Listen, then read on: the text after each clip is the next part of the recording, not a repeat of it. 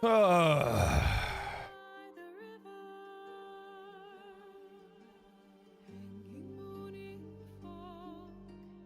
the day. Today's the day. Today is the day for me to get my ass kicked in Elden Ring. Oh, a reckoning will be on my way. That's for sure.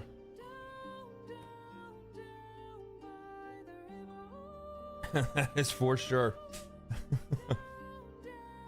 I'm gonna say it now. I am not skilled. Okay? I am not a skilled player. Oh, but I love these games regardless. Lots of LD rage clips. Fuck. You should have seen, like, it's so funny because, like, I'm not somebody that gets mad very easily, to say the least. And I remember when I was like, I remember before I streamed Sekiro, and I was like, I'll be fine. I'll be fine. I'm sure I can hold it together. I'm sure I can hold it together. I won't have a problem.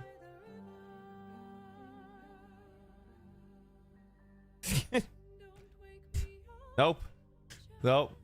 And I think it was like, it was really weird for me because like there's such like a Jekyll and Hyde like projection that comes from that kind of situation where it's like, this is me normally, right? This is what you guys get. This is what you guys see all the time.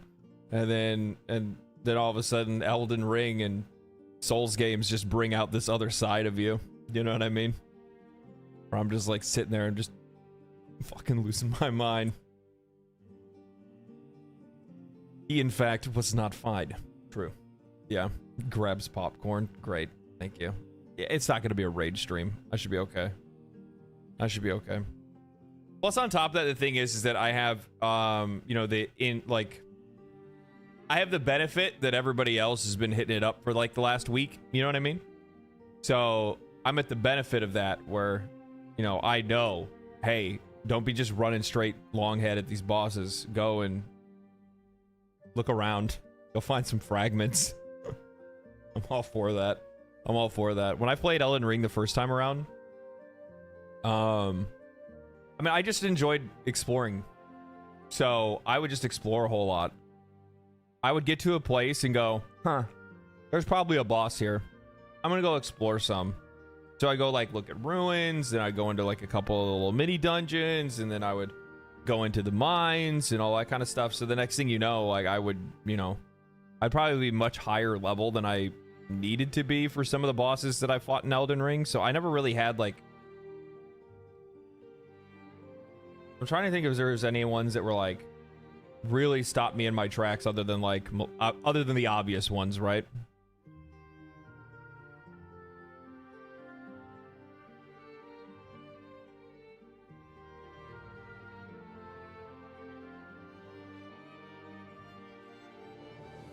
They just buffed, oh my god, they just buffed the initial level scaling items today. What do you mean the initial level scaling item? Like, so like the amount of benefit you get is higher from those immediately, or what? I need to actually like pull up content for today. I didn't even think about that.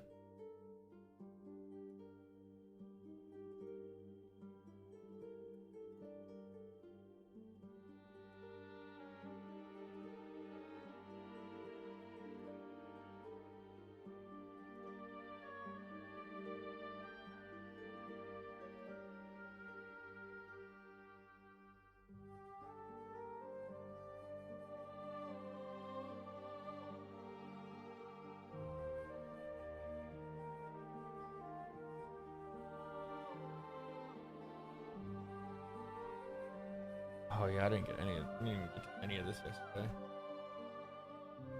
Forgot all about that.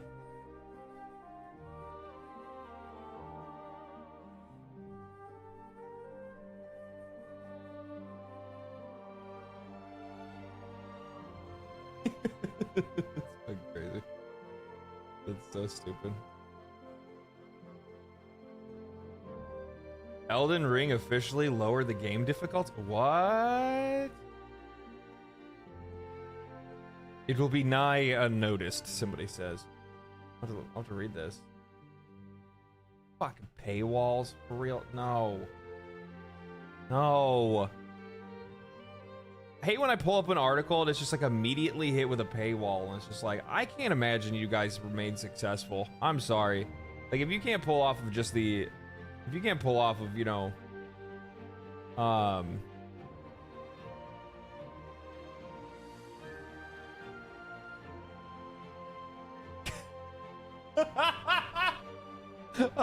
dude. This is so funny. This is so funny. Hold on, I gotta show this. Fuck. I'm just like searching for a couple other things, like getting my other screens up. And I see this, and this is there copyrighted music? Yeah, I don't trust that. I don't trust whatever that sound is. This is so funny. So I just saw somebody just posted this meme, because this reminds me of playing Elden Ring playing Terraria the other night, and it says, when the boss only has 10 health left. Bro, the boss only has 10% health. Don't die. Like, when you're playing it multiplayer, and one of you goes down, and the boss is almost dead, and you just need the other person to just, like, hold on. Just fucking hold on. Hold. And then you see this.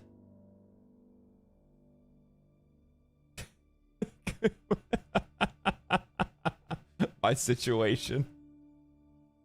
That's too good. It's too accurate.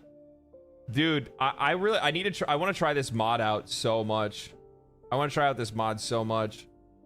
So this is supposed to be like, I think there's a mod that adds 4 extra bosses to the end of Calamity that are supposed to be like scaled specifically to like what your character power and experience by that point. And these animations are fucking insane. These animations are insane. Like, the amount of work that they put in to make this is just crazy. That is wild.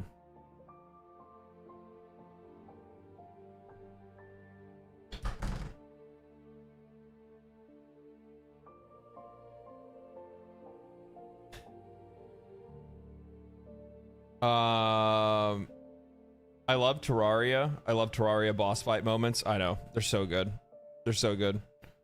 That's less visual clutter than phase 2 of the last boss. Phase 2 of what last boss? Are you talking about last DLC boss? Oh, you're talking about Elden Ring. Yeah. Yeah. I was about to say, I'm like, there's a lot of visual clutter when it comes to like end game Terraria bosses. It's kind of the name of the game. I tell you, that's like one of the most unexpected. I would have never it's talk about another very unassuming game. You just would have never come to the conclusion by looking at the game at face value and realize that Terraria is an like pseudo RPG bullet hell. That's so crazy. That's so crazy. Elden Ring is hard, people said. Yeah, Elden Ring is what you make it, I think, in a lot of cases. Terraria is my second most played game. Outside of MMOs, I think it's probably my highest. As just like a regular video game, yeah, it for sure is the most played game I've played, without a doubt.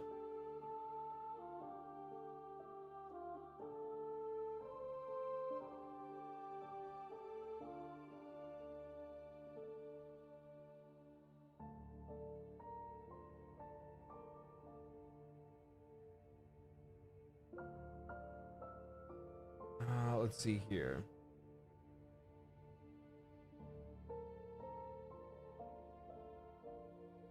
I mean, the thing is that, like, regardless of what people say about the difficulty of the DLC, I guess it does kind of, like, say something when the vast majority of mods that have come out for the Elden Ring DLC, almost all of them have been, like, balancing mods and mods to, like, lower difficulty and stuff like that.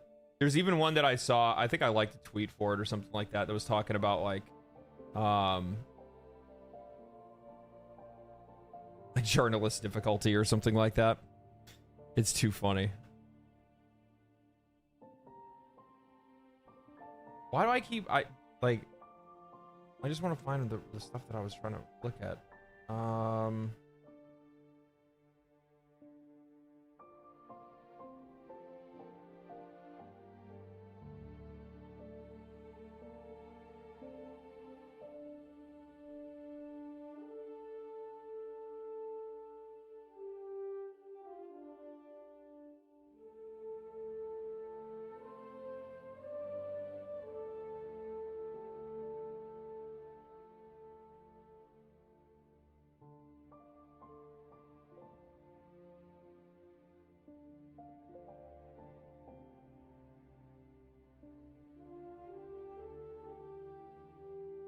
Why is there no dark mode on these websites? They're so angry. They're so angry.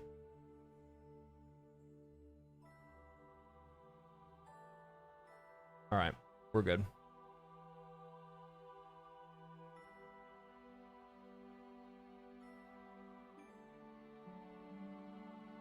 We looked at the rest of this stuff yesterday, so this is all cleared off. I don't really need to worry about talking about any of this stuff. I'll hold on to this though, because I think this is what we're talking about. Where's this at? There we go. All right, we're chilling. I haven't pulled up anything to see if anybody posted anything on the Discord though. Hey, what do you say?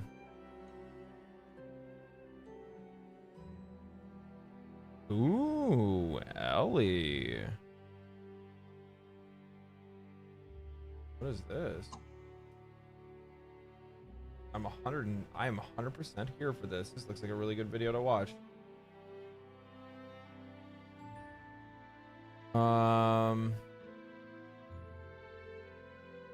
Is there anything else I wanted to see?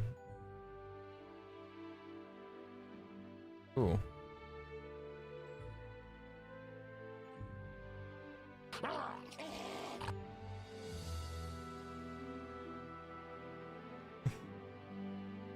Kullervo Warframe was based on this lad. OG lore in a nutshell.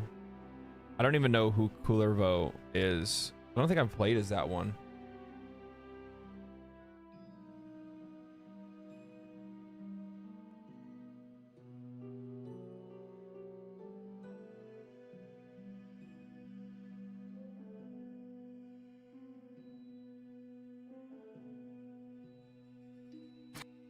Hold that to the side too.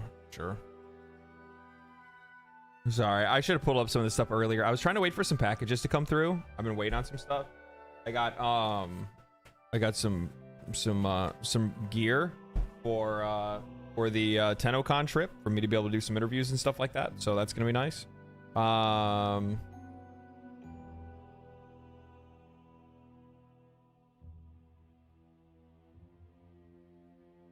What is this?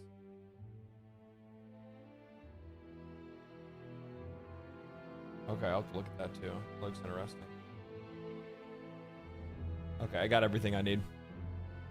Kullervo is basically high melee crit frame from my experience. Yeah, I've been playing. He is Diversifying. I haven't got that one yet. I'll have to do more Diversifying in general, to be honest with you.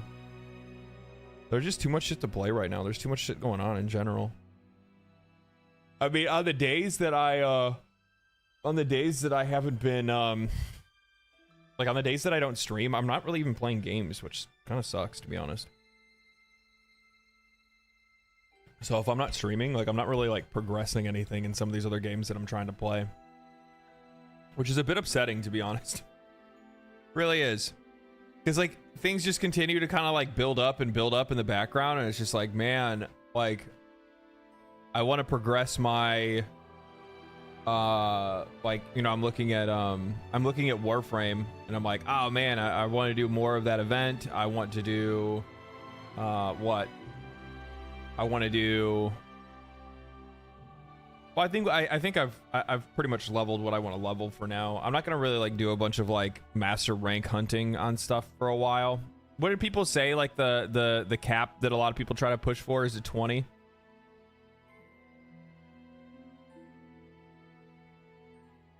Is that where the sweet spot is or something? I kind of stopped trying to like chase mastery rank for a while. Right now it's just like building like overall account power is the only thing that I'm really interested in. And cosmetics, obviously. Cosmetics are also a good spot as well.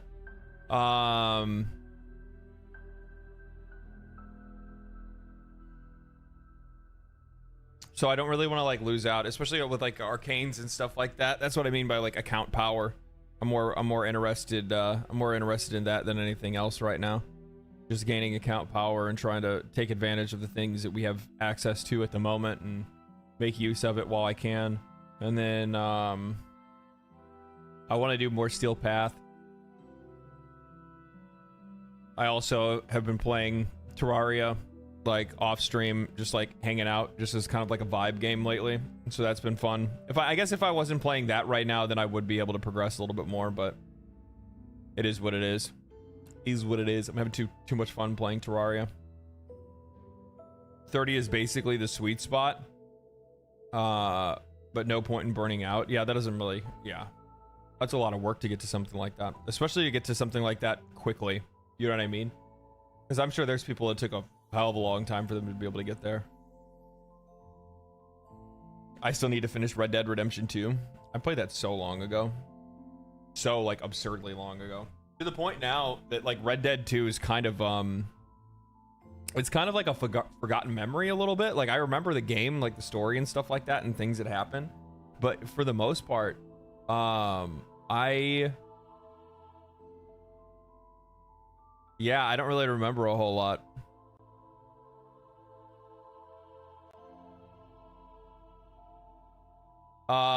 Tip, you can get Scadutree Blessing level 6 before you touch a boss. Sick. That's what I like to hear. That's what I like to hear. Spent most of my time exploring. Yeah.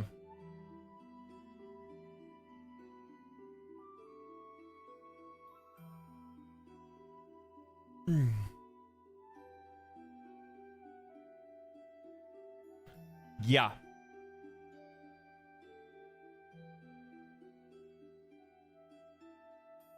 For some reason my coffee hasn't kicked in yet.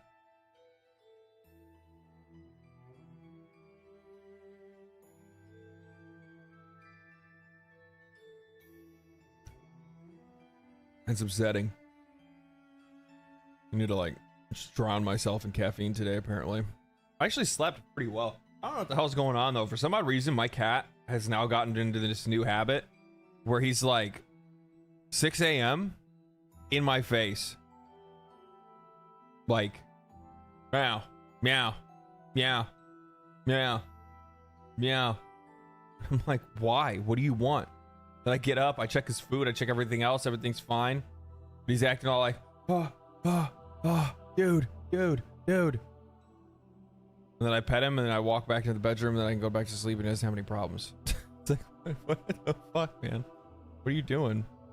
So I started watching your content when you came over to Warframe. Having played a lot of Elden Ring, do you think a Warframe player would enjoy? Do I think a Warframe player would enjoy Elden Ring? I don't know. That's kind of an odd thing to say. They're so vastly different games that I don't think they're even really comparable. I think that Elden Ring is just a game for, like, if you like fantasy games and you like RPGs, then you're probably gonna like it. But you have to take it with a grain of salt and realize that the game can be relatively challenging, but you're the one that designs your own challenge. Depends on how much you really like push into like build crafting, how much you push into exploration and leveling and all that kind of stuff. If you're doing all those things and those are the things that you enjoy doing, like build crafting and leveling up and all that kind of stuff, then you're not gonna have any problem. But Elden Ring, like the thing is that like how would you suggest Elden Ring to anybody other than to say it's just the most purest game made in a long time? It really is. You know, that's not throwing any shade at like Baldur's Gate 3 or Helldivers or anything like that that's come out recently that I think a lot of people really enjoy. It kind of goes It goes beyond that. It's just like it's just the purest game I've played in a long time. It's just all about the gameplay, but it's also like the atmosphere and the music and the lore and the visuals. Like, it all just comes together really well. It comes together in a way that few games can ever put themselves together. That's for sure. I mean, here's the thing. When quite literally everybody talks about it like it's one of the greatest games ever made, it's probably a pretty safe purchase. Unless you've never played a game that's like sword and shield and magic and things like that, and you're like, no, I like high sci-fi and guns, and that's it, right? Because I think that most people that are into those kind of things only, and that's the only things they kind of play, I think more times than not, you know, obviously those are the people that might not like it. Ellie, thank you for the 5 subs. Appreciate that. Thank you for the gifted. Super generous of you. Thank you so much.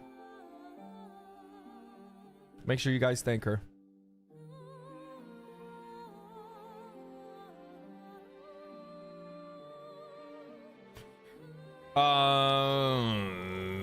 How about Dark Souls? I mean, Dark Souls is basically the exact same thing as Elden Ring. I don't really view them as all that different. I mean, Elden Ring's different because of the open world exploration, the way that you can basically take on anything whenever you want to take it on, right? There's no like order to it. I mean, there is, like, there's certain things that you have to do to be able to progress certain stuff, for sure, but at the same time, you can kind of just do whatever the hell you want, right?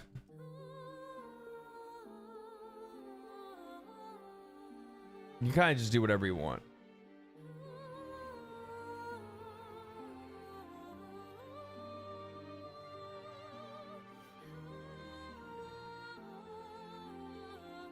Sekiro, that one's a completely different story. I don't really think that, like, if somebody, like, I think it's much easier to recommend, like, a Souls game or Elden Ring than it is to recommend Sekiro, because Sekiro is more of, like, a rhythm game than it is anything else, right?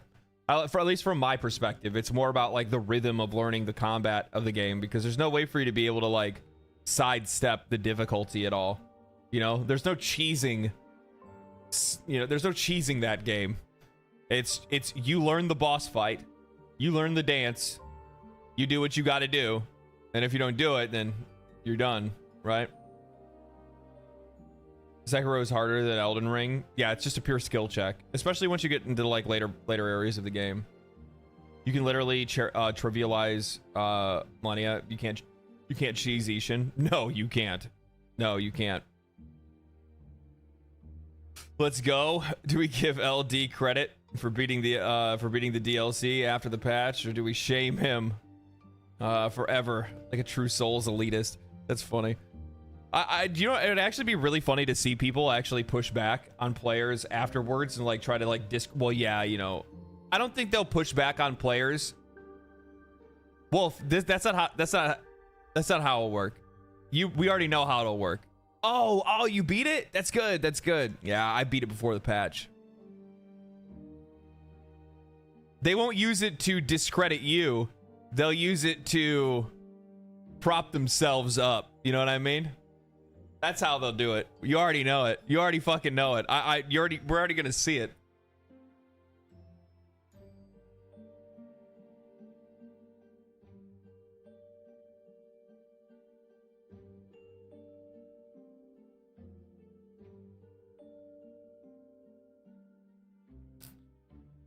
Will LD give up and shield poke the boss? I mean, that would require me to change my build entirely. I mean, if that comes down to it and that's the way that I gotta go, I mean, I don't know. I don't think so. I'm pretty flexible when it comes to builds and stuff like that. I'm not really married to anything specifically. Though I do like the build that I have, because I really liked using the Dark Moon Greatsword, because I think it's just a fucking awesome weapon. It is. Just an awesome looking weapon. The scaling bust will be nothing if you can't dodge, so it doesn't matter. I don't... Oh, if you don't dodge. I mean, I've seen a lot of people, like, I've seen a lot of people that have been like trivializing the vast majority of the bosses by using like sword and shield, or like a two-hander and a shield, and just blocking everything and just negating all damage. It's insane.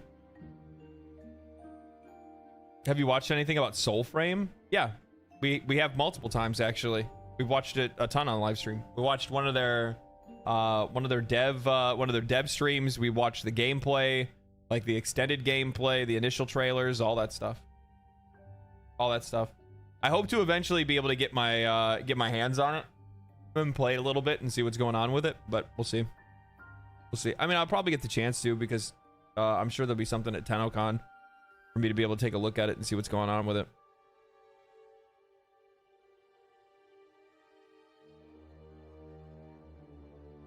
Cowards' hands are meant for weapons, not shields. Based.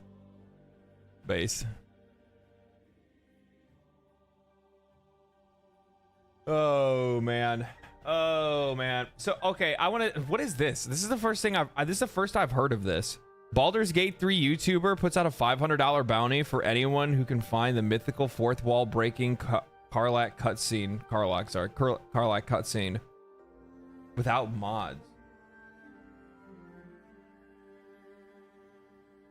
Nothing gets gamers mobilized more than an urban myth, but a Baldur's Gate 3 content creator is offering $500 who can organically trigger the elusive fourth wall breaking Karlach cutscene. YouTuber Chublot, I don't even know who that is, first posted the video below that shows Sweet Karlach ominously realizing that she's stuck in a video game's hellish coded walls before staring directly into the camera and talking to the player. Not the player character, I should emphasize, but the player. Chublot triggered the cutscene by modding the game's files, which led to the speculation that it was simply cut content. This shook things up with the actor, or the voice actress, Samantha Beert, tweeted, "Perhaps I'll talk about it when someone triggers it organically rather than yanking the file and getting confused about the context." Interesting. So the VA is hinting that it's not actually...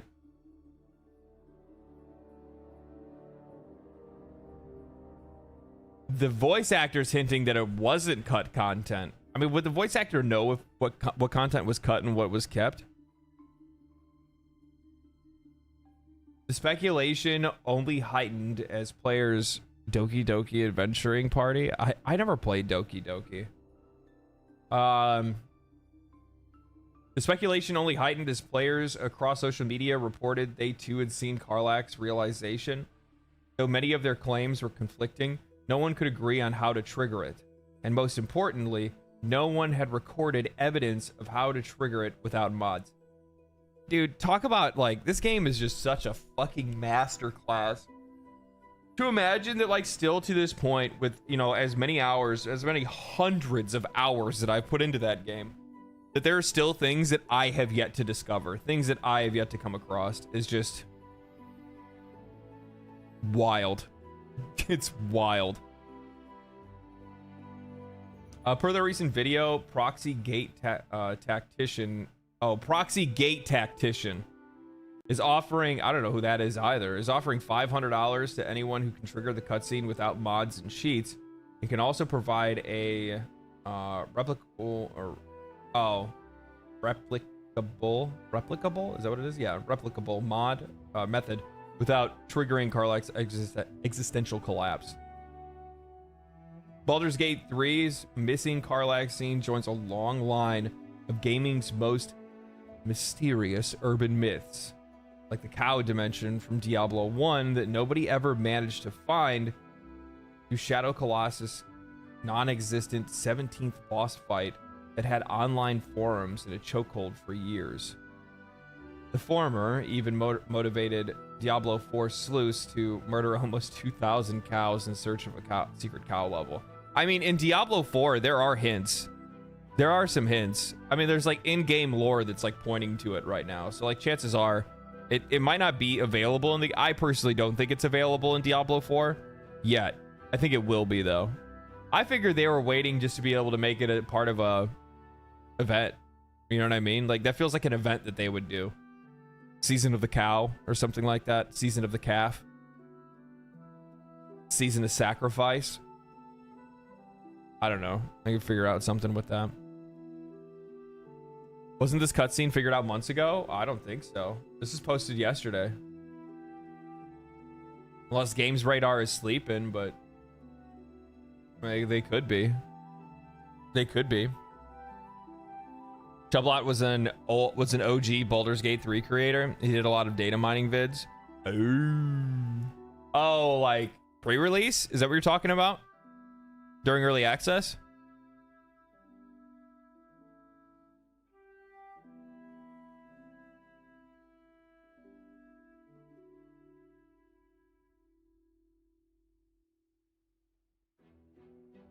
How's the modding scene, or oh my god, how's the mod scene been looking, Wolf? I haven't really looked into the mods or anything like that. I've been so out of touch with Baldur's Gate 3, it's not even funny. There's just been so much shit that's come out.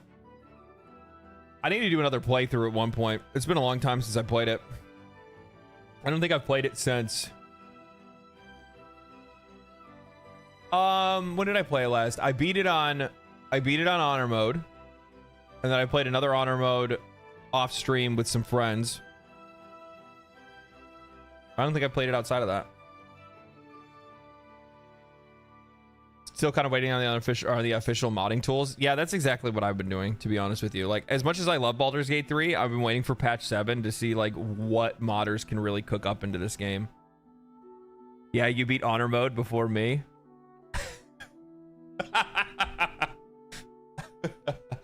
Man, that makes me feel a lot better about myself. Thank you. Especially as somebody that during early access probably watched more of you than actually played Baldur's Gate 3 early access on sub.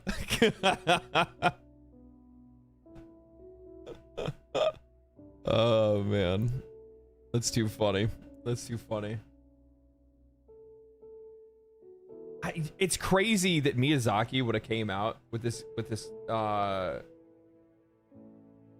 Miyazaki says games like Elden Ring have to be hard. If we really wanted the whole world to play the game, we could just crank the difficulty down. Miyazaki says making Elden Ring easier would break the game itself. How long is this? Oh god, this is actually one of the reasons I actually like Games Radar, is because like their articles are short. There's no denying that Elden Ring is tough, but director Hidetaka Miyazaki stands firmly by his belief that it had to be difficult to give players a sense of achievement, and making it easier would break the game itself. Elden Ring is packaged with tough areas and foes.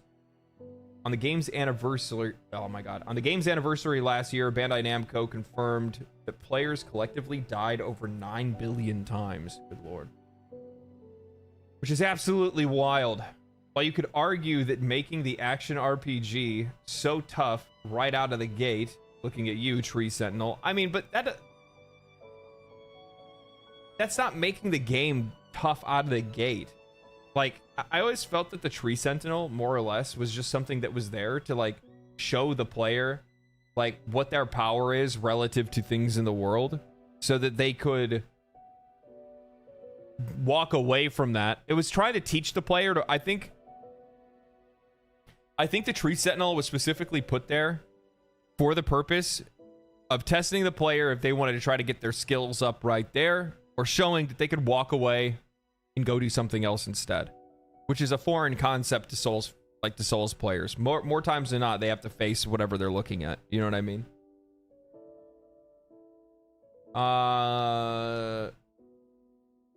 Could be off-putting for many. In the new interview with The Guardian, Miyazaki says turning the difficulty down would appeal to everyone.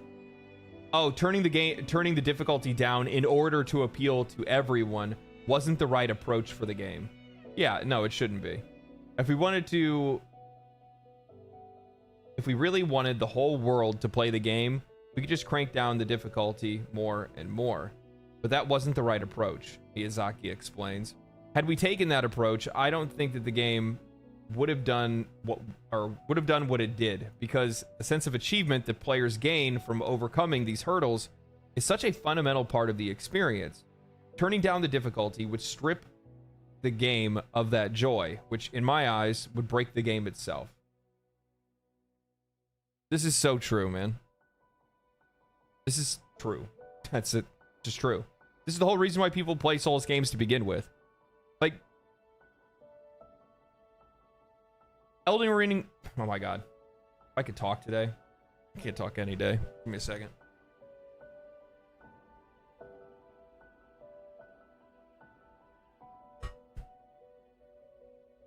Elden Ring is a great game.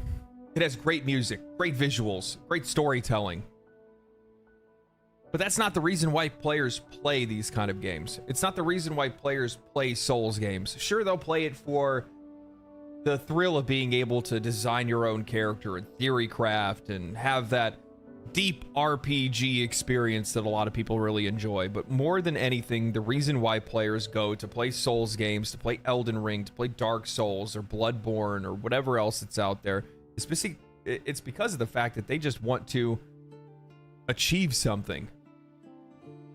And I think one of the reasons why Elden Ring speaks to so many players and why Souls games reach such a wide audience is because over time, games have slowly but surely gotten away from the idea of giving the player true achievements within a game.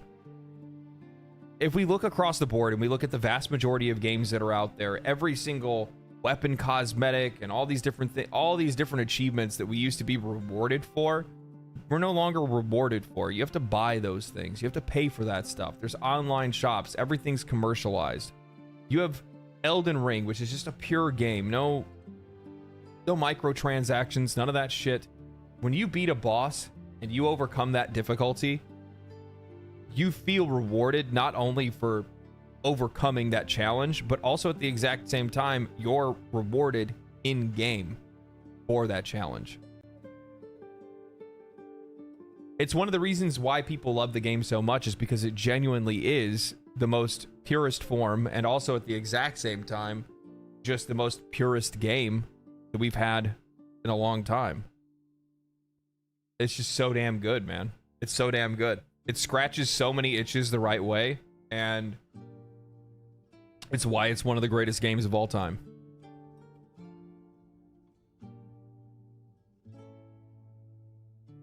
Give me 1 second.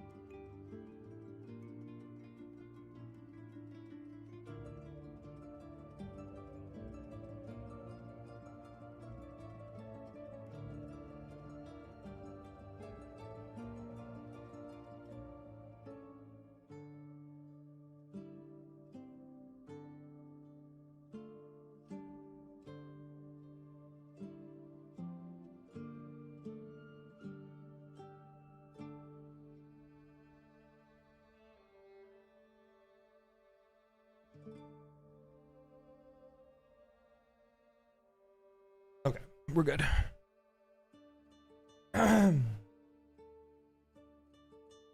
I don't even think the game should be easier, but I think that they need to make a lot of tools in the game actually effective, instead of basing it off how much stagger it can do. Yeah, I mean, you could make arguments about balancing for sure. Yeah. I would disagree with that.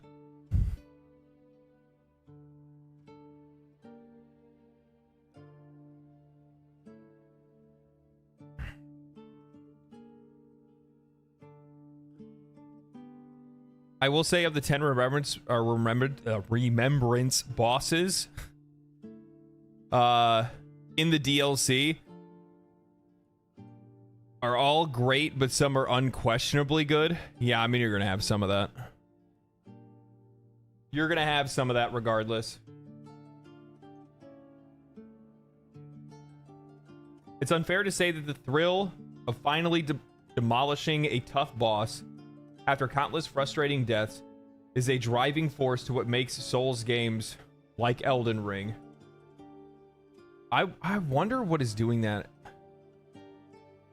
I don't know if it's popping up for you guys or not, or you guys can actually see it, but I'm getting like, it's not doing it at this very moment, but for some odd reason I've been getting artifacting lately. And I hope it's not something, I hope something, did you guys see that? Did it pop up for you? I just did it again right now. I'm just hoping it's not my like GPU failing or something like that. I've been seeing it during like my chat boxes, sometimes when I'm watching live streams and stuff, and I'm not really too sure where it's coming from.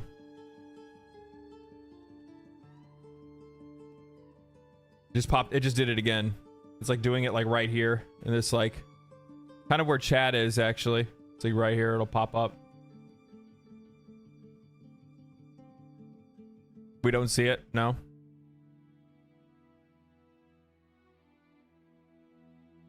Let's see here. With that said, it's worth pointing out that although Elden Ring is hard, its open world design also means the players are given a bit more freedom in terms of how they approach the game, as well as what challenges they take on, and in what order.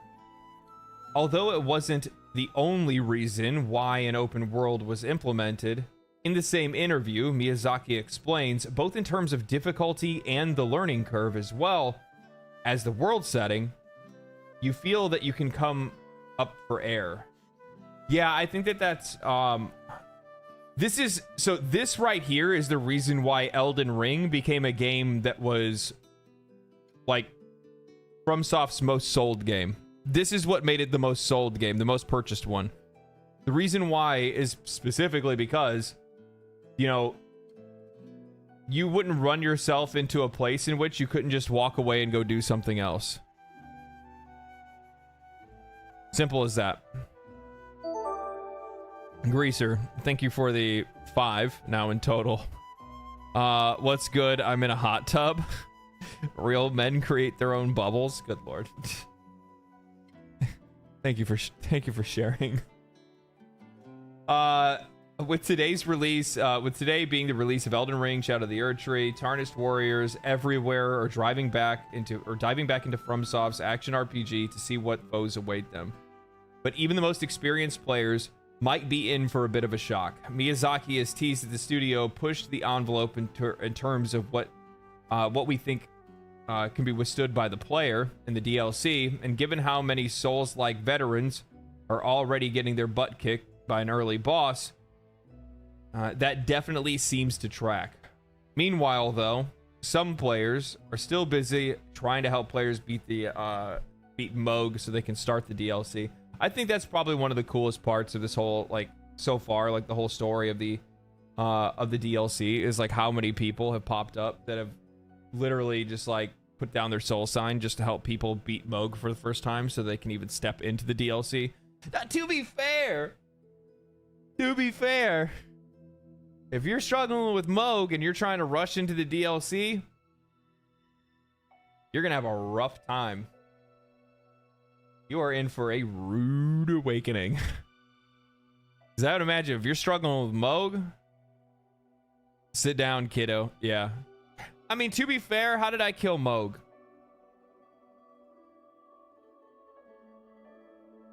What did I use to kill Moog?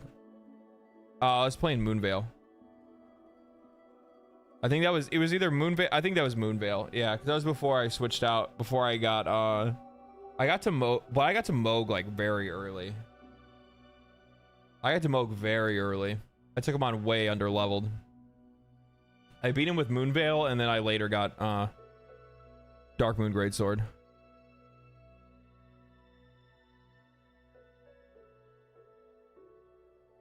Personally, I say the DLC is pretty balanced except for 2 bosses. Mostly just jank though. Yeah, you're gonna have some of that. Ronnie Consort gang. That's right.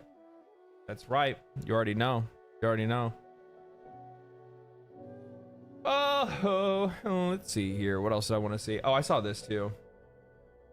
It's so obvious that she has a third monitor to the right. She's not even trying to hide it.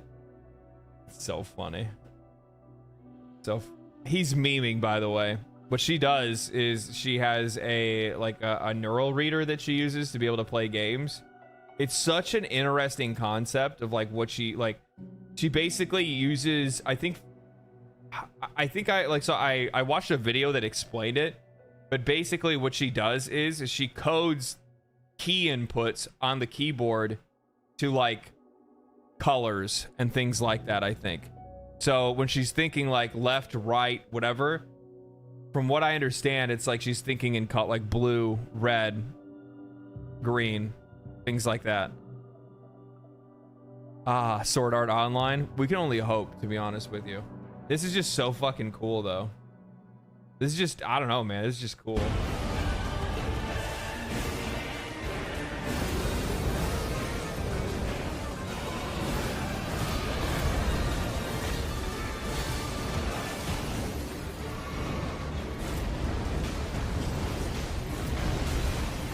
Except for the fact that like Twitter has like the worst compression out of any fucking website. So garbage. You can't even like see anything. It's literally just like pixelated trash. It's so cool though. As long as you have a properly leveled and spec'd build, I don't think the DLC is that much harder than the base game. I'm only about halfway through though. Maybe it ramps up significantly. Chances are, if I had to take a wild guess, the vast majority of players that ran into a lot of problems probably ran into it because they ran to the first boss or ran into the first boss without finding any of the blessings. I think that's probably one of the reasons why. Yeah, that's cool.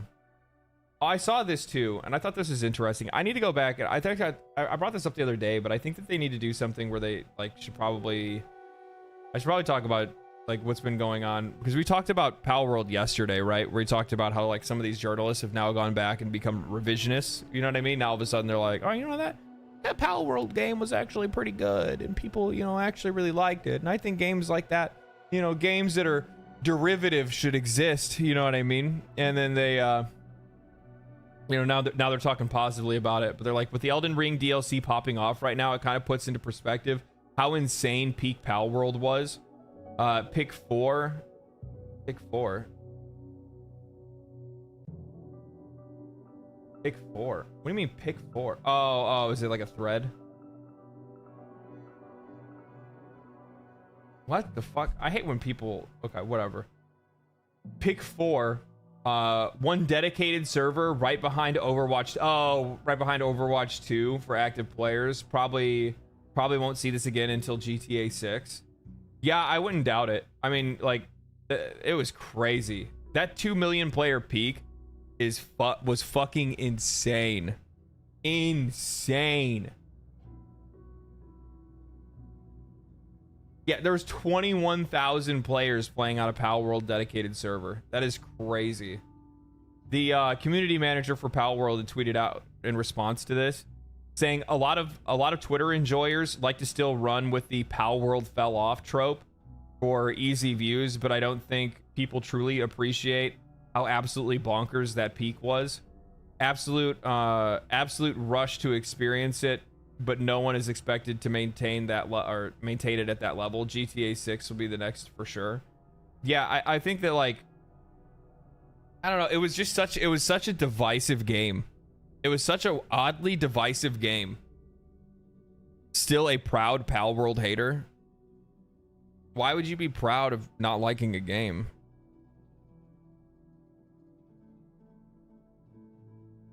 Doesn't really make a lot of sense. There's tons of games that I don't like, but I'm not proud of it. I just don't like it. It was such an oddly divisive game. Like, there was people that were like so vehemently against it. So vehemently against it. It was so weird. Like, I mean, the amount of people that were posting on Twitter and posting on different websites, the journalists that were coming out to attack it, the amount of people that were praying for the game to get sued, which then, by the way, never happened. Ever. The developers for Palworld came out and straight up said, yeah, Nintendo's never talked to us. The game's been out for over 6 months now. Not a single word. Not even a whisper or anything like that, because the game was fine. Was it derivative? Sure. Was it a copy? No. Was it a ripoff? No. It was its own game. Its own game. I think it was just one of those situations where there was just a lot of people that like really a few of the pals are just ripoffs and mashups. It gives me the ick. Apparently they weren't, because Nintendo never sued. There's a difference between parody. There's a difference between parody and ripoff. And I think that when people often will look at two things and say that they look similar, they're like, oh, they're just ripping off. Well, it's like, if they ripped off, then the game would be Pokemon. Palworld's anything but fucking Pokemon. 92.6% positive doesn't seem very divisive. You'd be surprised. You'd be surprised. When I say divisive, I'm not saying divisive among players. I'm saying divisive among like reviewers and journalists. It was another one of those situations where there was a very, very blatant lean from like games journalism and games media against Palworld, while the players loved it, which is obvious. There's 2 million players, or like peak concurrent players one day, right? 25 million players over the course of like 4 weeks or something like that, something crazy like that. It was wild. It was wild. Yeah. Do you know what? That's a really good point. That's a really good point. Baxter, why don't you go ahead and look at the image of Gen 1 Pokemon compared to Dragon Quest. It was just odd that people wanted to give Pokemon the pass for doing the exact same thing that Palworld did. Like, well, that's different. How is that fucking different? They're the same thing. I want to see that now, actually. Gen 1 Pokemon compared to what was it? Dragon Quest.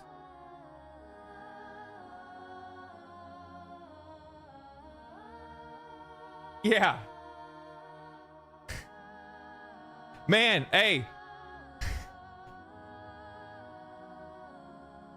They did copy and they were lazy. I'm not a big Pokemon fan of the design either. Well, then why would you get a... It doesn't make any sense. If you're not a fan of the Pokemon, what would it matter that somebody else is you know, using their designs off them? I always just found it really funny that, like, you know, people were kind of pushing up against stuff like this when there were so many like very blatantly very blatant designs that were taken. These two are really good. These two are really good. I mean, dragons you're not gonna be able to do very much with. Birds you're not gonna be able to do very much with. I definitely see it off the Kinglers here, or the Krabbies. I can see that. These two, coughing and whatever this is, that's crazy. That's actually wild. Same thing goes for like Gyarados. You know what I mean? Like, yeah, I mean, they took some colors and stuff, but like Sky Dragons, I mean, or like Chinese serpents, you know, like whatever. That's not that big of a deal. The Rhydon one is kind of wild, because it's like one of those things where you look at like, you would look at a monster like this and you'd think that it's kind of an original design, but I mean, all these are based off of animals to begin with. I don't know. It was just one of those moments where you saw a lot of the game's media push up against the game for no reason at all, and while the players enjoyed it. And then there was like that weird disconnect where they were almost kind of trying to like judge the players and chastise the players for enjoying something. You know what I mean? It was just wild. Like it was like gaming journalism looked out on the players like, you like this trash? You guys could be playing this game instead. It was just odd. Very odd.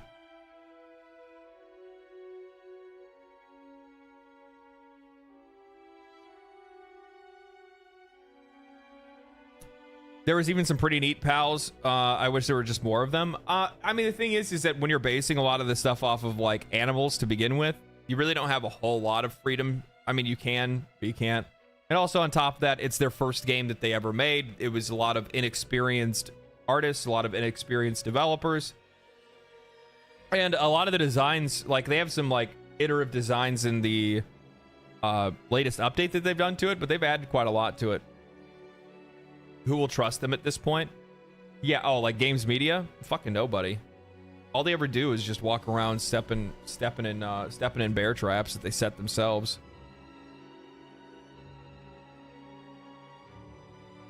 They have weapons too, so there's a plus there. Yeah, yeah. They got pretty creative. I'm sorry, but like I think one of the coolest things about Palworld specifically is how creative they got with like PAL abilities if you equipped them and like use them as a weapon or something like that. You know what I mean?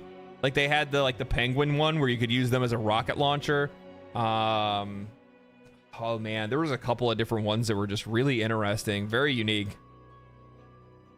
There was the the toucan that would like explode, but if you grabbed it and you could pick it up and then you could like basically like smack it on its ass, it would shoot out like explosive eggs.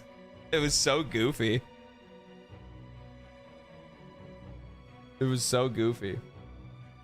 I hope for more innovation in the pals. Yeah, I just want them to keep working. Get it to 1.0, baby.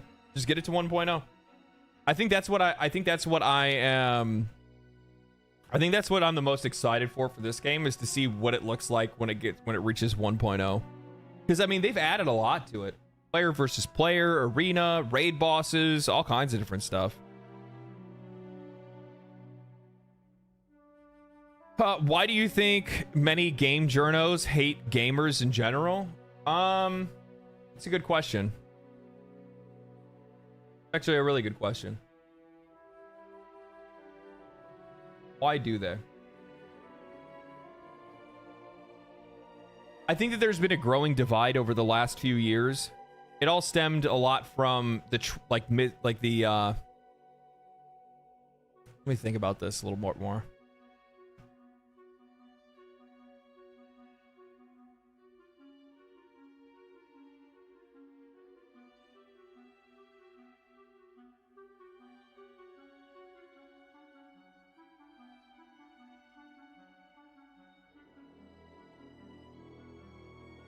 I think that game journalists don't like players because they know that they're not trusted by them. They know that the players are against them. And a lot of that is because of the things that journalists have said over the years. It's a lot of the way that they've worded things and the way that they've misled players in some ways.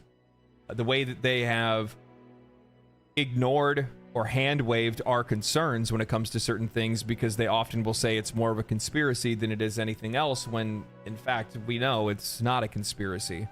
Are you trying to tell me that there is not a single occurrence ever in the history of games that a company didn't pay a journalist or an outlet, news outlet, a reviewer, or somebody to review their game in a positive light? Are you trying to tell me that there was never in the history of games money exchanged to make sure that a game didn't get good reviews or wasn't looked upon very lightly? Come on, man. Like, let's be real. Of course there is the potential for that, because it exists in every other industry, and why wouldn't it exist in this one? There's so much money on the line to begin with. Come on. Let's be real about it. And I think that largely is one of the reasons why the divide grows wider and wider, is because so many journalists have staked their positions on things so literally that they cannot concede that ground at all and agree with some of the players.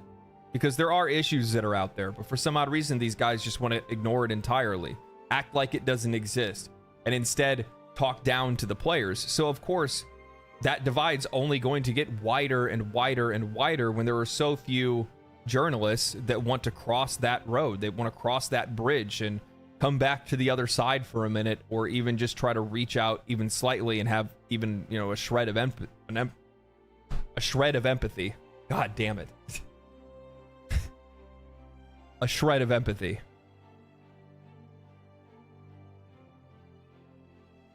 I don't think there's really a solution to it. I think it's only something that's maybe solved by just time, more journalists, newer journalists. I don't know.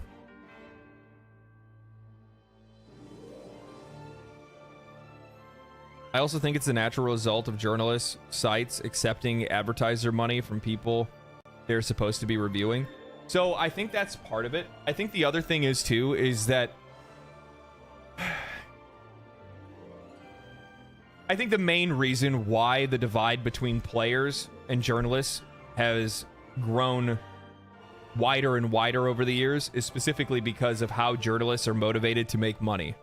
They need clicks to gain revenue. They need ads to gain revenue. They need views on their websites to gain more ad revenue.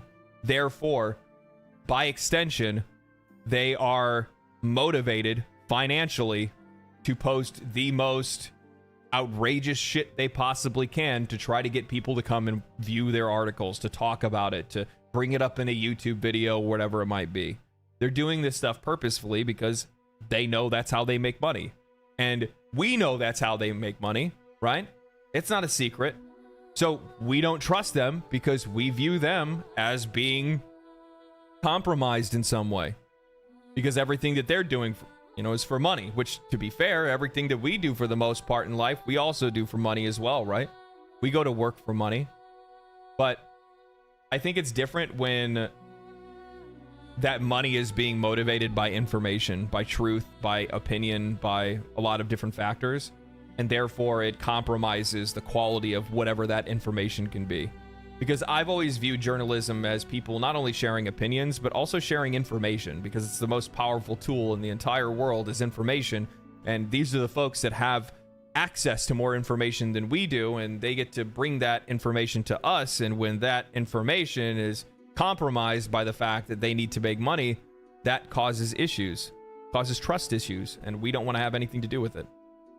I think that's one of the reasons why people just don't trust journalists anymore, and to be honest with you, very few of them give us any reason not to.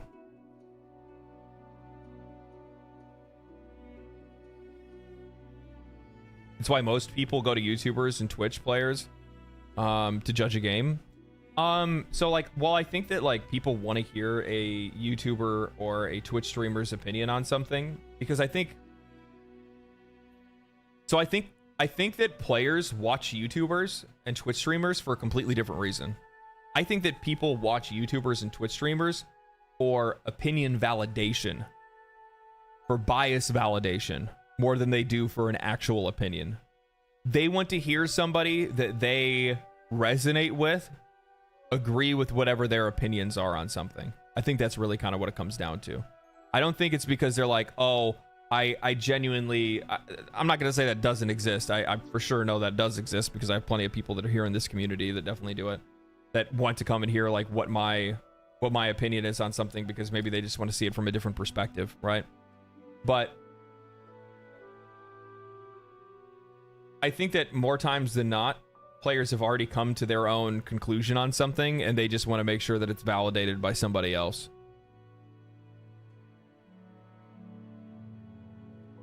When your whole business model revolves around how many people can we piss off today, then you know something is broken. Yeah, no, that's very true. That's very true.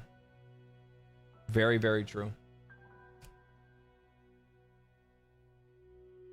Sort of hopped in late, but some of the folks from way back pointed out the issue is that the relationship between a game company and journalism outlets is so intertwined with full magazine or webpage marketing campaigns, pandering to early review code, backlistings, and so on. I remember when Total Biscuit went into it pretty well at the start of Gamergate 1.0. Yeah, and like I think that's one of the other things too, right? Is that I think what's really upsetting for me is that you're seeing Gamergate portrayed as like a far-right extremist campaign. Like, it's so crazy that game journalists only represent that part of it and not the vast majority of other discussions that came as a result of it. I think it does a serious disservice to a lot of the discussions and a lot of the light that was shed on the game industry. I really do. It's really disappointing to see that.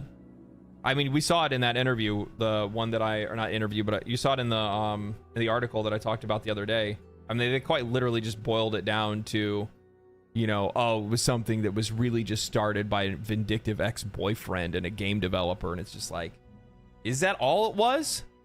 That's it? That's all that happened? It's all in your head. Oh man, I think that's it. You want to know what else? You want to know what else really pisses people off? You want to know what really pisses people off? When there are things that we can all agree on are just understood truths, right? The sky is blue. And then somebody goes, it's all in your head. It's all in your head. What's blue to you isn't blue to me.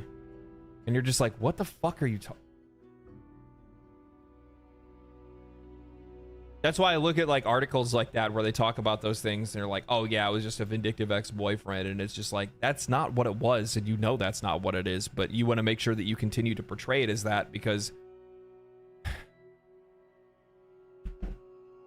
it suits your narrative. It's just like, why, dude? Like, why can't you take the good with the bad? Why can't you talk about the good conversations that came as a result of that? And then also talk about the stuff that was crazy with it. You know what's really funny? Just the other day, I'm going to show you guys this if I can actually find it. So the other day I posted two separate comments from that video that I posted in the Discord. One comment that I posted,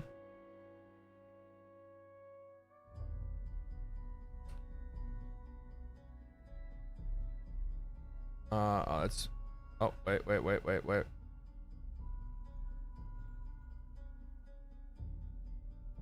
Fucking goblins. You guys are talking all the time.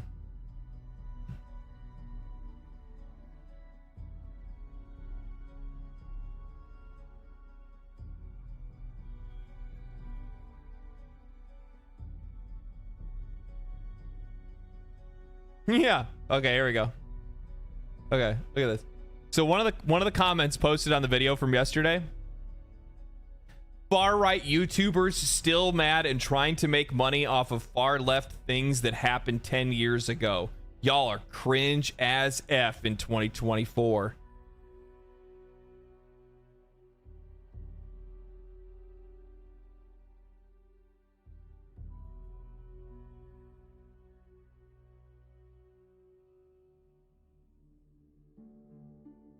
I'm a far-right YouTuber. Fuck. Holy. I didn't see that one coming. That's a plot twist I did not see coming, guys. I'm gonna be real with you. That's a plot twist I did not see coming. The best part about this is that it's far-right YouTubers still mad and trying to make money off of far-left things that happened 10 years ago. While I'm talking about, and I'm only just reporting on an article that was posted by a progressive about things that happened 10 years ago. The lack of self-awareness is just like, holy shit, man. Now this one is really good. This one's really good. Same comment thread. Okay, so same video. I wonder why people aren't talking about it, because I was like, I don't understand, because one of the things is that I brought up was, you know, it doesn't make a lot of sense why people won't just say what it is, like call it out where it is, like see that there's issues that are in the industry and it's safe to talk about these things because, you know, they're co-opting people's identities and their choices, or not choices, I should, their identities and their races for profit. That's what they're using it for. And you see it. It's blatant. Anytime you see it where it's just copy pasted characters into a game and you're like, why are they here? What is, and then like, I'm not gonna go all the way into it, but this dude says, wonder why people aren't talking about it? They are. I would love to discuss this topic, but the kosher occupation.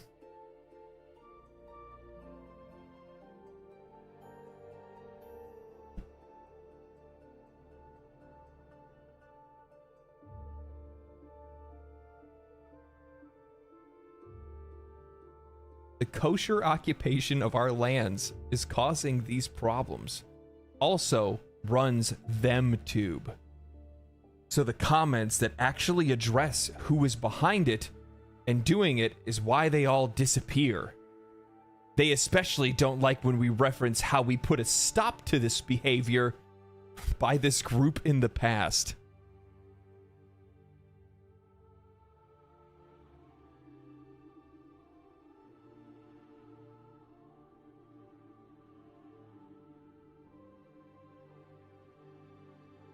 Now I want you guys to realize the two extremes of the same comment section. Isn't it fantastic? The two extremes of the same comment section. You know what the best part is? These people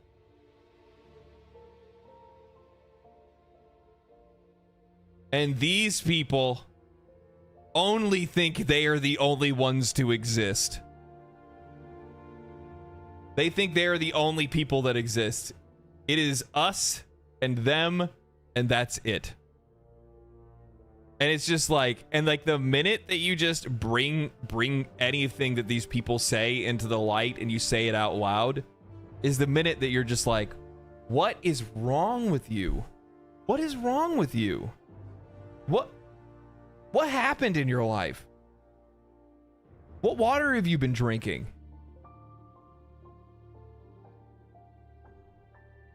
The only way to avoid this grifting nonsense is to judge things on their merits instead of suspected motivations. Yeah. Water from Flint? Maybe. Well, I'm sorry. I live in Asia. Can I ask this often? What happened in America? I don't know, man. Or does this happen often in America? No, it doesn't. It doesn't. I think that's also one of the worst things too, is that like the US is definitely portrayed I think the US is portrayed in the eyes of many other people in the world that like this shit's like super common and these people are very common. And like this is like the American left and right, but it's not the American people. I don't think it's very representative of everyday people. Not by any means.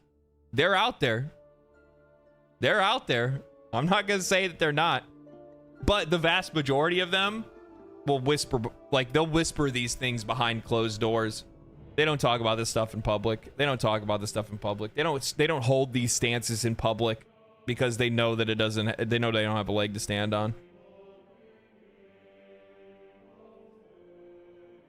They're not common, they're just the loudest ones.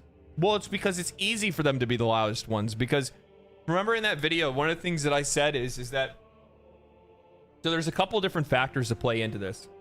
So one, I think that like the regular everyday adjusted human finds this stuff entertaining. So as such, it gets traction, right? It gets attention. It gets more attention than it should because most of us see it and we're like, what is this, dude?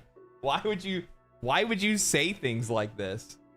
And then that signal boosts it to the opposing side, who signal boosts it even harder, and then it makes it look like it's much more popular of an idea than it is, right? And then same thing goes for the other side when they say something as well. Drama equals entertainment. Yep. Yeah, of course. It always has been. Why do you think TLC is one of the most popular channels in the US? People like watching people that ruin their lives or are morons. Simple as that. Stellar Blade really only sold 1 million copies. With the way that Twitter was acting over it, I thought it would have sold more. These third-party exclusive deals just aren't doing so well. Bonz is right. Bonzarelli. He's right. He's absolutely right. Exclusive deals kill games. If Stellar Blade released on PC and PlayStation same day, it'd have sold a hell of a lot more than 1 million copies. It probably would have sold, I don't know. PC players probably would have downloaded the shit out of it just so they could mod it. These companies have to get away from it. I think that's I think that's probably out of like all of the like corporate news that's come out over the last like little while. I think one of the things that I was the most like happy to see was specifically Square Enix coming out and saying, we're fucking done with it. You know what I mean? With Square Enix coming out and saying, we're done, dude. We're not doing it anymore.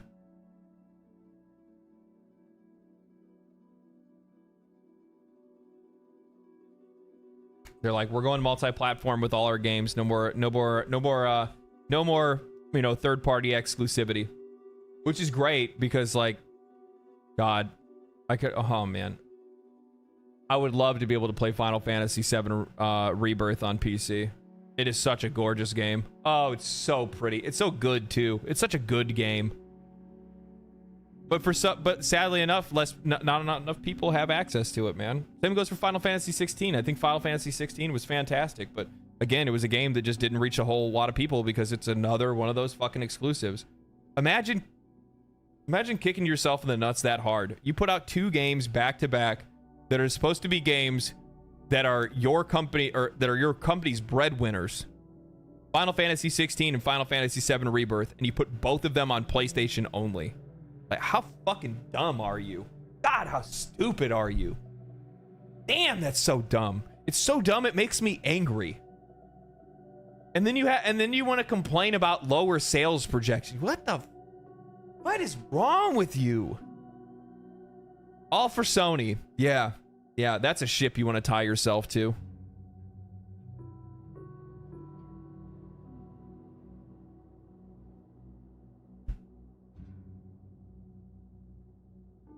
How many people even own PlayStation 5? That's the best part. These motherfuckers will come out and they'll go, how many people own a PS5? They'll come out and they'll say, we're looking to get sales of around, we're going to sell 10 million copies. We're aiming for 10 million copies sold.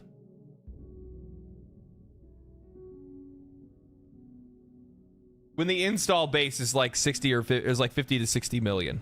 You're out of your fucking mind. You think you're going to be able to get that high of a percentage of turnover? You're out of your fucking skull. What are you thinking? What are you thinking? Is it weird to hold the position in which you're like, man, I want to make a lot of money. I'm going to sell it to as many people as I possibly can. Third-party exclusivity is the worst thing in games. It should only be first party. First party exclusivity is fine. You made the game yourself. That's it. You made the game yourself. Put it on your console. I'm good with that, baby. That makes a lot of sense to me. Third party? Third party doesn't make sense. Third party, quite literally, from me, like from my perspective, third party exclusivity is nothing more than people paying so that nobody else can have access to it other than their players. That's it. Oh, well, it helps with game development. I don't know. No. Hello, streamer. Do you prefer Twitch or YouTube chat? I don't prefer either. What do you mean? Why would I prefer one child over the other? I'm done with the Dr. Disrespect stuff, man. It's just like, for me personally, I don't know. I just don't want to get into like big drama shit. Like initially it's interesting to talk about. Now that it's out, it's just like you're disgusted by it. I don't know what else to say. You know what I mean? Let him fall into obscurity. Guy made his money. I have not played any Final Fantasy 16 and it's 6 more days until the release, and I'm behind in MSQ. So it's going to be like, when I actually do play it, it's going to be catch up and finishing Endwalker and then into Dawn Trail. I'm wondering, I'm not wondering, I'm questioning whether or not I want to do the catch up on stream. We'll do catch up next week. I think I should be able to get through the vast majority of the story if I do it next week.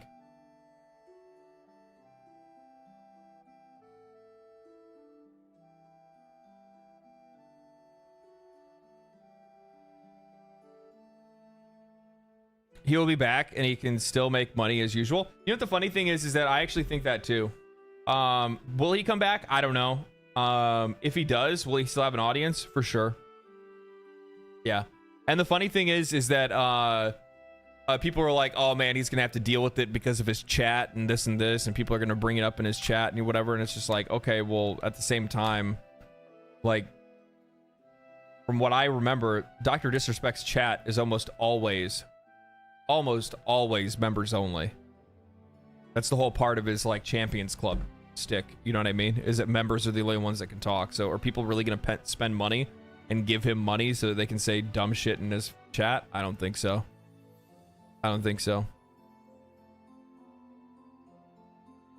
Will you get to MR30 in Warframe? One day. That's a long ways off. That would take a lot of time to dedicate if you're just trying to rush that. I mean, think about it. MR30 I'm MR18 right now. Like, I just hit MR18 or 19 or whatever it is. Yeah, that's definitely not something worth rushing. I don't know what class I'm gonna or I don't know what job I'm gonna level first though. I'm thinking I'll probably just do summoner most likely. Man, so I saw this.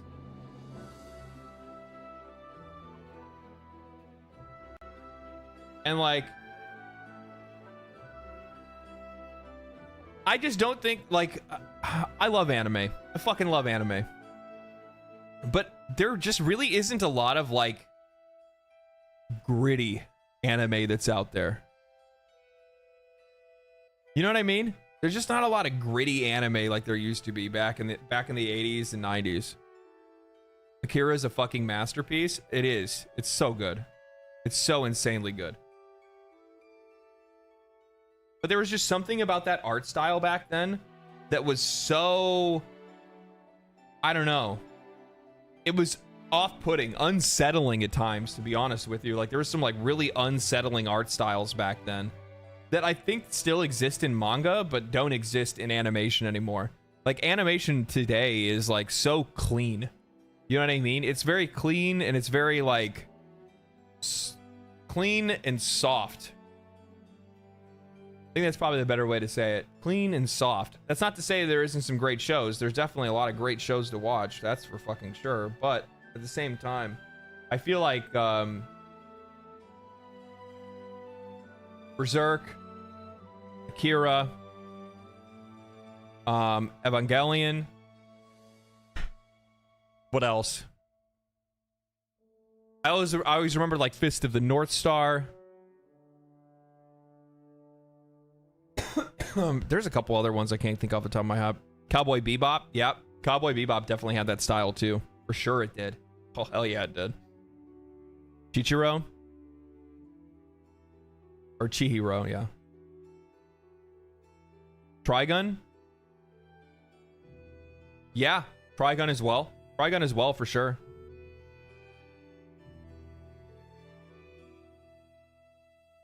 Don't tell me you watched JoJo. Hasn't everybody at this point?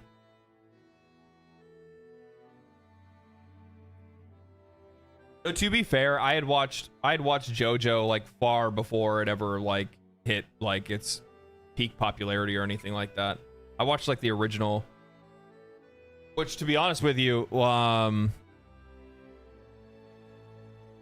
the Jonathan Joestar stuff was actually my favorite. I prefer Jujutsu Kaisen over JoJo. I mean, those are two completely different things, though. They're so completely different things. So vastly different. I will say, though, Jujutsu Kaisen does kind of harken back to those, like, more grittier art styles and stuff. For sure.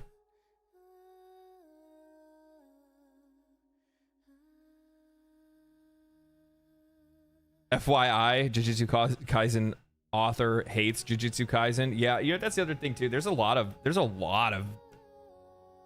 quite a lot of writers that are out there that hate like their creation. It's like one of the reasons like some of these shows never like some of the anime never get finished, and some of the manga series never finish, because this like the author is just like, I don't like this anymore. And they don't like the story, they don't like where it's going. I think it's because a lot of times like they'll do like one-off, and they'll have an idea of a general story, but they don't really have it storyboarded out, and it just kind of loses purpose the longer it's out. There was an anime from the 90s that was severely inspired by Shakespeare that I liked. It was very gritty, but there were also many Shakespeare-inspired anime. It's hard to get the title. Oh, I don't know which one it is. There was some just like really. You know what? There was one. Oh man, what was it called? What is it? Stop. Hold on. What was it called? Anybody in chat know what it was called? So there's this anime that was like, it was fucked up. It was fucked up. It was like a photographer that I think he had the power to like kill people when he took a picture of them.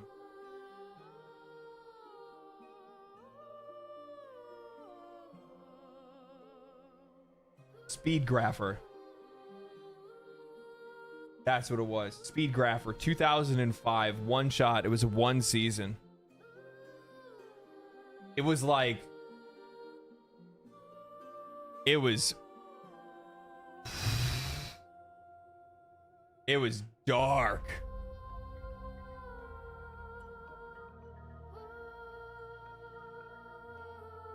Here, I'll show you. This is the, so you can see what the thing looks like. This is what it is right here. Speed Grapher. It was dark. It was dark. I'll be honest. This show, not for the faint of heart. It has some very, very, very dark themes.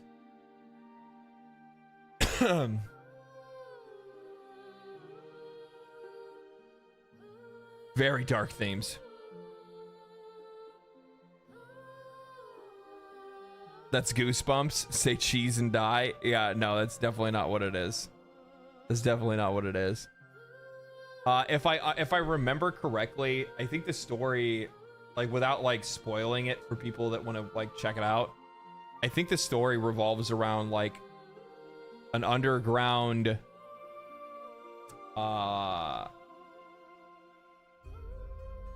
it has a lot to do with like human trafficking, and it has a lot to do with like, I believe like a sex cult that has the ability to like pass on these powers and stuff like that. And yeah, it's wild. It's wild. I'm trying to think like what's one of my favorite, like, so like I really enjoy Freerun. Dungeon Meshi's been an absolute joy to watch. Yeah, both have been absolutely fantastic.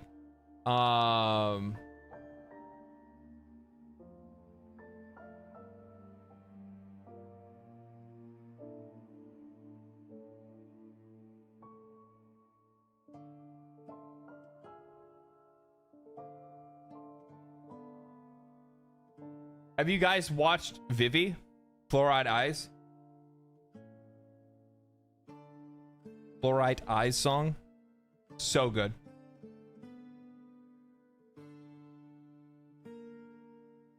Wait, what again? Vivy? Fluoride Eyes is what it's called.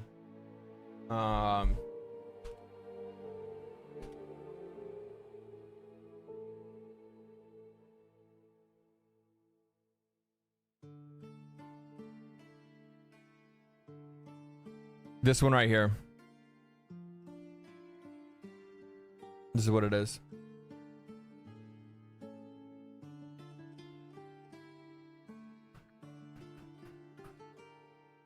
Vivy.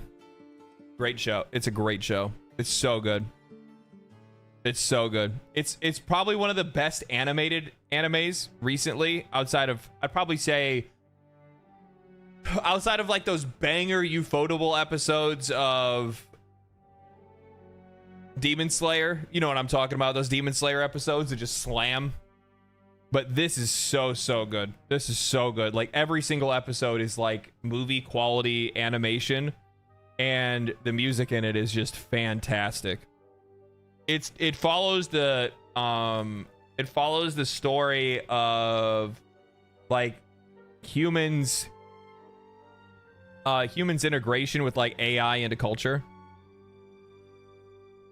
basically, is what it is.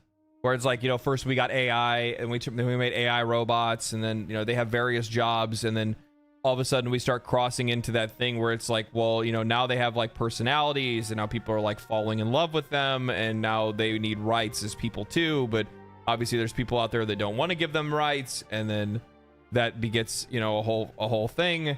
And yeah, it's I don't want to spoil any of the show whatsoever. However, the one thing that I'll say is it is 1000% worth a watch. And yeah, it's got good action, it's got good everything, basically. Good action, good everything. You ever catch Talk to P Destiny? Yeah, I watched that.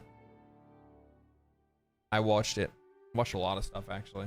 I watched a lot of things. So I retweeted on this.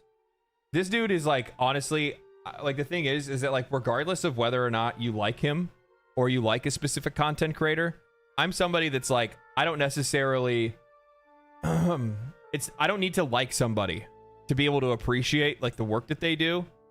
This dude is a fucking genius when it comes to content. I'm sorry, but like just like the idea of having a therapist on your stream to talk about how you've died to the same boss for 60 plus hours is fucking genius content. That is genius level content. That is so fucking good. Like, you a hard time. So what you need to do instead of being angry that he's being annoying and angry instead of being angry that you keep losing to the boss, you have to think about how you could just do better. You just need to win. You've already beat a bunch of bosses. She's like trying to fucking gas him up. This is just so good. It's so good. Then he goes to like show her. He's like, I'm just gonna show you real quick. I'm gonna show you what it looks like, me fighting this boss. Fucking Grady!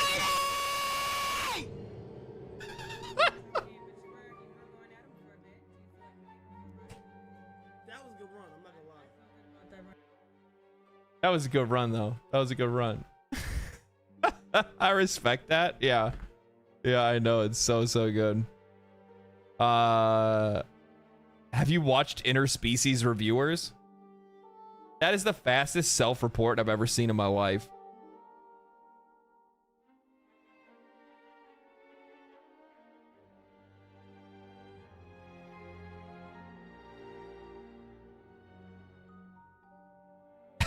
That is the fastest self-report I've ever seen in my life. I can't believe this motherfucker just walks in here and goes, hey, ever watch Interspecies Reviewers?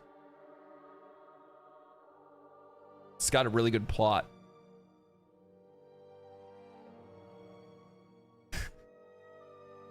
It's got a really good plot.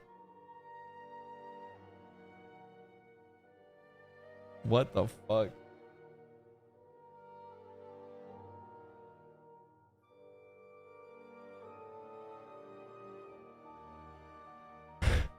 I don't even know what to say to that. I don't even know what to say to that.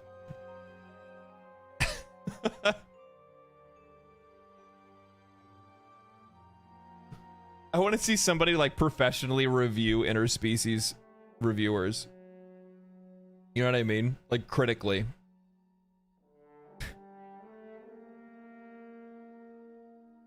I particularly really liked the moment where they I particularly really liked the gender swap episode.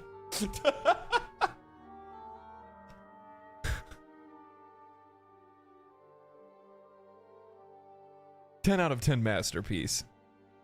Yeah. Yeah.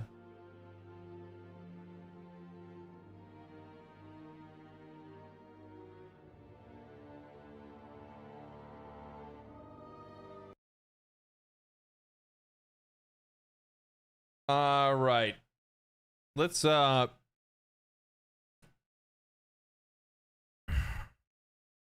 got something to watch. We're gonna watch this real quick. We have folks that are actually throwing in some interesting things to react to. Things that I definitely would want to watch. So let's take a look. This is called You Can't Play Everything.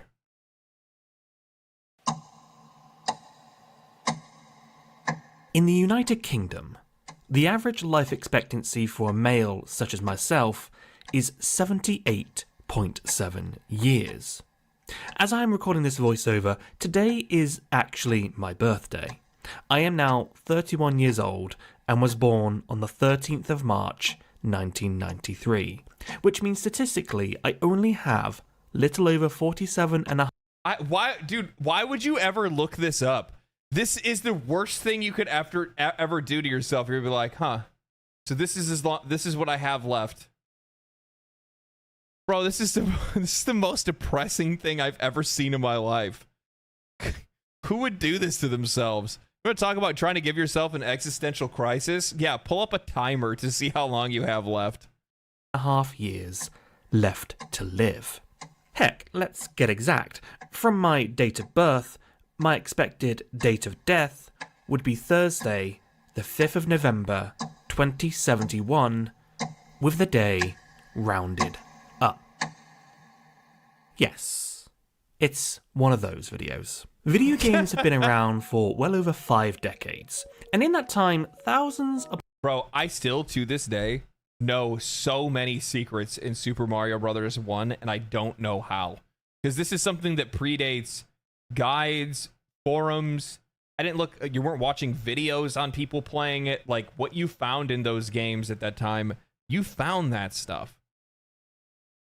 You found that stuff. That's crazy to me that there's so many things today that I still know about that game, and I don't know how I know it. I think Nintendo Power? No, because even the Nintendo Power magazines couldn't show you every single secret. And most times they didn't tell you where the secrets were. That's why they were secrets. Like, I mean, Nintendo Power, like, well, here. So, I have a player's guide right here. Official Nintendo's player's guide. This came out in... when was this one released?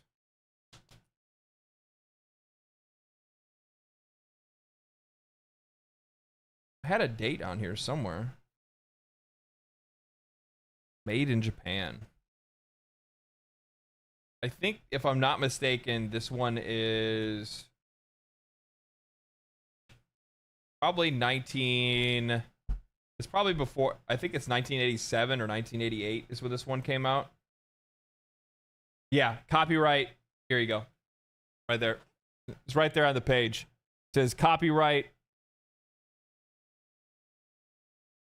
Copyright 1987. Copyright 1987. Right? This right here has like full layouts for levels. But it doesn't tell, so like here, this actually even has original Super Mario Brothers. Oh, do you know what? You're right. Holy shit, you're right. Maybe I did get it from this, but I don't know, because the thing is, this doesn't even tell you where. No, it doesn't tell you where this stuff is. It just tells you that it exists. So chances are, as a kid, you were running around looking for this stuff because at least this magazine told you. So like, as an example, right here, it says, right here, it says hidden blocks. Right here, it says hidden blocks. So that tells you that there's hidden blocks in it, but you don't know where those hidden blocks are. That's pretty cool, though. You know what's even cooler about this, though? That in the back of it, in the back of this, those stickers were made in 1987. Look at how good in condition those still are. I mean, they're still attached to the sleeve, so you can't, like, you could still use them as stickers. Isn't that cool?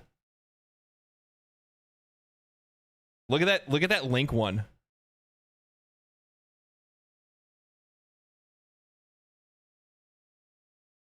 Is that sick?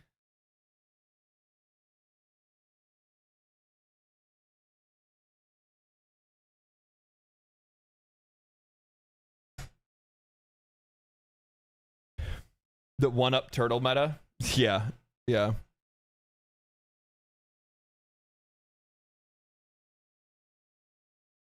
I wonder how much those stickers would sell for.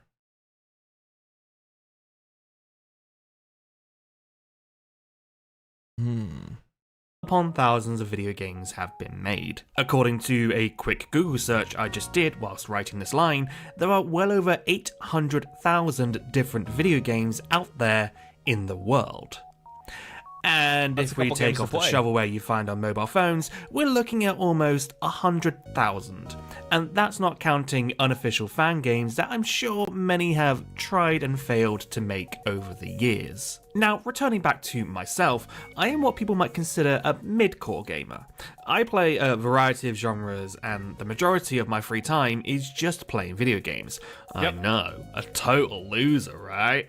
However, the thing about me is that it's not often I actually finish many of the games I actually start. I feel that. And it got me thinking, why? Because there's too many to play. Actually, I don't know if it's too many to play. I think for me, what ends up happening is that it kind of depends on the game that I'm playing. So multiplayer games are the fucking worst. Luckily, I have a few folks that are really good about making sure that we still keep up with our dates and make sure that we keep playing that, you know, whatever game that we're playing to make sure that we finish it. But in a lot of cases, what ends up happening is that there's games that I will play multiplayer with friends, or you'll have a solo campaign on your own, and what'll end up happening is that they stop showing up and you don't want to progress any further, and then you just fall out of it and you start playing something else instead. That's what happens to me a lot. I'm sorry, okay? Time zones suck. Ellie, I don't know what to tell you. I mean, we only got like, I think we got like 10 bosses to go, so you're okay. You're okay. We didn't wait for you. We didn't wait. But it's always hard when it comes to games that are like multiplayer, because, and here's the reason why I bring up multiplayer specifically, is because a lot of games today are multiplayer.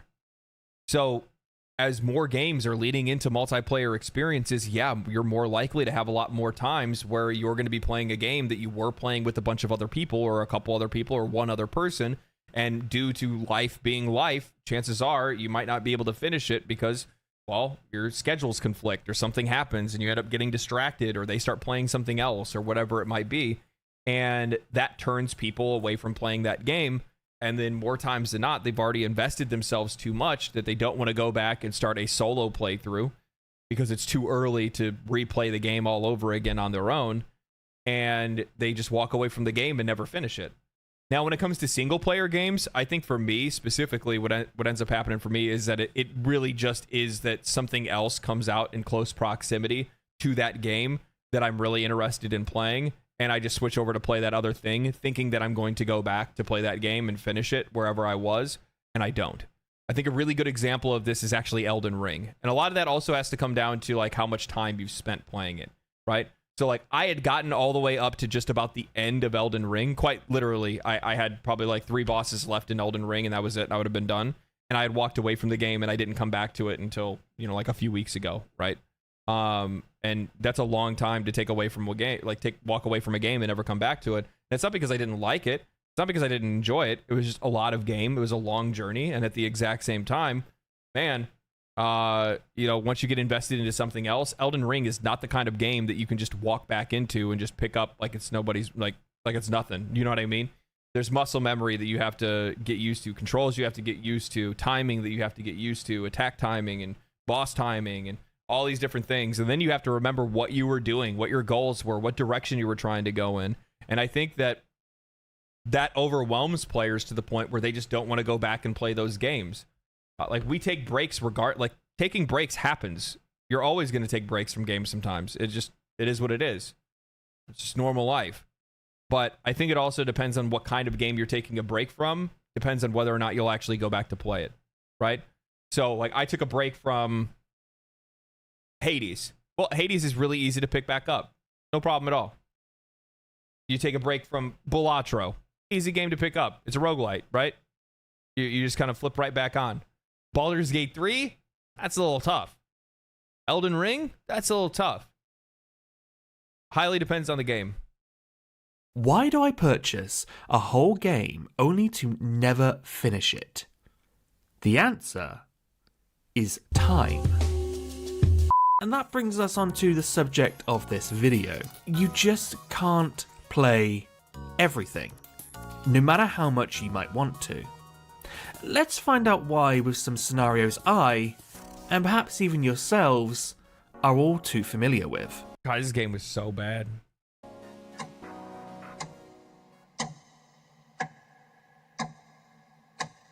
Imagine this. You're playing a brand new video game you just bought and you're enjoying it. You're halfway through completing it. But then, what's this? A brand new shiny video game that everybody is talking about that you've also been looking forward to playing comes out, and, well, you don't want to miss out now, do you? I think that something that also changes this, because I just saw when he brought up Alan Wake, like the first Alan Wake, one of the things that I realized is that like I think that this is something that has gotten more and more and more of a problem. And that's that games and a lot of, like, there's too many long games that have been coming out. There's too many games that require too much time for you to have to invest into them. Like, Alan Wake, I beat that game in like a month. Or not a month, I beat that game in like a week, or maybe like a week and a half or something like that. Bam, bam, done. New game comes out right afterwards, perfect, I'm fine. I already finished the game that I was working on. Other games, that's a different story. That's a whole different story. Some of these games that are coming out today just require too much time for you to really have to invest to be able to try to play anything else or finish that game before you play something else. And chances are there's going to be games that come out that you want to play more or less to burn time or something you think you might enjoy while you're waiting for the main game that you've been looking forward to. People could spoil it, and there's so many cool things you've seen. You've just got to play it. So inevitably, you stop playing your current game and play the new one, where afterwards it usually goes in a few directions. The same thing happens again. You find a shiny new video game whilst playing this one, and the cycle continues. Or you actually do complete that new game, but it's been a long time since you played the game you stopped playing. You've forgotten the story, the mechanics. Yep. You put all those hours into the game. You might even have to start over to remind yourself on what to do. Yep. But that means it's so many hours just down the drain. I've done this with Elden Ring specifically. So like when I came back, I didn't just go back onto my like high level character and run around and kill stuff. No, I started another character all over again so that I could get like back into feeling like, get the feel back for the game. Time of your life you've just wasted. And therefore, you may not go back to it. At least not right away. Because then maybe a new game comes out. Oh, doesn't it look so cool? But it's a direct continuation of that game you stopped playing a few years ago. But you're determined. So you start up that game again from the beginning after putting it off for so long, and, well, the same scenarios may occur. Yep. But there's also another scenario. True. And that is burnout. You did complete the game. Congratulations! And now here's the sequel. Just in the nick of time. As much as you enjoy... That's like the worst thing that you can do to yourself. Do not do the like play the old game right before the new game comes out. That is terrible. That's a terrible idea. Not unless like you're just one of those people that's like a glutton for punishment when it comes to that stuff. But I can't tell you how many times that I went to go play the old game before the new game, and I just absolutely, I couldn't do it. Couldn't do it. Enjoyed the last game, you feel so tired of the franchise for now, and so you decide to put off the sequel. Perhaps never even play it.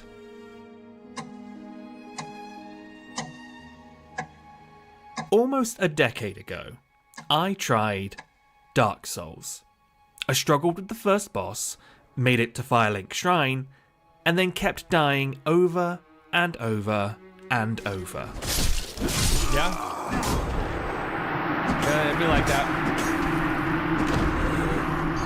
I didn't understand the appeal of these games, so I gave up.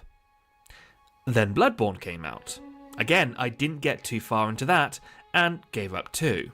A couple of years went by, and I decided to watch two dudes play through Bloodborne. They were the Game Grumps, and I saw how bad Aaron sucked at the game. But do you know what he did?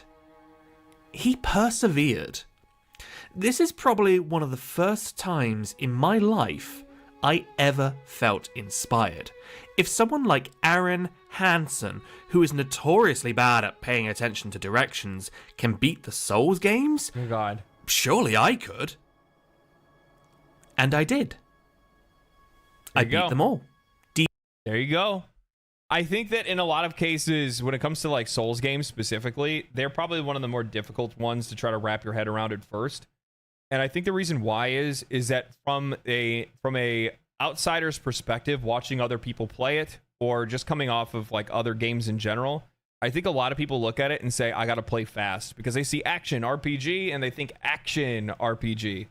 But I don't really think that's like how you play Soul. At least that's not how I play them. I usually play it much slower. I try to make more calculated attacks. I try to take my time. I pay more attention to positioning and dodging and things like that. Exploration, all that good stuff. rather than trying to get in and like turn the game into like Devil May Cry, right? And I think a lot of times players get into this kind of series. They play Demon Souls, Dark Souls, Bloodborne, whatever. Now, Bloodborne definitely rewarded you for being more aggressive and playing more aggressively, but yeah,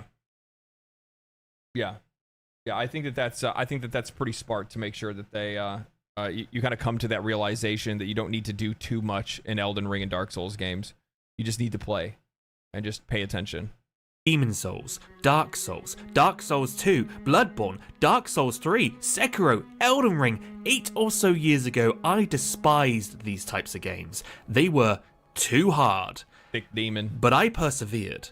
And now, these are some of my favourite games of all time. If you're someone who finds things like Souls games too hard and needs an easy mode, then these games just aren't for you. I'm sorry, but it's something you will just have to accept. But that's okay. Across your life, you will have met people, made friends, had a variety of experiences and jobs you maybe loved or hated, and all of that culminates into the person you are. All of that makes you, you. And for some people, because of all of their different experiences, they are able to enjoy these games. Life's a trade-off. I thoroughly enjoy the Souls franchise, but sports games like FIFA or EA Sports FC now, NBA, NFL, they're just not for me. I don't know. Like, I get it, though. I understand why people like these kind of games. I do. I don't like those specific sports games. I like NHL because I'm a hockey fan, so that kind of makes sense. But I can't see that you get the same level of fulfillment from playing those games. I feel like they're more of like a dissociation game where you're just kind of turning your brain off.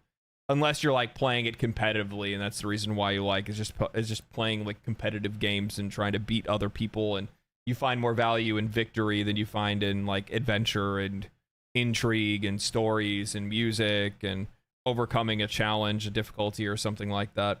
I just can't get to grips with the gameplay. Meanwhile, others out there are absolutely cracked at them. Just because something is popular doesn't mean you're going to enjoy it. And sometimes we as humans are just going to have to accept that. After all, Santa. Christopher Nolan films? The majority just don't appeal to me, and most of them are just bad. There, I said it.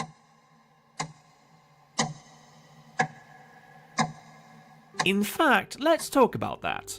There are so many different types of genres out there, some that seemingly became entirely new genres just by mixing two together. God, I have so many hours in Vampire Survivors, it's not even funny. I've played that game way more than I probably should have. I just don't understand what it does, like what it does to my brain. I don't understand what it does to my brain, but my brain can't let it go. Like Metroidvania. Somehow I still have not gotten into this game. I don't know what it is, but for some odd reason I cannot figure this game out. I think it's because of like the abilities and stuff that I don't really understand how the abilities and like how to like skill a character properly and like what to pick and what to look for. I think that's like one of the most difficult things when it comes to different genres of games, is specifically like with roguelites, is that there's a lot of nuance. You know what I mean? There's a lot of nuance to it. And I fucking love the gameplay of it, but I just, for some odd reason, can't grasp the roguelite mechanic of it. Even though I played a ton. Will you ever try Hollow Cure?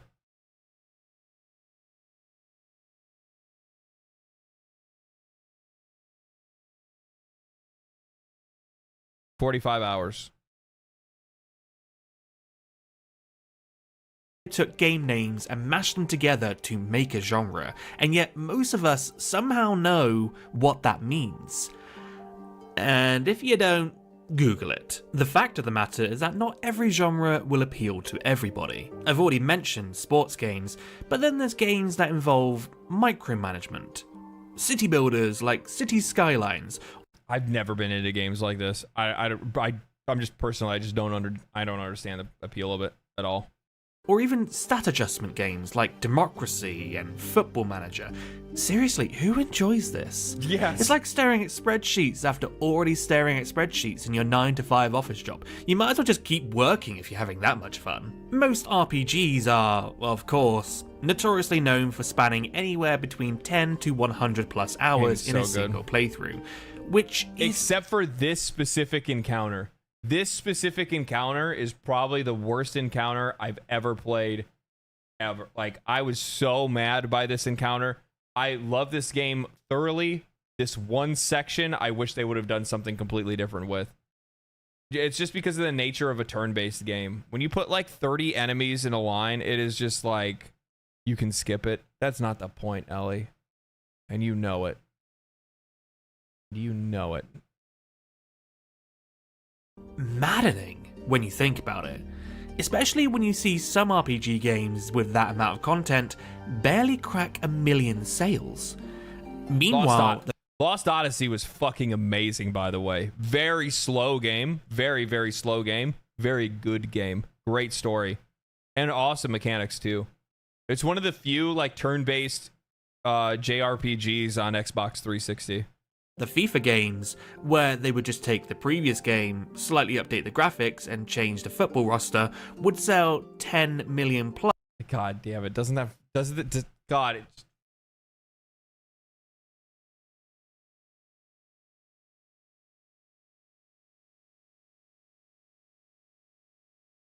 it just frustrates me so much that they can make this much money year over year over year with the exact same game. They literally, like genuinely, I would look at these two games and think that they probably just changed the shaders, and they did it purposefully. Like, the shaders in this game weren't bad because it was 2021, and this isn't because 2022 was just that good at shaders and coloring. No, I think they did it because they held back on the technology. They were like, yeah, you know what, we'll save that for 2022. Plus, within a few months of each release. My point, the though, same rigging and the same animations. It's quite literally copy-pasted. It's literally copy-paste game design, and people buy it year over year. It just blows my mind. is that whilst these RPGs might appeal to the likes of myself, there are those they just won't. There are people who only... Final Fantasy VII Rebirth and Remake are absolutely fantastic games, and I'm sorry if you haven't had the opportunity to play them, and if you're like, I'm not really big on, like, you know, JRPGs or anything like that, I highly recommend it, because I think it's I think Final Fantasy VII Rebirth is probably, it is the archetype that Square Enix should go with for their future RPGs. If they're going to continue along with the Final Fantasy series, which they obviously will, I think they need to be more derivative of the Final Fantasy Rebirth and Remake series for future iterations of, like, their combat system. I think it's the best combat system that they've made recently, because it does that perfect blend between turn-based / action combat, where you can do a little bit of both. I enjoyed Final Fantasy 16, but I just don't think that the series should just fully lean straight into action combat. Not unless they're going to do something more similar to, like, not unless they're going to do something similar to, oh man, what is the name of it? I can't remember it off the top of my head. There was the Final Fantasy Origins game, I think is what it was called. Darkness. I'm going to kill the darkness. That one. That had a really cool action RPG system, but it was more about, like, loot and equipment. Strangers of Paradise, thank you. Strangers of Paradise had a really cool, like, loot and like job building system. So it was more like stat management and, like, more hardcore action RPG elements. It was really good. It was really good. Only ever enjoy short experiences because they just don't have the time or energy to care about their fake RPG family when their baby is crying in the other room. Hey, I'm just gonna say this. Strangers of Paradise was a straight up fucking meme, but it was a great RPG. It was a great RPG. You should probably go check on your baby, by the way. Strangers of Paradise is just DO2 with Final Fantasy paint. I don't disagree with that. Doesn't make it a bad game, though. Doesn't mean that Final Fantasy shouldn't go in that kind of direction if they want to go into, like, full action combat. If they're going to go full action combat, I think that's the direction they should go in, personally. And then we actually do have fake families, like in The Sims. Your home away from home. whilst you're probably playing it in your own home. But a game like that can at least be played in small bursts. Maybe you're into some indie titles where experiences are relatively short and doesn't demand your soul in exchange to understand what the hell is going on. God forbid you actually do sell your soul and exclusively only play multiplayer games. It used to be me. Speaking of... Used to be me. Used to be me. Let me tell you a story. January 2019. The Chronotoko back then was a simple man, gleefully playing through single-player titles like Darksiders 3 and Resident Evil 2 Remake. Then... RE2 Remake was so it was so good. God, it was such February a good game. Came along. And a small, little niche game you might have heard about called Apex Legends launched and ruined my life. I kid you not, Apex absorbed so much of my time that since its day one launch, according to my PlayStation, I had put nearly 4,000 total hours into it. Of course, 500 or so hours was probably just being on an idle login screen, so maybe about 3,500 hours. But that's almost half a year of my life to this. I had fun with it. I had a lot of fun with Apex. I don't think my wallet escaped either. I genuinely think I think that battle royales and multiplayer games like this are fun, especially if you have people to play it with and people to like always grind it with together. Because you start to notice that you guys get like really good at playing off of each other. There's a Discord of people that I'm still friends with called the Demon Dogs that I got hooked up with during Call of Duty Modern Warfare when it popped off. And they were literally recruiting people that they would find in lobbies that they thought were good. They're like, hey man, you're fucking sick. Let's, join our Discord. It's full of a bunch of people that we think are, skilled players, good players. And we party up and we play with each other. And what you find is like, once you start playing with like the same group over and over and over again, you guys start to be able to like read each other's movements. You guys know where people are going to go, how they're going to act, what they're going to do, what they're going to bring. And the next thing you know, you kind of just turn into a straight up hit squad. It's a lot of fun. It's a lot of fun. £1,000 total through battle passes and skins. From around season 4 onwards, I made sure to reach Diamond in the ranked mode. That's crazy. And as seasons progressed, I would end up playing less and less, but I still managed to reach Diamond every season. Until one time I couldn't. And somehow that gnawed at me. What was I actually achieving? Who was I doing it for? Why was I doing it? You were grinding to grind, brother. And I still don't have an answer. And then there were the season passes. Eventually, getting to max level became too much of a grind. Every day it was the same sort of matches, getting wrecked by people better than me or easily stomping those worse than me, though it was more the former than the latter. Or getting hacked on. All that time spent doing the same thing over and over and over, and what was it getting me? Nothing. Cosmetics. Sure, maybe I made some here's the thing. I think that inherently, this is one of the issues that we have with live service games specifically, is that I think a lot of people really make things more goal-oriented, more than just enjoyment-oriented. So it's like, well, what am I getting from this? What is the purpose of this? And it's like, well, the purpose of it was the enjoyment that you got the moments that you were playing the game. But if you're playing something because you're trying to reach a goal and you're not playing it because you're enjoying it, then that probably isn't a very healthy game for you to play, period. Does that make sense? I think that people get away from playing games to enjoy them far too much because they're trying to optimize the time that they're spending, not because of the fact that they're trying to optimize it towards something that they're going to look forward to having fun with. They're doing it because like they feel that they need to, and it's something that I think that these games specifically are designed to do in the first place. They want you to think that way. They want you to feel that way. They want you to feel like you need to grind and you need to dedicate yourself, but they don't want you to ever think about why you need to do it, because the longer that you're in there, that means the more players that are playing, which means it's the more players that are paying, and they need that. They need that engagement. If they don't have that engagement, then you're gone. And these games are built in a way specifically to hold on to your attention in some of the most toxic ways possible. Friends along the way, but as time went on, even they faded out of my life. That's why I mostly quit PvP games. Yeah, I haven't played anything player versus player in months. I can't even remember the last time I played anything. Probably the last time I played anything that was player versus player would have been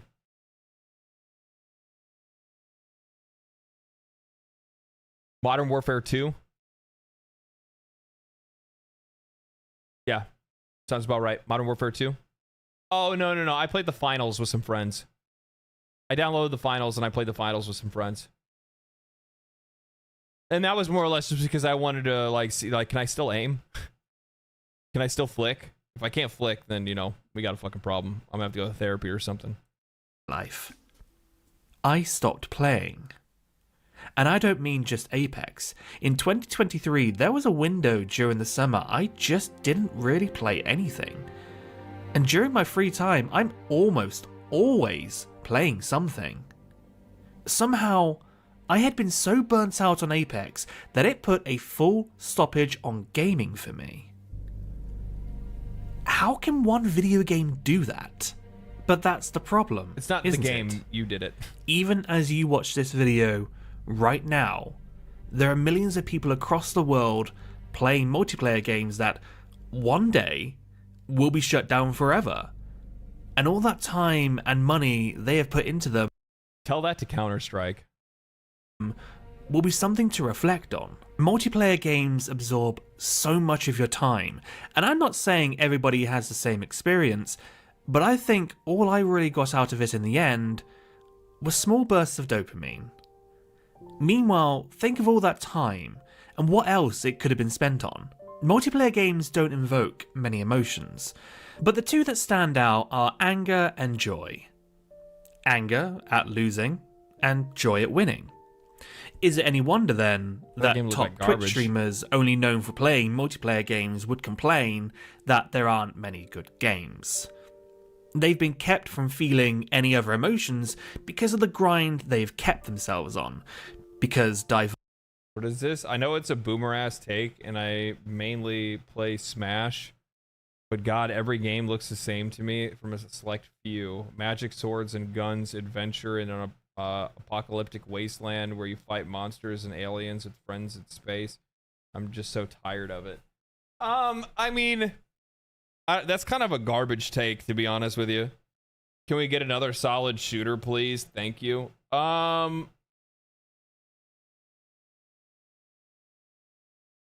Yeah.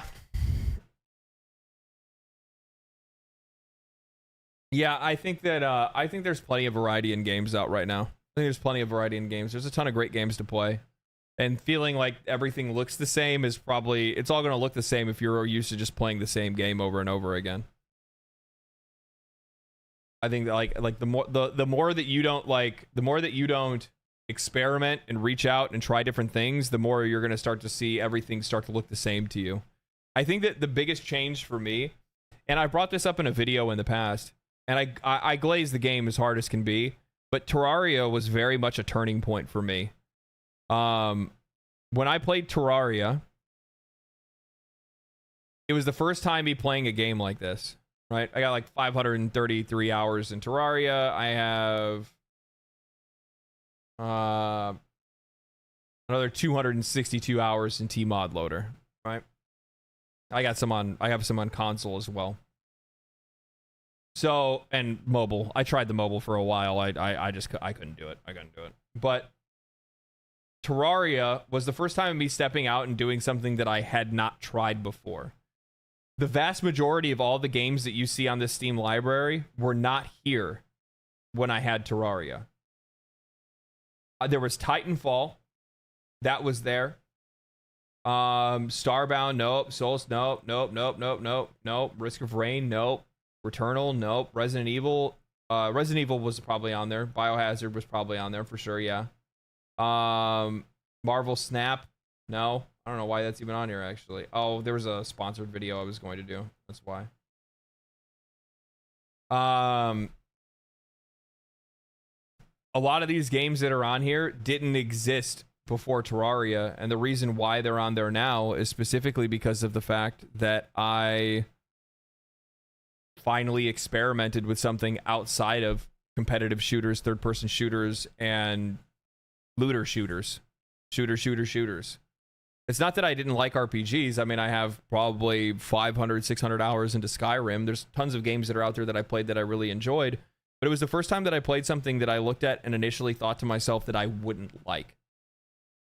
It was the first time that I was like, I don't think I'll like this. But a friend says I should try it. And, you know, why not?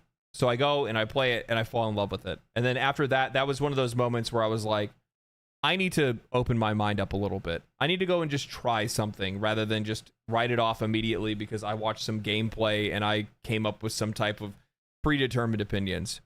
Asmongold, when he first watched Monster Hunter, he thought it looked like a garbage game. He had no interest in playing it. Then finally, he said, all right, screw it. I'm going to give it a shot. Goes and plays Monster Hunter World and falls in love with the entire series. Like, that happens. And I think more times than not, people just don't give other games a shot, don't think outside the box, and don't just go play something else. And I think sometimes that's what you need to do. You need to just go play something else. Go play something that you just don't think you'd actually like. Chances are, maybe you might like it.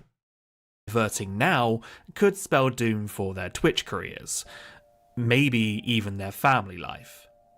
And I'm not saying you shouldn't play multiplayer games. Hell, maybe you're doing it right now whilst watching this video. But you have to ask yourself if exclusively playing this one title is what you want to do with your time. Exact same here, but for Baldur's Gate 3, never played a turn-based CRPG, 700 hours now. Maybe try a ton of games that I never have looked at before. Yeah, exactly. And that's how it should be, by the way. That's exactly how it should be. We should have those moments where we go around and we play stuff because we finally gave something a shot. Baldur's Gate 3 likely is one of those games that has led people to go play a bunch of games that they never played before. And the crazy thing is, like, now I'm sitting here thinking about, like, imagine that there is this massive... Oh, my God. Imagine that there is this massive audience out there, which we know exists, that came over to play Baldur's Gate 3 because they saw how the game just popped off and everybody wanted to get on it. Everybody wanted a piece of the hype. They got in, they played it, they're blown away, and they're like, holy shit, this is actually really good. Turn-based is actually a lot cooler than I thought it could be. These stories are really good. The character building and the equipment and all this stuff is actually really awesome. And then now all of a sudden the doors have been open for them to walk around and play a absolute metric ton of awesome turn-based games that are out there. There are so many that are out there. Imagine playing a game like Baldur's Gate 3, realizing that you think turn-based is actually kind of good and you can see how fun it can be, and then also realize that there is a plethora of Japanese RPGs that are out there that you've never touched. Think about all of the absolutely goated Japanese RPGs that people have walked away from because they were like, turn-based, this is going to be boring. Yeah.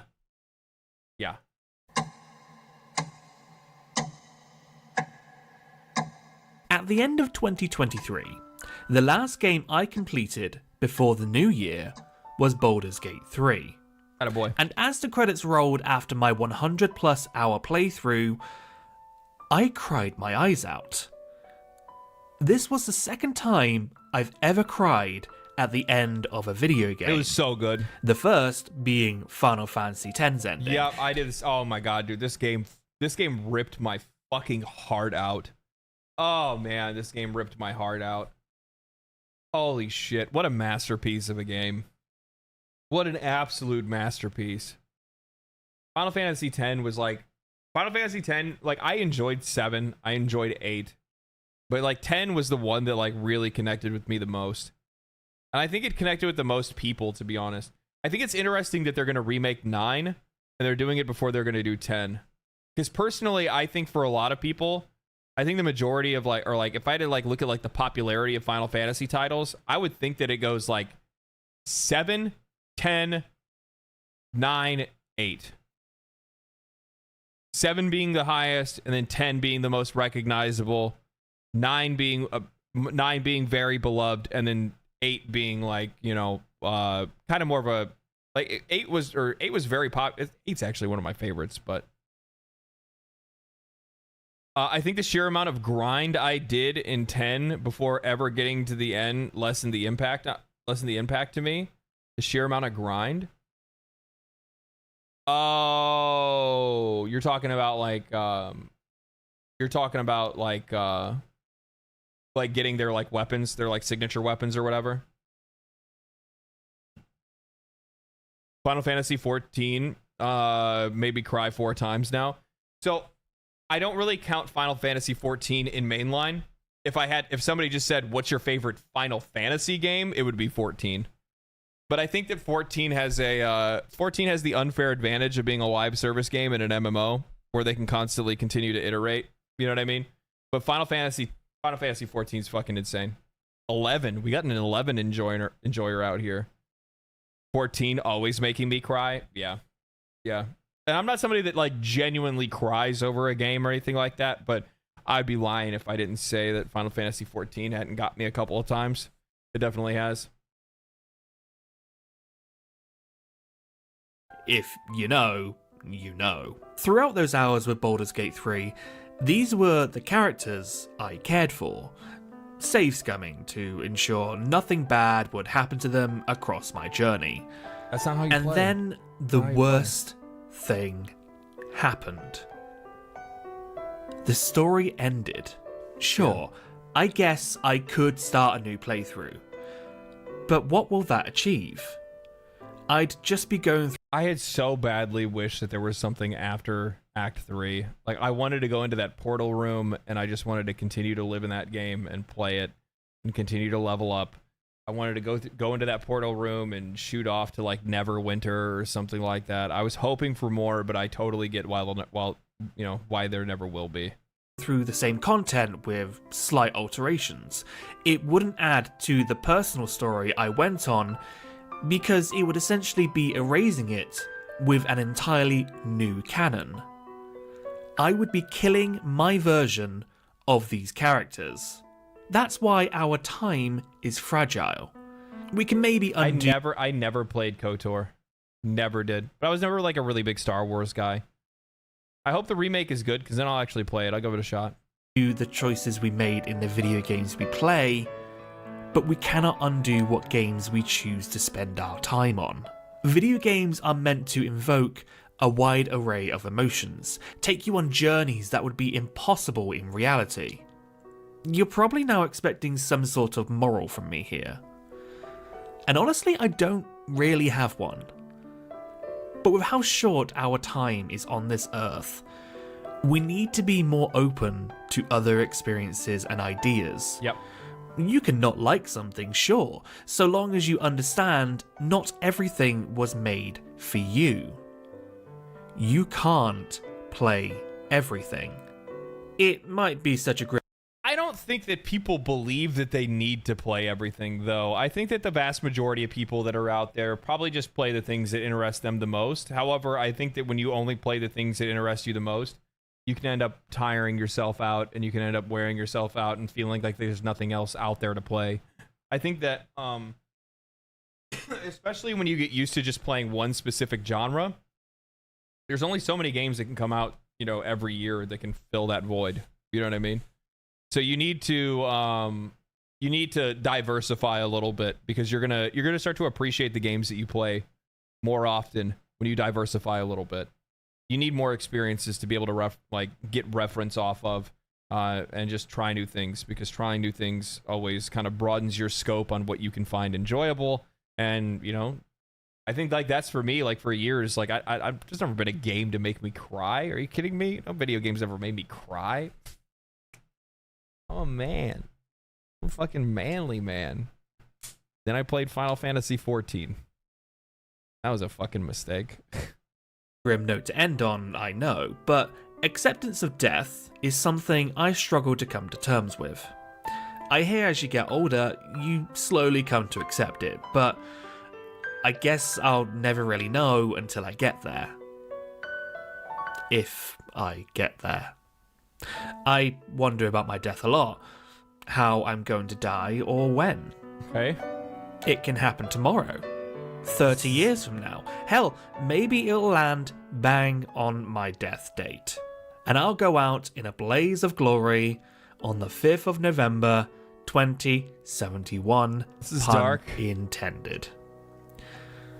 Until then, what am I going to do with my time?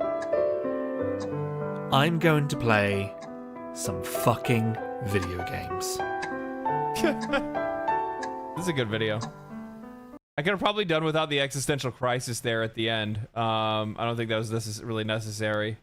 I get it because you're trying to like build value to like, you know, make sure that you're playing things that are worth your time. Make sure you're playing things that you can derive value from. But that was dramatic. That was a bit dramatic. You know, it's I think that sometimes when you add stuff like that to videos like this, it's what makes it more dramatic than it needs to be, that people won't necessarily take the points of it too seriously. I think that he points out a lot of really good things here. The only thing that I'll say is that a lot of this is due to people's reluctancy to new things and change. You usually don't hear people have this problem of like, we can't play everything or whatever it is, or like you don't see a lot of people complaining about like the state, like not this, I shouldn't say the state of gaming, but you don't see a lot of people complaining about like what games and how there's not enough games for them to play or anything like that. You don't ever hear these kind of complaints from people that play more than one genre of game. I think it's really important to make sure that you're trying to diversify the kind of content that you're exposing yourself to. And the same can be said for all kinds of forms of media. It shouldn't just be video games. It should be everything. You know, read a book, watch a anime, you know, watch a regular TV show or a documentary on something. Do things to be able to kind of broaden your scope a little bit, and expose yourself to as much content as you can, because the chances are you're going to find something that, you know, maybe you didn't think that you were going to enjoy and you derive some value out of, and then that changes your perspective on things. Personally, I don't feel like I have a lot of time, but I don't feel like I have time because of, that's from a content perspective. That's not from a like, oh, there's, you know, it's not from like a time perspective for life or anything like that. I don't really think about it that deeply, but yeah, this is good though. This is really good. I'll share it to you guys.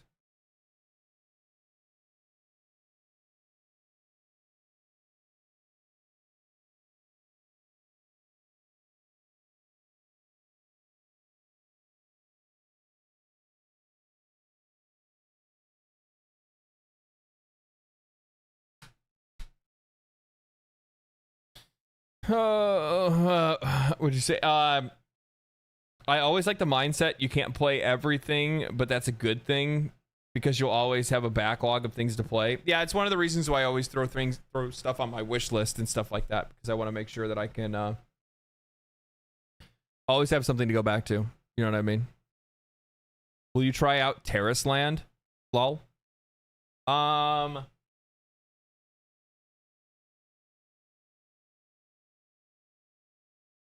I don't know.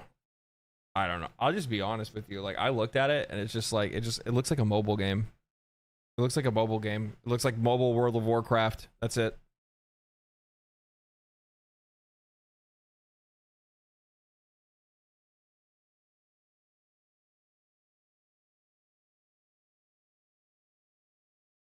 What am I going to be trying out? I'm trying to think. So, like, obviously, we're going to be playing Elden Ring. Final Fantasy XIV is going to be coming out. I'm going to try out the First Descendant because a lot of people have asked me to try out the First Descendant. They want to see what my thoughts are going to be on it. I'm going to try out Zenless Zone Zero. And I'm going to try out... I'll try out, like, Once Human, probably.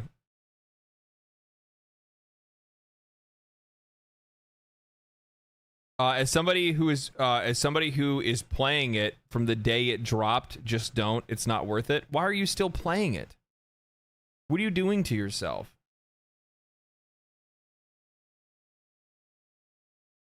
Why? Zareth. The voice acting was fully Chinese and you couldn't change it in the settings. I don't think that's what the problem is. The problem is I look at it and it's like, what? It's like five button spells. Like, they're trying to limit the amount of spells so it can be playable on mobile. The monetization looks like it's gonna be ass. Like, I'm just not here for it, man. I'm just not here for it. What is this? What a healthy disagreement looks like? What is this? So have you ever done DMT? What did he say? So have you ever done DMT? God damn it. Yeah, that's a healthy disagreement. That's a very healthy disagreement we have going on there. Jesus. It reminds me of my comment section. What is this? Warframe, a silly little bug on the whispers. What is this?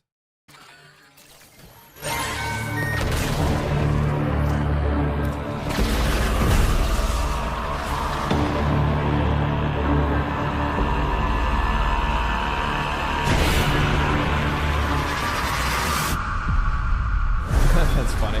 This isn't right. The So, transference stream. It's being diverted. That's funny.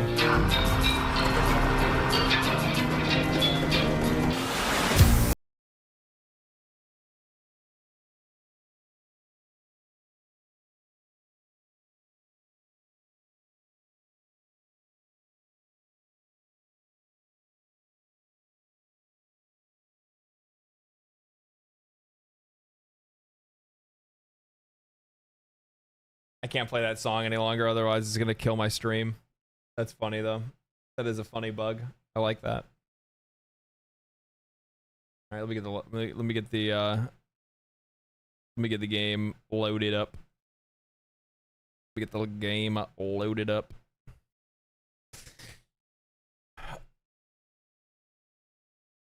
Umbra's had enough of this shit. No, true facts. True facts. Make sure ray tracing is turned off. Why is it causing issues?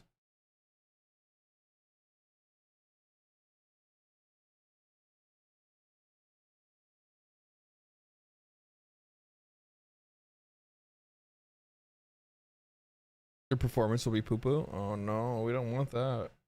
We don't want that.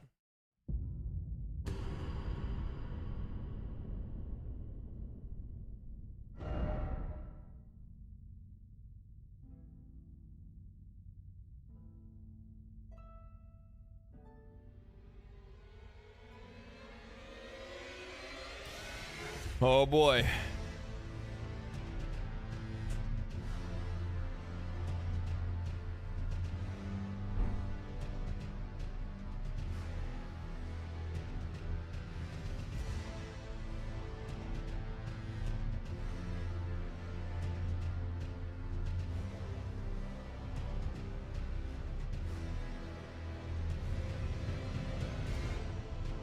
Oh boy. I'm excited to play some Elden Ring. I'm genuinely excited. That main theme goes so hard. It's just so damn good. It's so good. The game is so damn good. I don't think I have ray tracing turned on.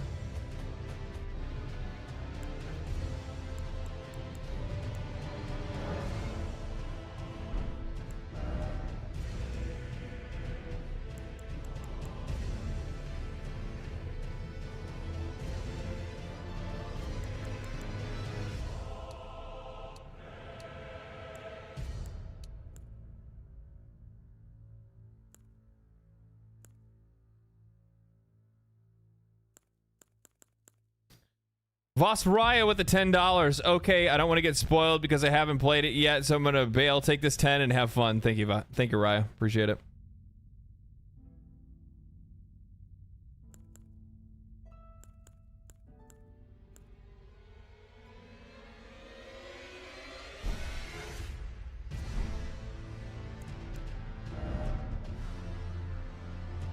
Uh-oh.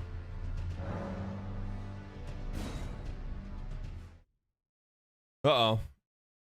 I turned off anti-cheat for it to run smoothly. Really?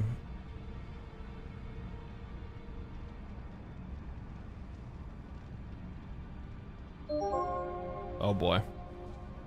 Okay. Here we are. I'll show you guys what I got going on. Oh, that's not what I want. I don't know if we can do that. I'll show you guys what I got going on. Darkmoon Greatsword, +10. Glintstone Staff. I don't really even cast spells. I just have it. I think I've always had it out because I was convinced that by having it out, it increased the damage of my Dark Moon Greatsword. Maybe I'm wrong. I don't know why. I don't actually remember my build that much. Spellblade hat, Raptor wing feathers because they look fucking awesome. Spellblade gloves and stuff for extra buffs. Dragon Crest, Great Shield Talisman, Ritual Sword, Godfrey Icon, Shard of Alexander. All right. I am currently level. Why is it doing that? Why? Okay, there. Stop. Hold on a second. I gotta fix something real quick. For some odd reason, my controller, when I press start, is bringing up my like panel to change screens rather than the start button. Like rather than the actual menu.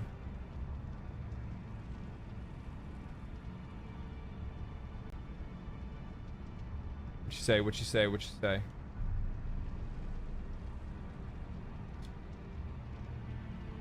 Waiting for the controller to connect. I turned off anti-cheat. It's running smoothly.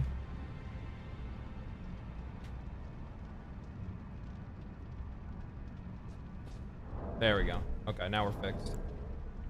What level am I? 130.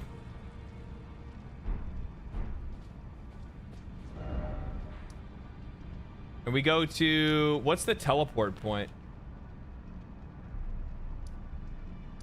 Which one do I want to go to? Moog's fight is here, right? Is it Cocoon? It's probably Cocoon, right?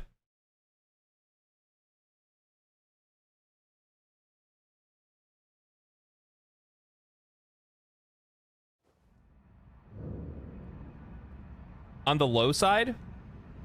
Really? You think it's on the low side?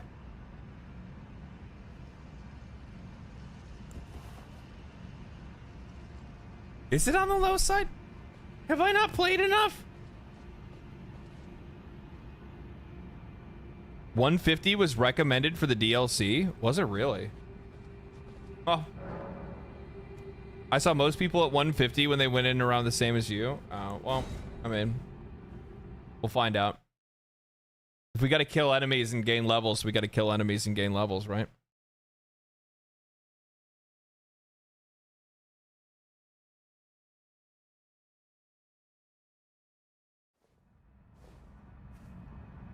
I gotta turn up the volume on the game.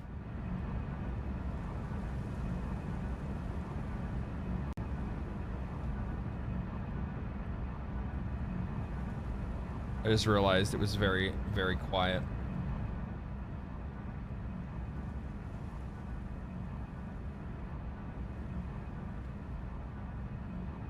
Let me know how the sound is if it's too loud.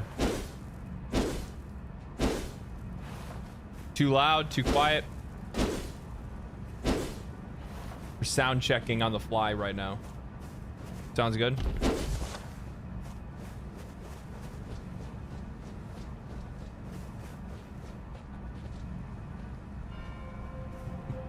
Yeah.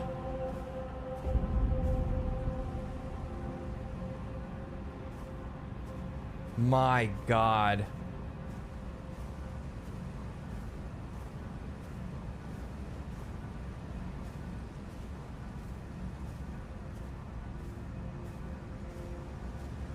Literally, you can just point your camera in a direction and just rip it straight off the screen and post it on a wall.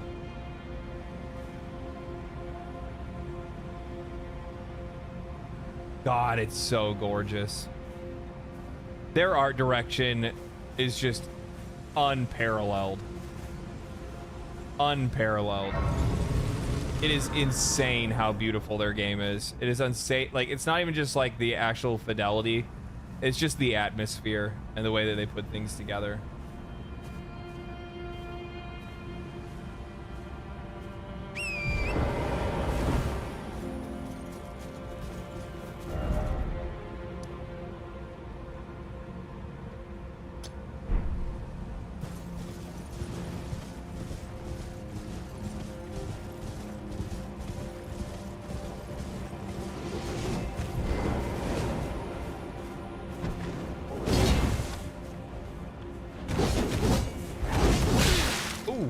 okay.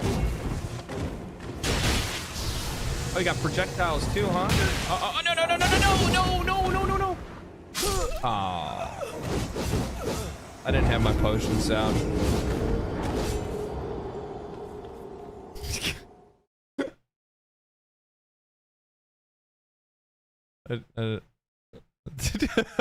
Well, we're off to a great start. We're off to a great start. All right, son. Let's try this again real quick.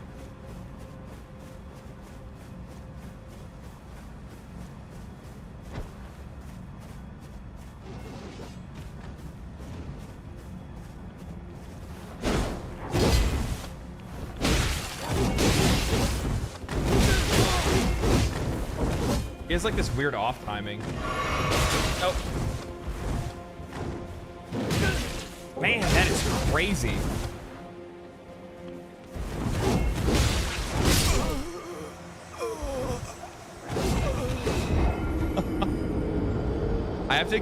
I have to fight this dude because one, now it's a pride thing, and then two, on top of that, it's also I need to get like used to controls.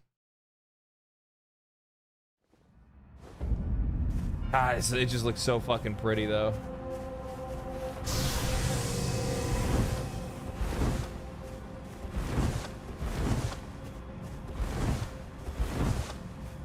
Okay. All right. Try this again, son.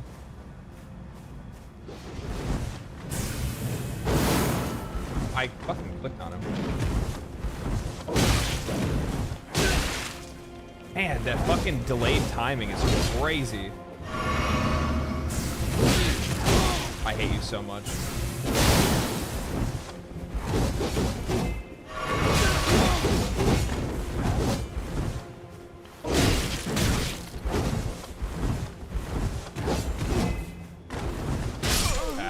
I'm panic rolling now, like trying to watch for him. I hate those guys. Yeah, they're like, it's like the staggered delay on the attacks. Like you're expecting the attack to come in sooner, but his body movements are throwing me off. So it's like I'm dodging too early, and then I'm like getting hit by the dodge.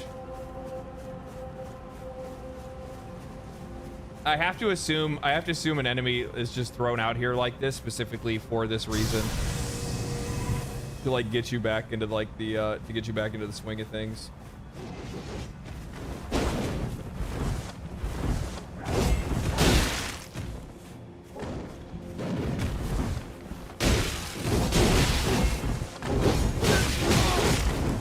Man, you are relentless. You're gonna hit me with range. Nope. Why? Oh my god. Are you fucking input reading? That third attack I was not seeing.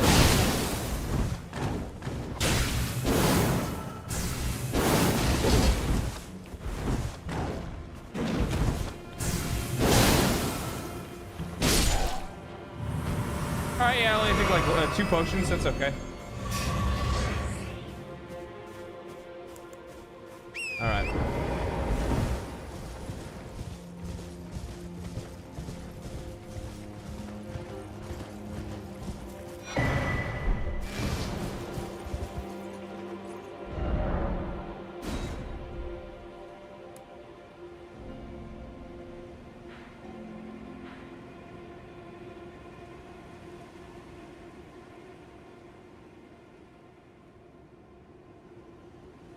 I can't really tell like where it's gonna want me to go.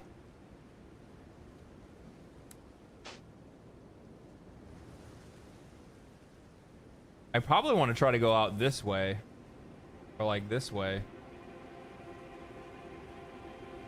What's behind me? A little temple?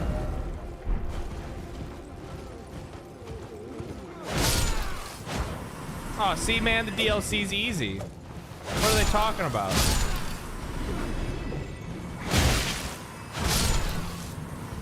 Give me your soul, Liu Kang.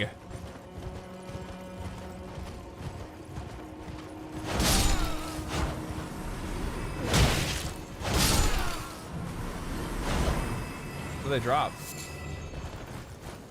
Red flesh mushroom, not resin. If it's not resin, then what is it? Sorry, that was terrible. I apologize for that.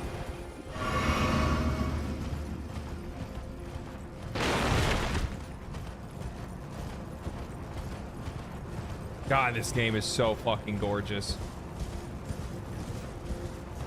I can't believe it's 2 years old already. Or over 2. What the fuck is that? What are you? What are you? Okay. Fucking, of course. Dogs are the most dangerous enemy in this game. Oh, I'm not powered up.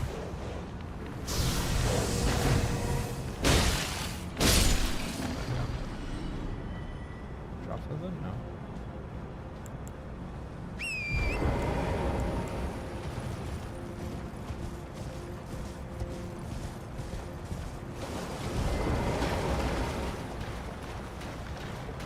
Oh, huh, okay.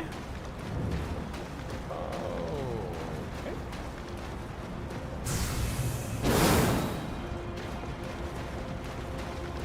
We're gonna do this? All right.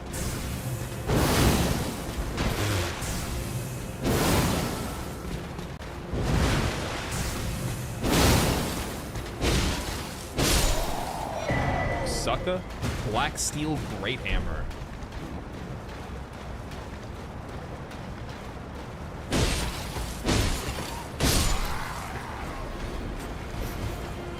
I can't trust you guys. I don't know if you're gonna attack me or not, so I'm just gonna have to kill you. Sorry, it's just how it goes.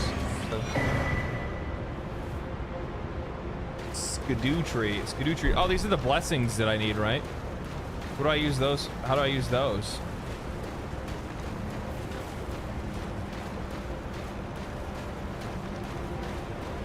Do I use them at Excited Grace?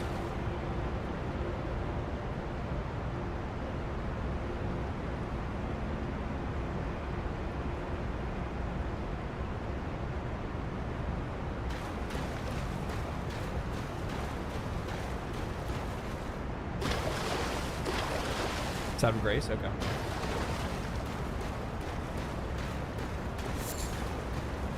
Black Firefly.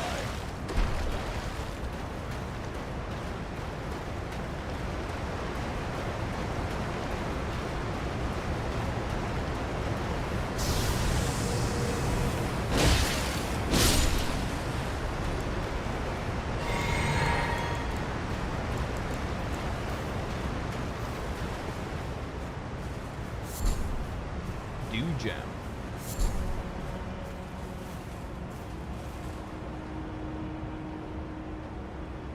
Come on.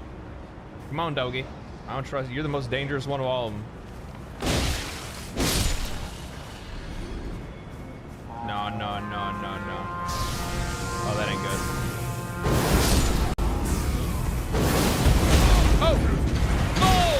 Whoa! You deal a lot of damage. You deal a lot of damage.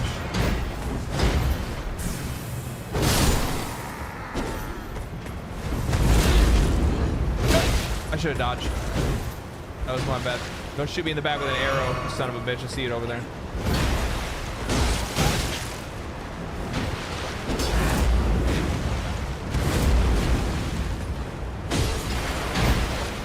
I was not expecting the follow-up.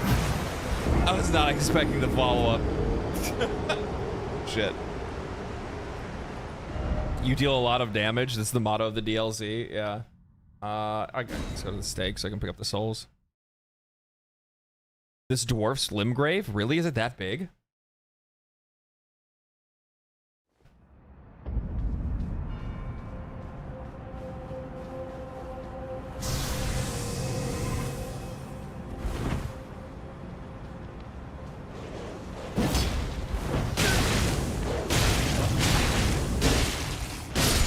I get for fucking being too aggressive there.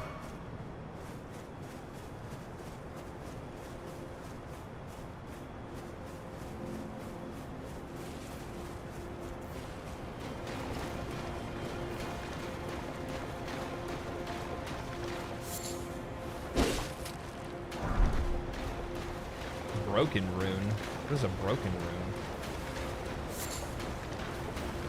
Were they just normal runes and then like rune leveled?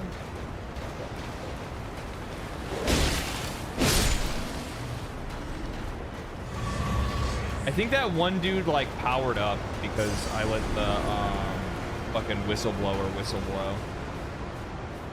The horny boy. You know what I'm talking about?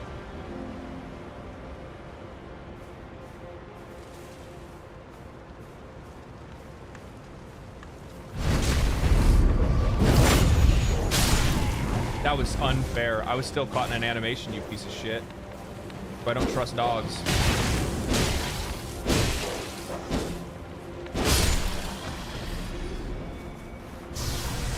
Don't trust them. What are you doing over here?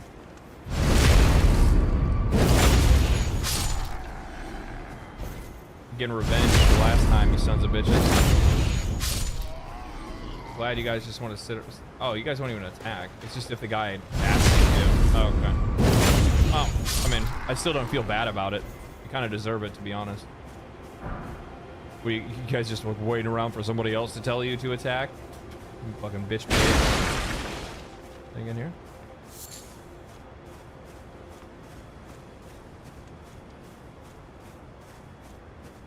They're like phantom tombstones? That's interesting. Fire coil.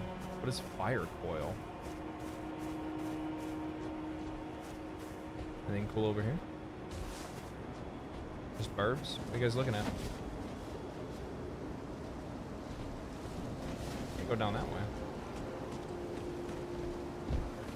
Is that it for over here? Is there anything else over here?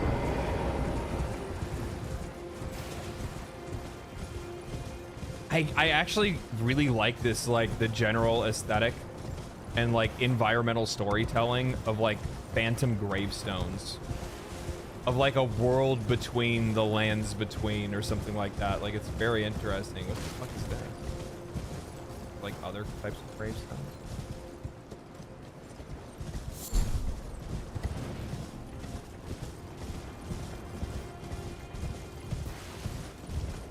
Never trust dogs, especially ones on fire. Fucking true. Fucking true. The fuck was that?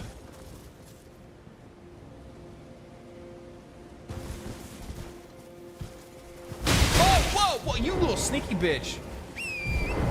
Wait, whoa, whoa, whoa, whoa, whoa, whoa, whoa, whoa, whoa, whoa, whoa, whoa, whoa, son.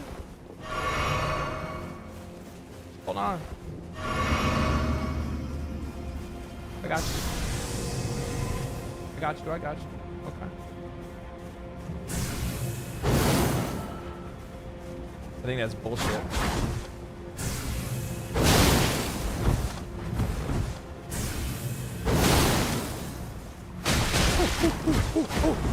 Oh god, you hit so hard. Oh god, you hit so hard. Okay, chill. You're so angry. You're so angry. You're so angry. God. Holy God. Jesus.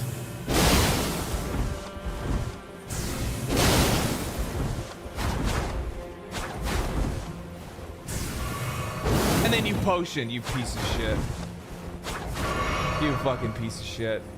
Like, oh my God. Is this how your fucking mother raised you?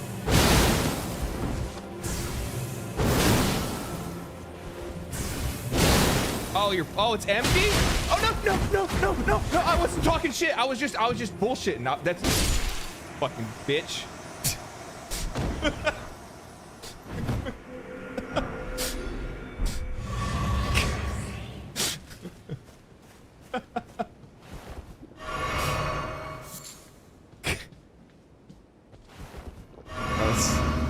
That's interesting.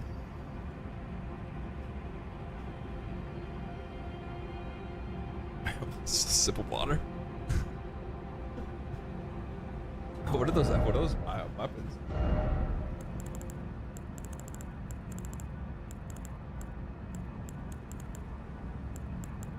Where'd they be? Oh, it's these right here. Beast Claw. Dex scaling.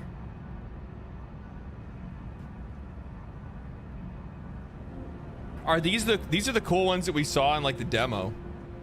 That was a flurry of emotions. Fury weapon unlocked. Congrats, buddy. Is this one, is it good? Like, it looks sick. I kind of want to do like, when I was watching some of the like the gameplay trailers and stuff, when they were doing like the monk build, like when they were showing like monk and like fist builds, I was kind of, I'm not gonna lie, I'm here for it. I'm super here for it. I don't know how good the fist weapon builds are though.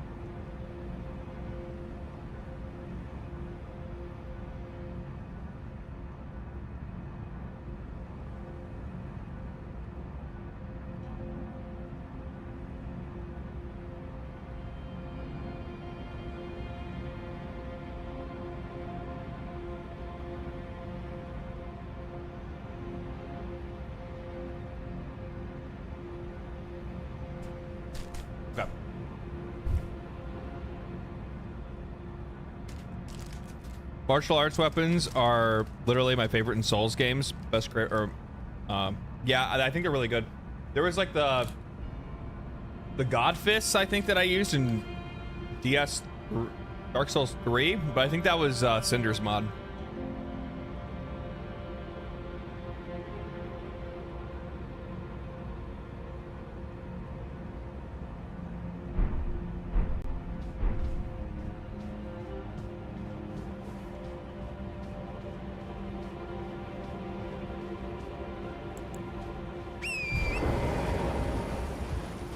I mean, a speedy dex build does sound kind of fun. I'll have to look into it. I'll have to think about that one.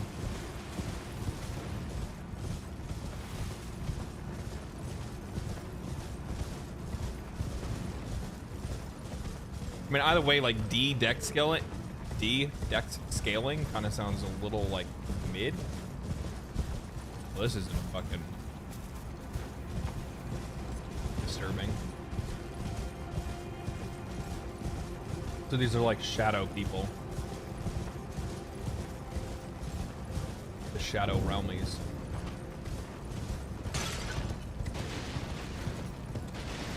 What are you guys doing? Don't look at me like that.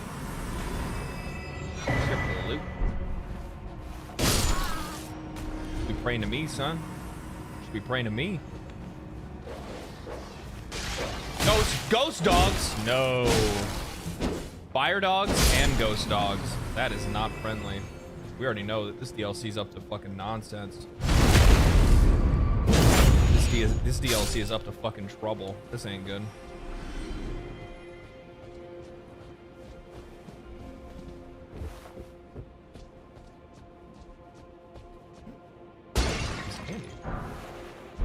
Shadow Realm. So there's still normal like level progression on top of the Sudutri blessings. Is that what it is? Is that how it works? Oh, wait, whoa. Gentlemen.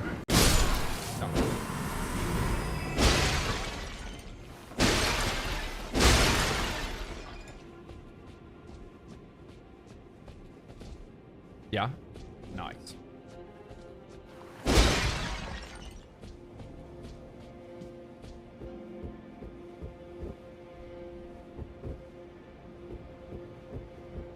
So like why is it like the drapes like laid over this is like so unsettling for some reason. I don't understand why.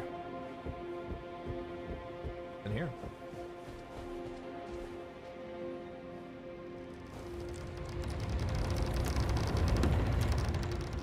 Oh, there's candy. Blade of Mercy. What is that? Is that a weapon?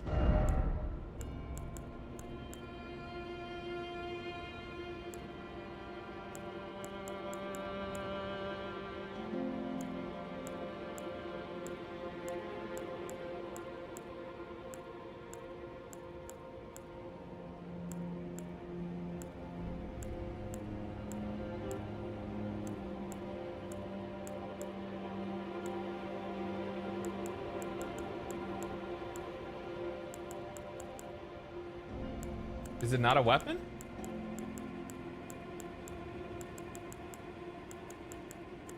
What is it? Is it a consumable? Am I tripping?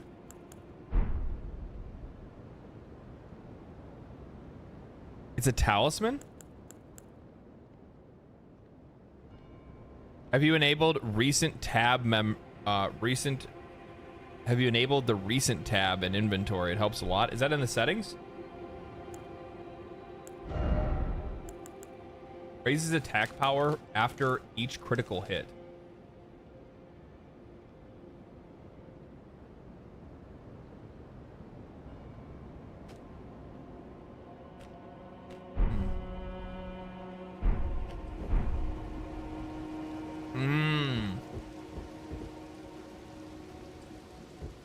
Parry build talisman, that makes sense. That makes a lot of sense, actually.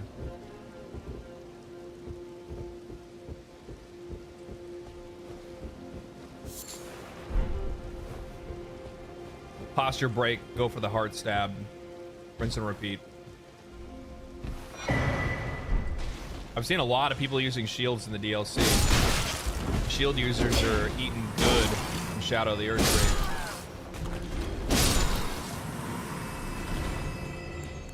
Something like that would probably go pretty far. Something like that would go pretty far. Oh, I missed something. How do I get to that? There.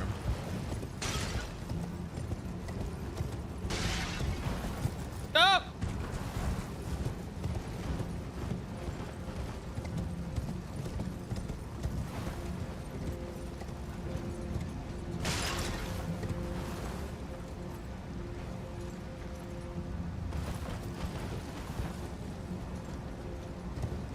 Oh my god, okay, I'm not riding the horse. It's in display or something?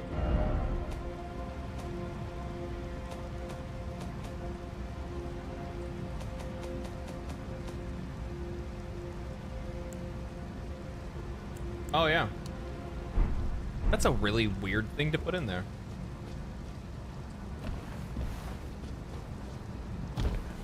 Heavy?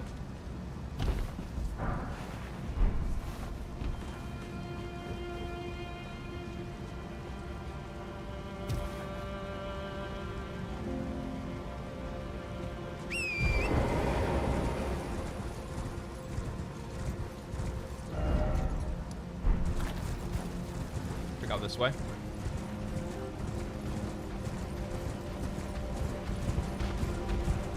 Oh, we got a bird.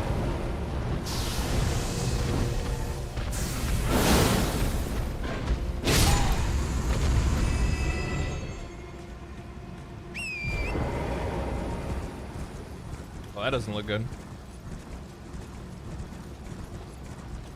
The sheep don't seem afraid.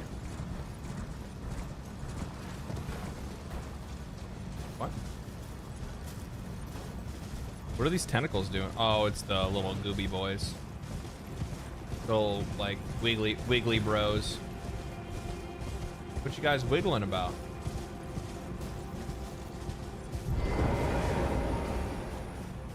What do we got? Western Nameless Mausoleum. What is it? Be wary of ranged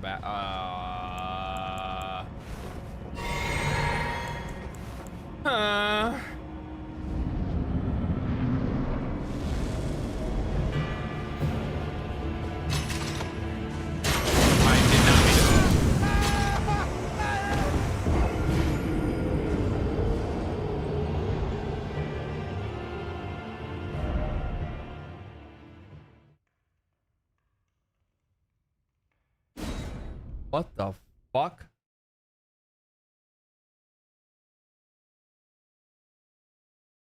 What the fuck?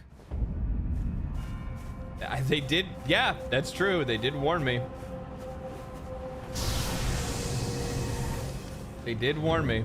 They said, hey, be wary of ranged battle. By ranged battle, they mean dude with machine gun crossbow. Crossbow prime. For real.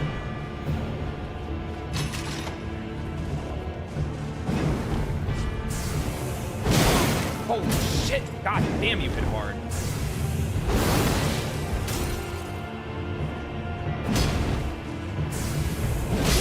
Jump to tag? God damn it. Wasn't expecting that.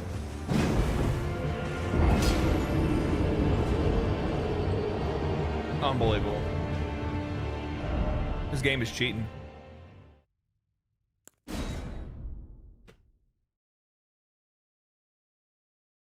There goes all my hard-fought runes.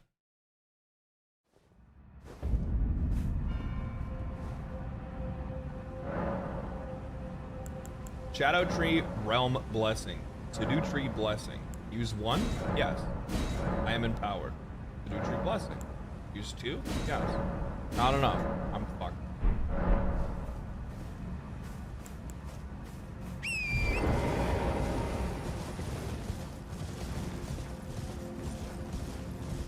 I need to keep him in close range and just be really patient. That's all it is. If I get too much range on him, then he's just gonna use the crossbow. What is your vigor? Like 41? You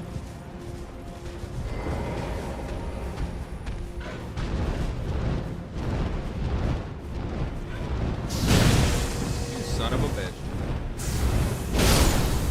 Fuck out of here. Like 41? Why, is that really bad?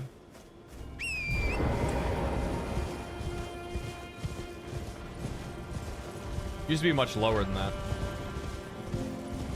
Scooby snacks? There are Scooby snacks.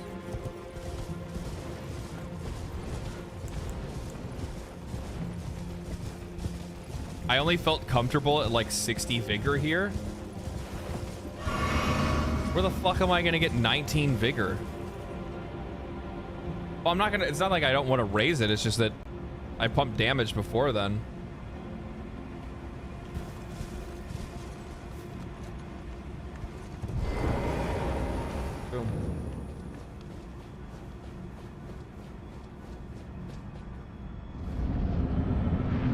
What level? 130?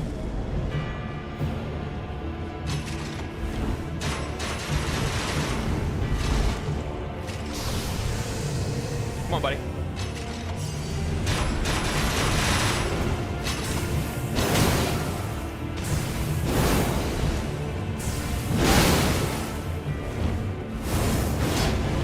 Oh, you can do that too.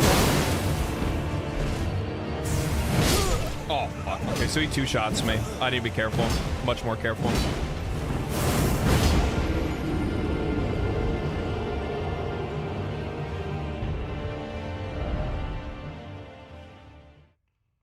That being said, would get vigor to at least 50. What's the fastest way for me to go and grab levels? I came back for this guy when I was like level 150. Did I come into the DLC under leveled? Is that what's going on?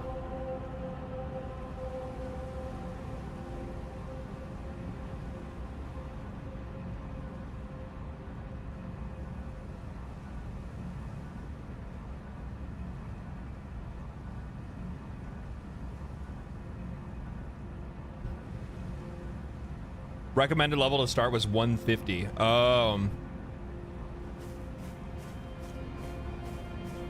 Just cheesed him with. Well, I'm not using a sword and shield. Okay.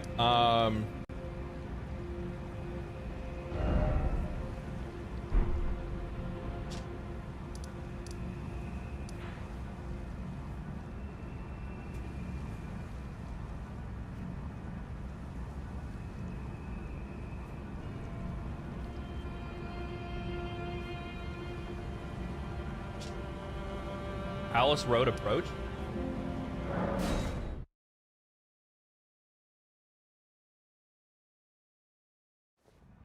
I wonder if I have any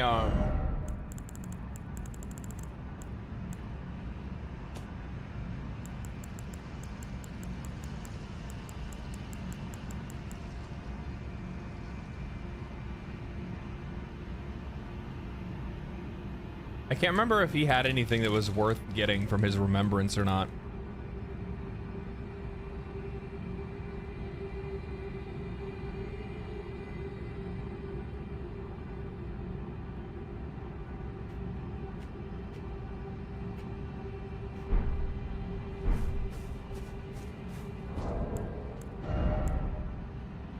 Isn't there a consumable that raises my gold one, right?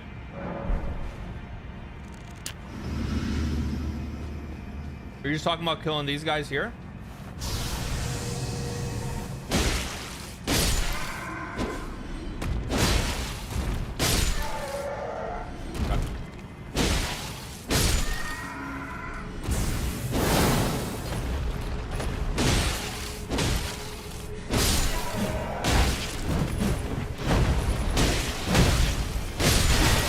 Son of a bitch.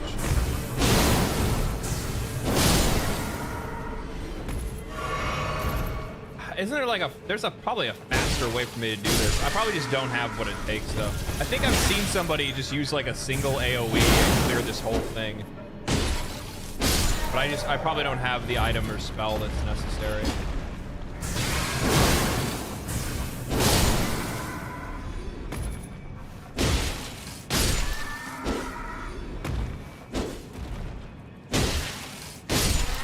There's a bird you can shoot down, rinse and repeat. Yeah, cause like this is gonna take for fucking ever. I'll be here all day doing this. With how much it takes for me to be able to level up if I'm doing it that way.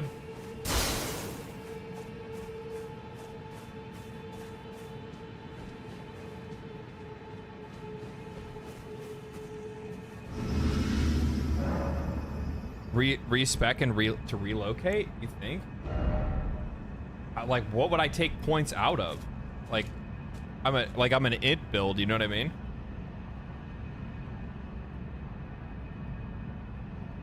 Is soft cap 70? I mean, I could take 6 points out of int.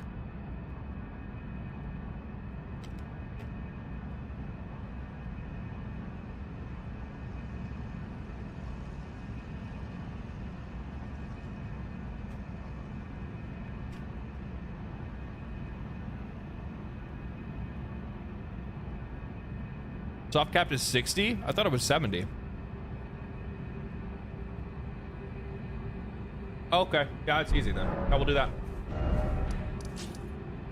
That is through...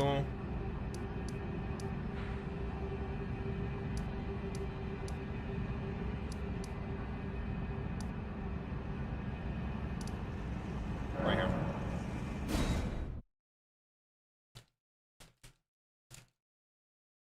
If you look off the cliff, there's a bird that you can shoot. He'll run, and you'll get runes a lot faster.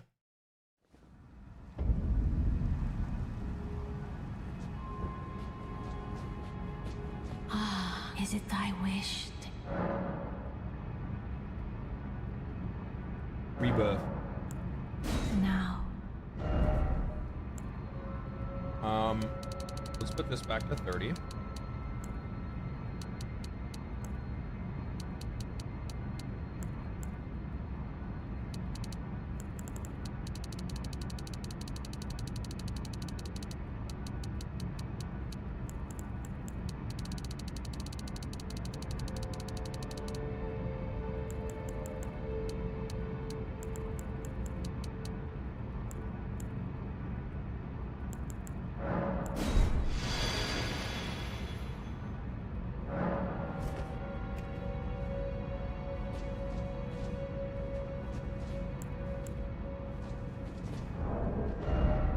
Everything's still fine. Everything's going to still be equipped.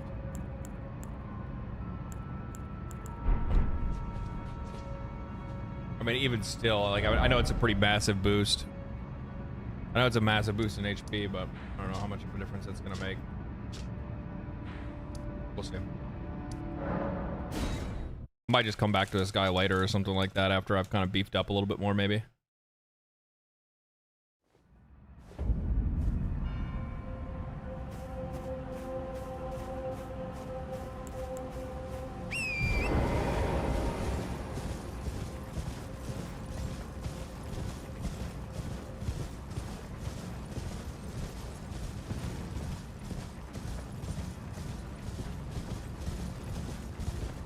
I'll give him another shot. I'll give him another shot. We'll see what's up. Wait, can I still one-shot these guys?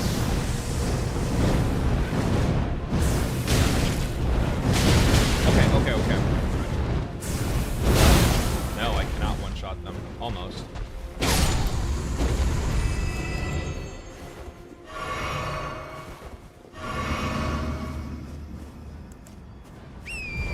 I guess it's not that big. It's not that huge of a difference in damage, so it's not really that bad.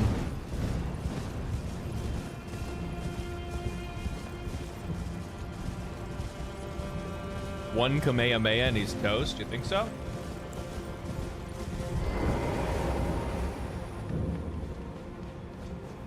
I don't think the spell's as strong.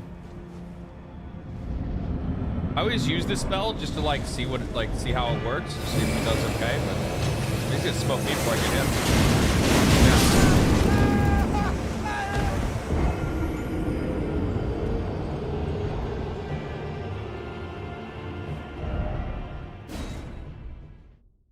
Spell sucks.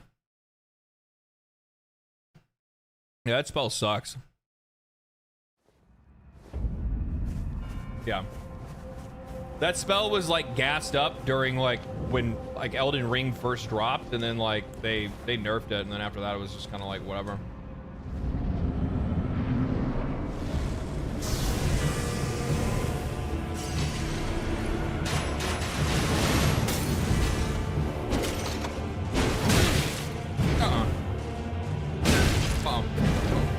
Trying to get my camera, please. Okay, there we go.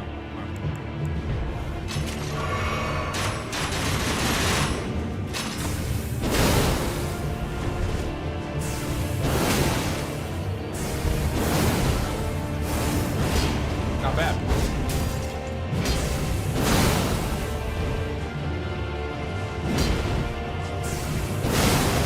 Oh, you thought you were gonna jump attack me, piece of shit. Good fuck, son. Go ahead. Oh, you're gonna heal. That's some pussy behavior.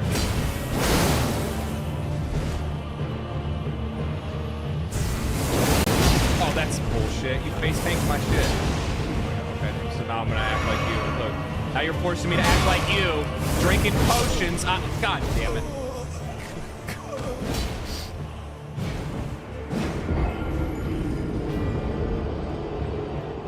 Unbelievable. I totally have this though. I can totally take this guy out.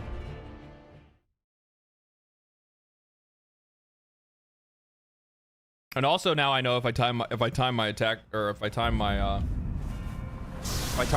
charge attack, he will without a doubt get knocked out of the air, which is also really nice. I was nervous about that when I tried it the first time, but I didn't have the timing for it. Takes a lot to stagger them. Fuck, who are you telling?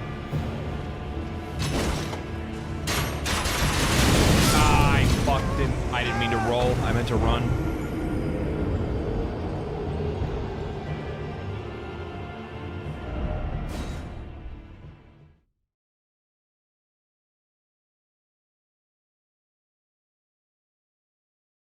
Here, give me 1 second.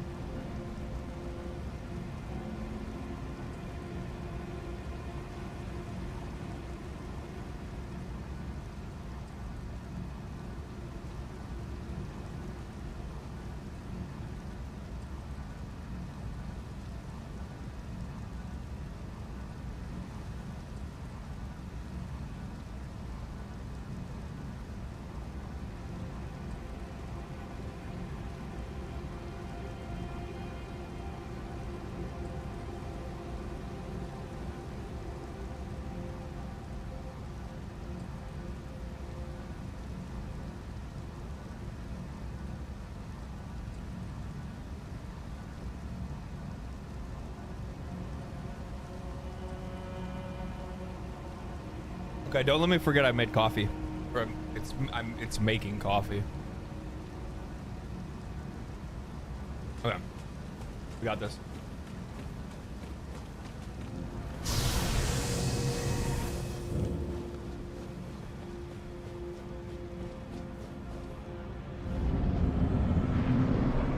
Coffee check in 10. Thank you.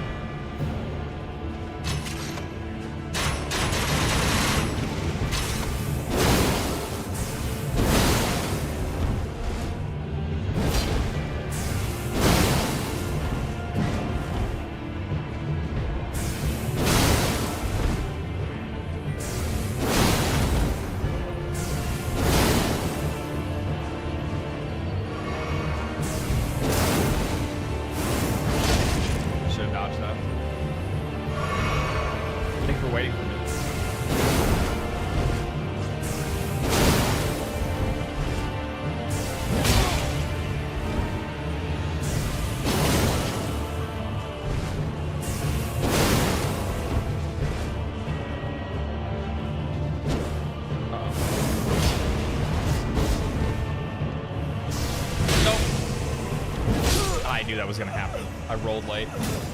I rolled way too late on that. I was expecting the follow-up sooner than when it came.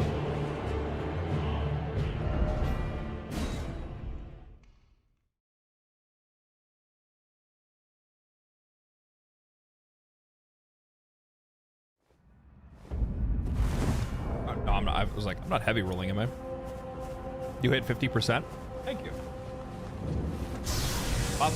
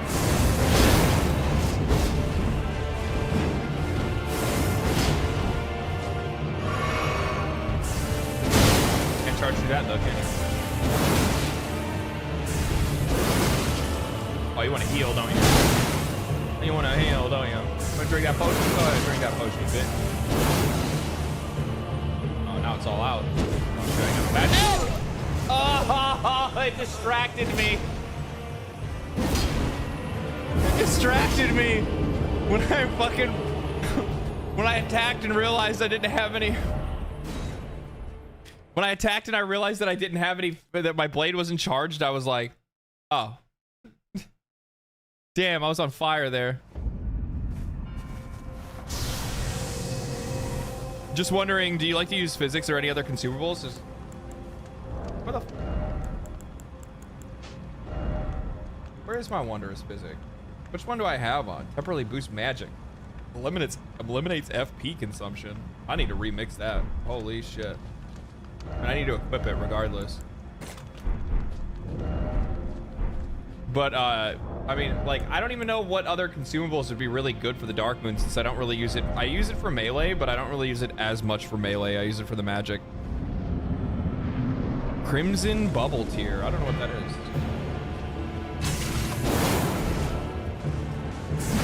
Ooh, that was bad. That was really bad of me. Ooh, that was really bad of me.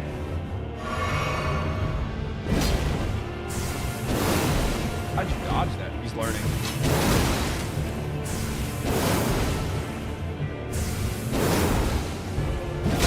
I hit dodge. I hit roll. I think I just tapped it softly. Potion, potion, potion. Okay.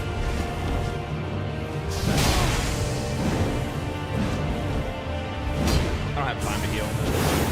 It's useless. I don't know. What is up with him dodging everything I'm throwing right now? That was weird. Like, that time, like, he literally just kept dodge rolling every attack I had. Like, is he learning me? Is he learning my patterns?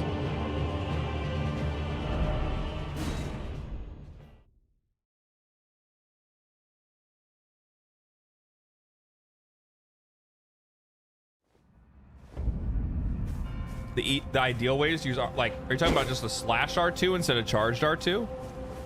Really? But wouldn't that make it, is it still int based if it's charged?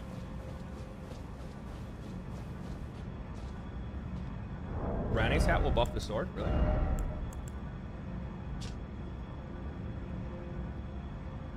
Strengthens cold sorcery. Yeah, you're right. Big ass hat, man. I'm the big ass hat, man. Go ahead. Shoot your load, dog.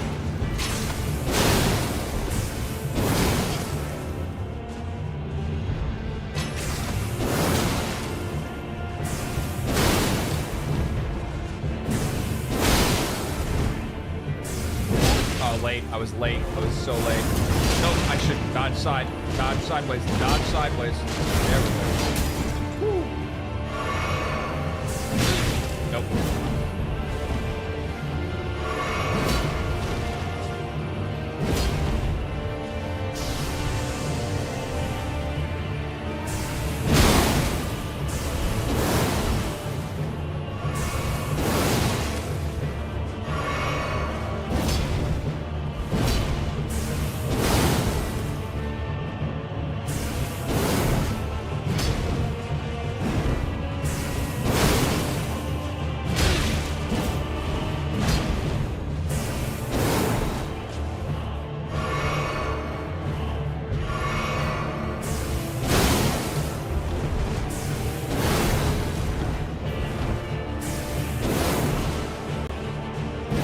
I don't know why I just stopped there.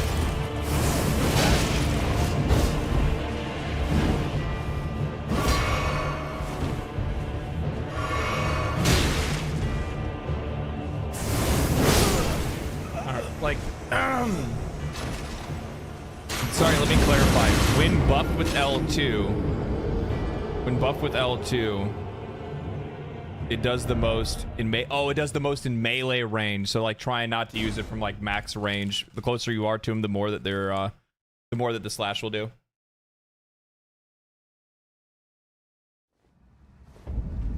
Okay.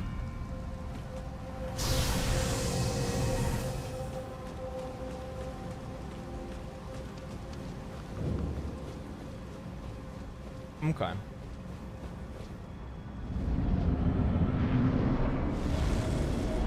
That makes sense. If you hit with the melee and the blade, if you hit with the magic and the blade at the same time.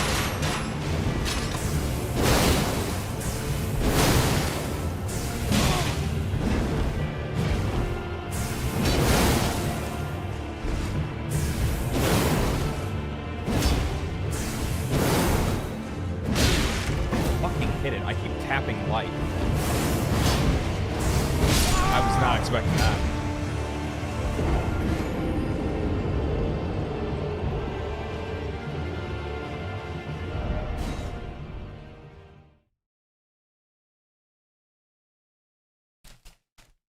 Alright, that's enough snacks. I'm gonna like eat this entire bag of pretzels if I leave it here. I shouldn't have brought it over here. It was a terrible idea.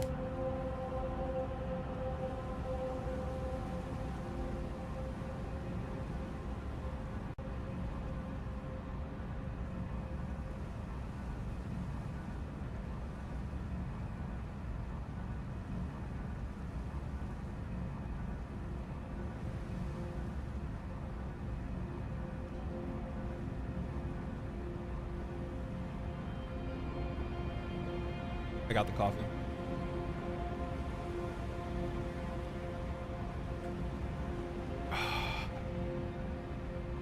There it is. What is up with coffee? Like the minute that the minute it goes down, it's not even like it's just automatic neurons.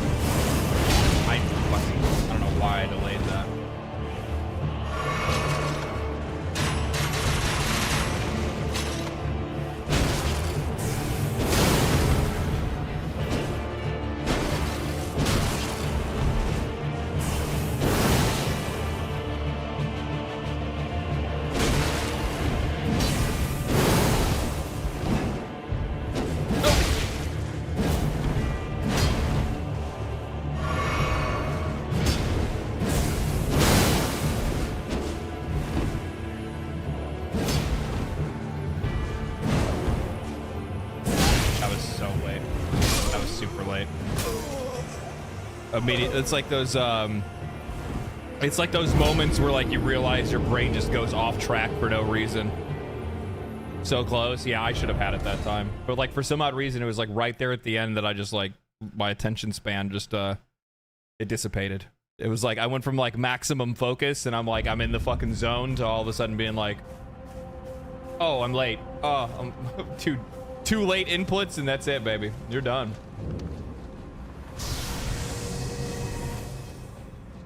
Sip of coffee expired. Fuck, you got a good point.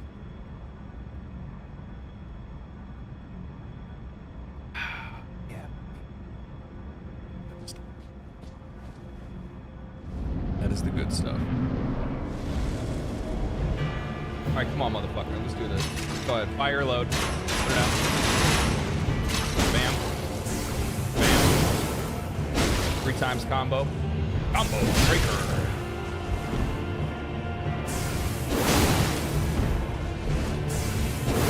Oh my god, he jumped over it. Dead. That was another delayed input. The one thing that I'm noticing is that like I think if I go in here now and I'm a little more conscious of it this time. It's when I go in. Oh no, I gotta clean this.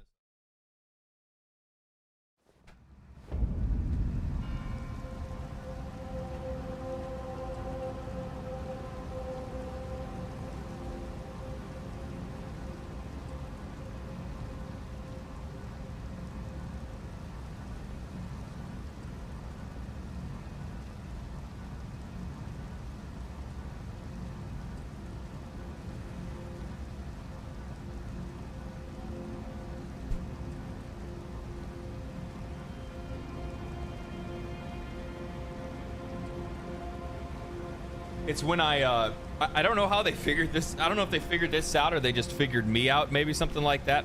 That could probably be what the problem is. But basically, if you roll to roll and you're not paying attention to the roll timing, you will get hit. That's the one thing that I've noticed. Like if I roll to roll where I like panic roll at all, like you're gonna get fucking hit.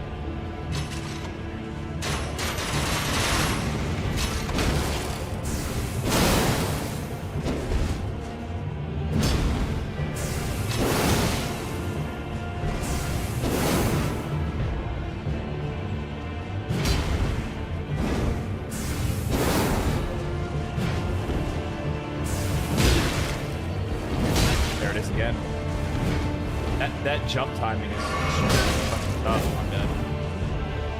It's a real distance.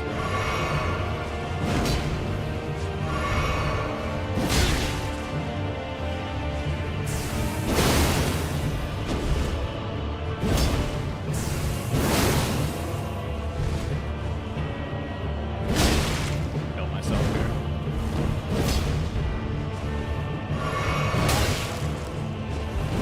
Okay, I'm gonna walk away from this guy.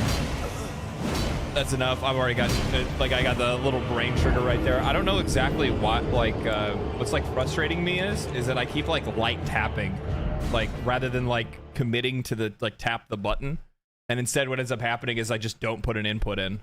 So, like, I go to hit it, but I don't actually hit it. I just, like, lightly tap it. I don't understand exactly why that's gonna, why that keeps happening. Like, it's, like last minute hesitation or something like that. Uno mas. No shame exploring, coming back. Yeah, it's not that. It's just, it's pissing me off because for some odd reason, like, I'm not losing because of, I see what he's doing, but I keep misinputting.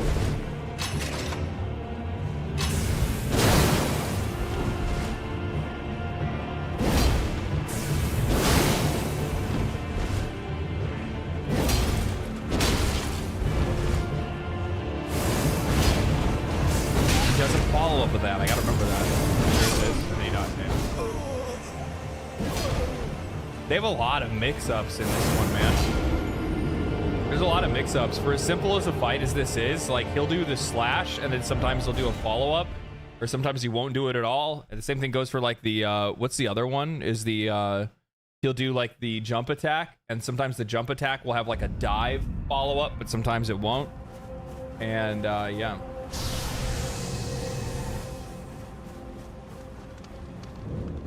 You died? Yes, Bloomy, I did. Indeed, I did.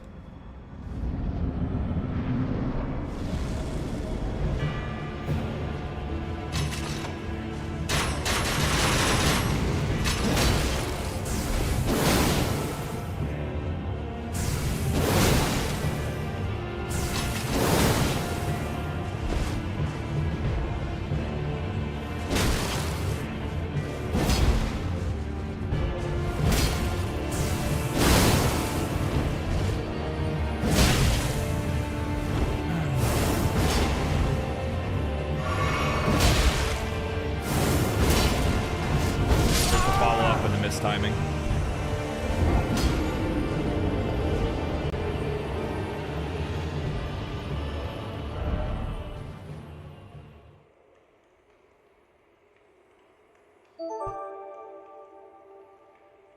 Solidus. Thank you for the prime, man. Appreciate it. Thank you so much.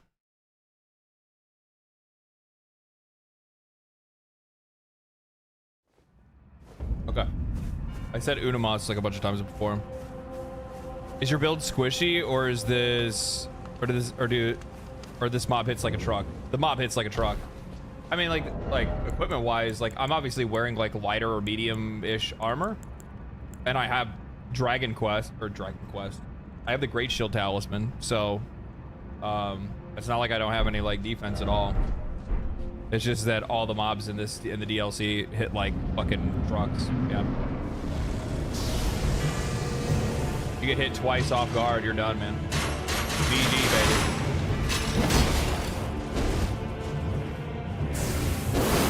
How did you roll that? Fuck, you're a god. Gaming god. This guy's a gamer.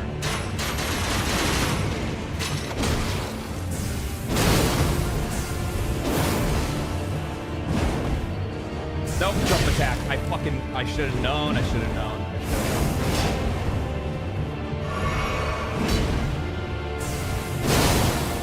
Did he just fake me on a jump attack? Is this being controlled by somebody at FromSoft?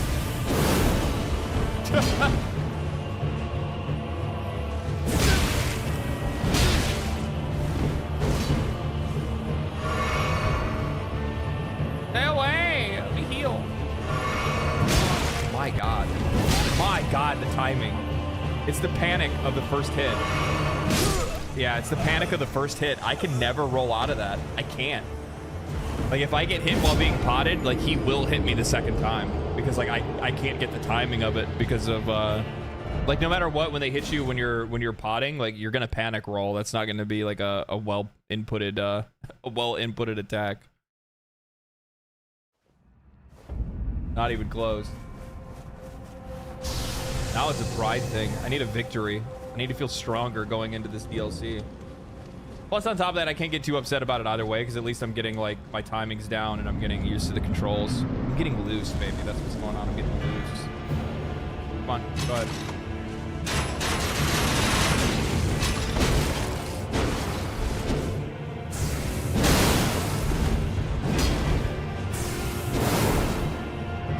No, I fucking did it again. God damn it. I lightly tapped. I don't know why I keep doing that.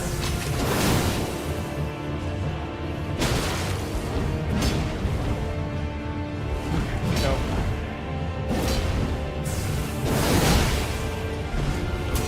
So why didn't it work that time?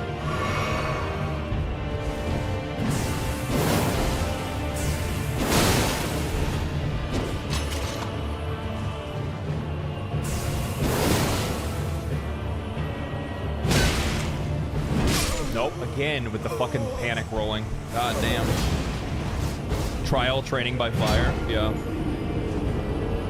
I don't understand. Like, the one thing that, like, threw me off there was that, like, he was midair. I hit him with the attack, but I guess maybe it was too late into the I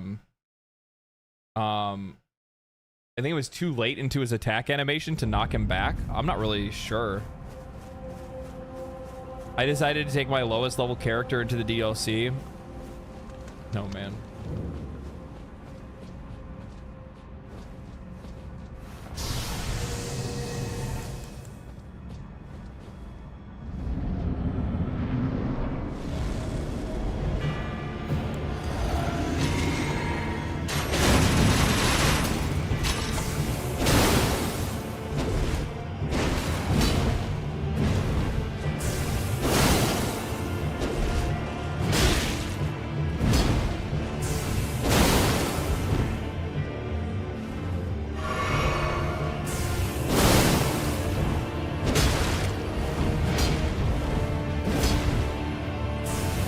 Double jump attack. You fucking savage. Holy shit.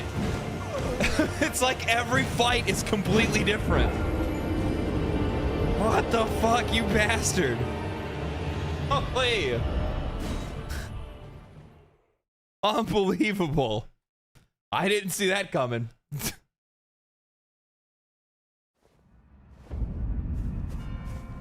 Yeah, this is crazy. And this isn't even a fucking boss. This is just some dude that's just like hanging out.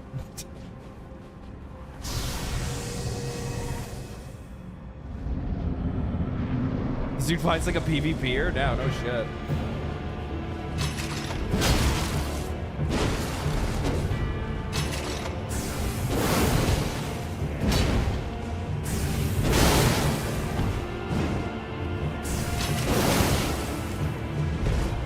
You really want to shoot that crossbow, don't you?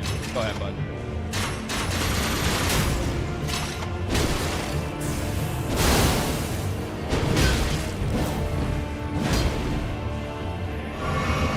Dodge.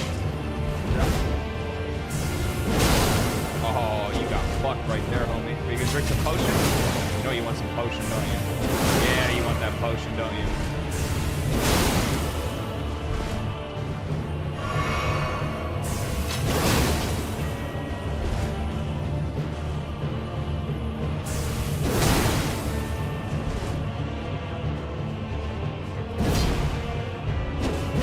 Again, you piece of shit. No! Oh, you fucking asshole! God! The double jump attack throws me for a fucking loop. I just do not see it coming. His armor is also top 5 most poise, really. Devs game too hard, please fix. I don't. It's fucking. It's, you know what the crazy thing is that like if I didn't know anything about that conversation at all, like genuinely didn't know anything about that conversation, like I would just feel like this is just normal Dark Souls. You know what I mean? I feel like this is normal Dark Souls, Elden Ring, typical gameplay. You know what I mean? Kind of what I would have like expected to see.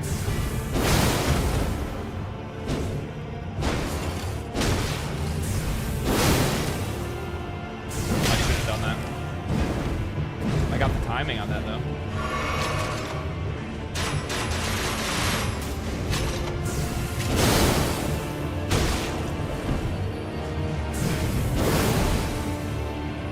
You're gonna jump attack. Oh, okay.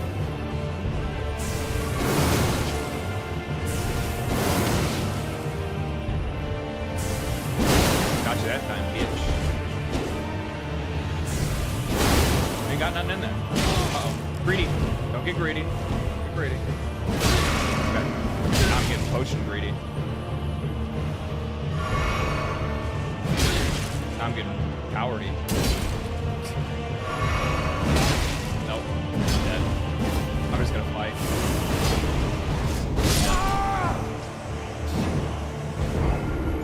It's one of the reasons why I don't, I fucking hate healing in these games. Like, I would almost rather not heal at all and just die and then do it over again because, like, 9 times out of 10, I always die from healing. Because I just can't. R1 combos? The R1 combo sucks with this greatsword. Are you kidding me? There's not enough time, and it doesn't do enough damage. R1 combos, fucking... This whole thing's about the R2. If you're not using the R2, it just doesn't work as well. At least from my opinion. I thought the R1 was based off of strength.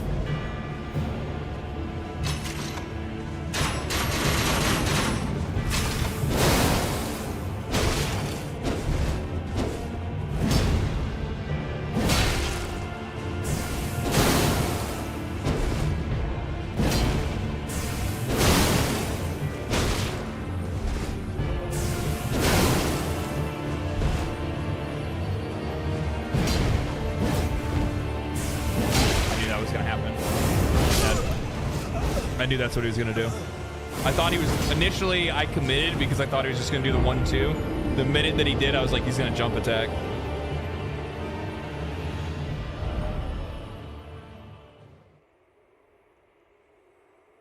The entire weapon is intelligence scaling once you hit L2, if I recall. Yeah, but the problem is like the R1. Oh, two-handed. You're saying the two-handed. Yeah, I keep more using it one-handed.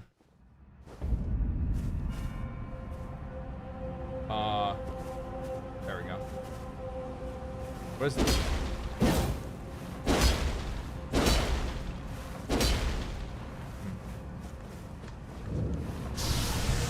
Good point. Good point on the two-handed.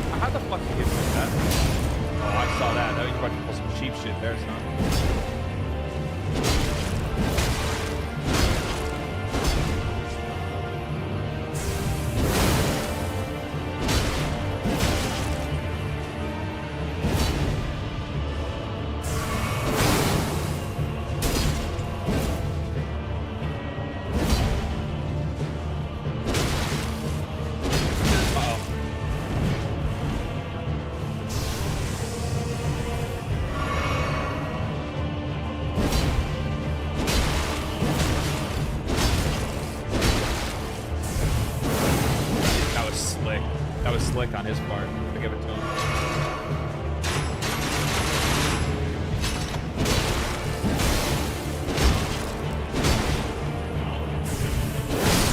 Get the fuck out of here. All right, Azura. All right, Azura.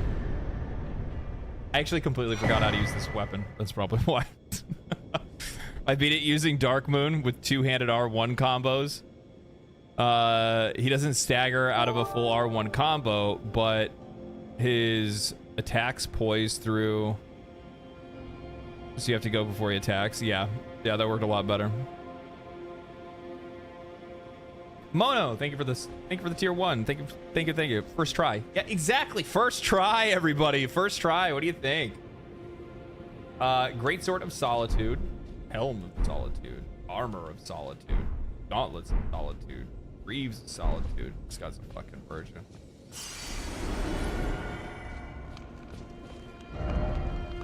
Well done. Oh, well done. All right. Okay. You know, we're feeling pretty good now. I got a little boost of confidence from that. Yeah, you know what I mean?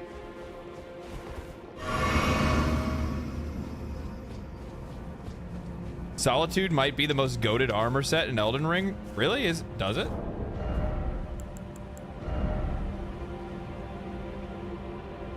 The Lonely Boy armor set?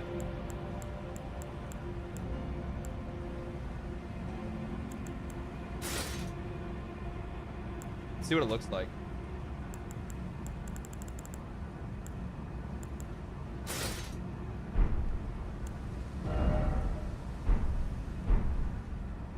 That is pretty sick looking.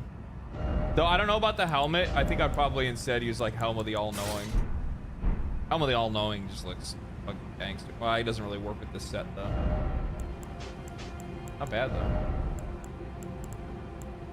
I always thought this one looked sick as fuck too.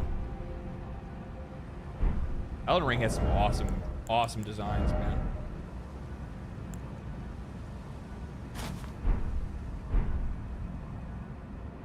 Actually, I didn't even notice I even had that one.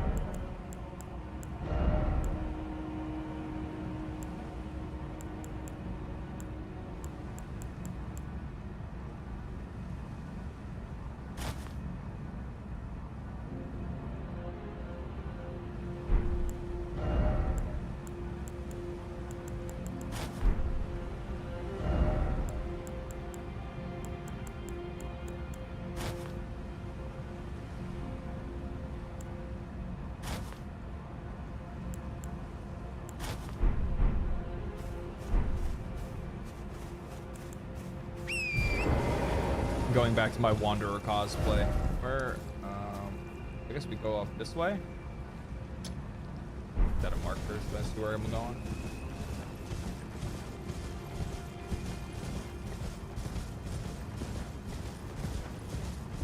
I don't fucking trust that thing. I don't trust it. No way, no how. No way, no how. Big ass gate. Surely it's friendly. Yeah, I'm sure it's just a friendly NPC. Hey guys, that's your new blacksmith, actually. Yeah. Okay. Well, hello, sir.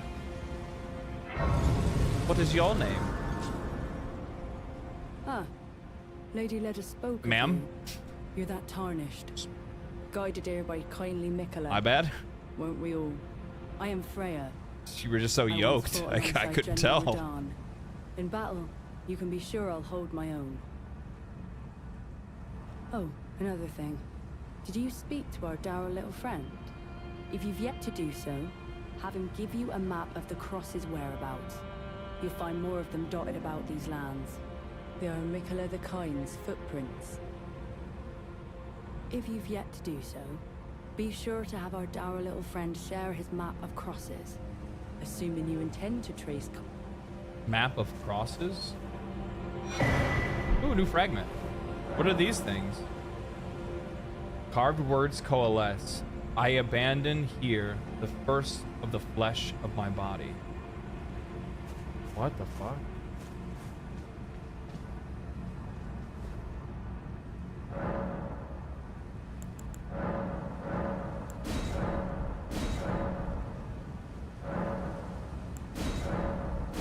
Didn't I just pick up another one? Oh, I'm at level 2, right? Or no?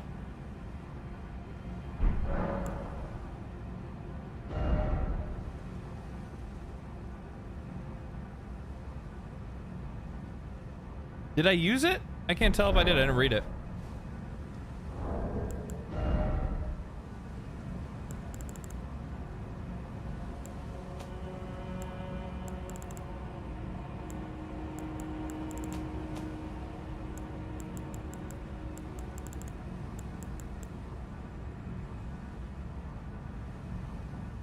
The number of brackets is your current level, but the number of fragments needed increases for each level. Oh, okay. Okay.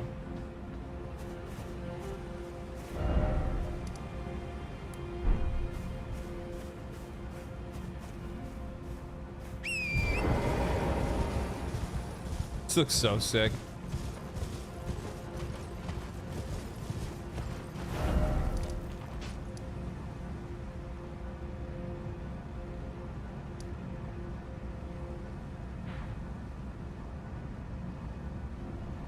Did I miss it? Can I get up here?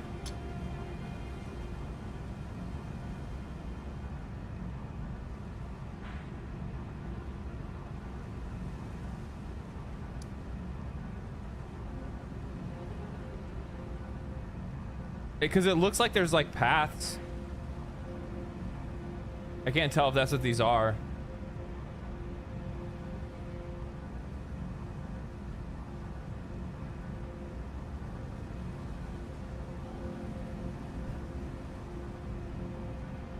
No, it wasn't rhetorical. I'll go look just to make sure they didn't skip something. Plus 20 is maxed.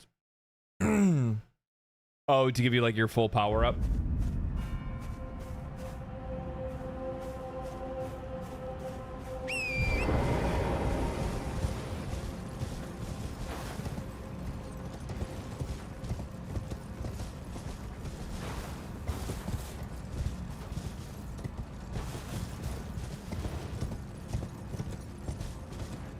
Oh, I need to mix my Wanderer's music. Take a look to see what it actually has on it.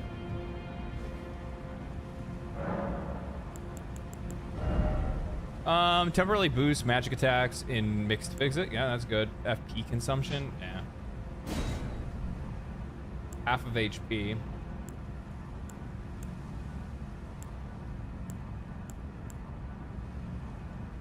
boost strength.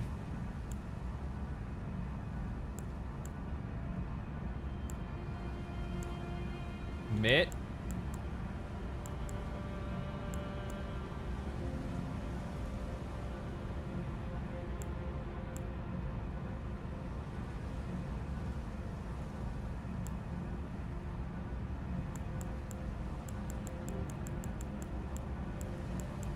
I don't. Somebody said there was another bubble tier, but I guess it's one that I don't have.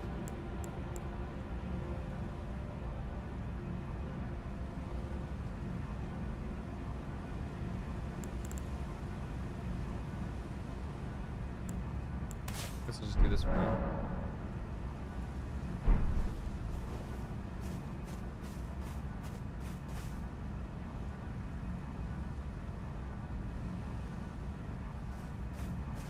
Yeah, full health heals are nice, but I like having them buff, personally. If I ever feel like I need to switch it to something else, I will, but I really...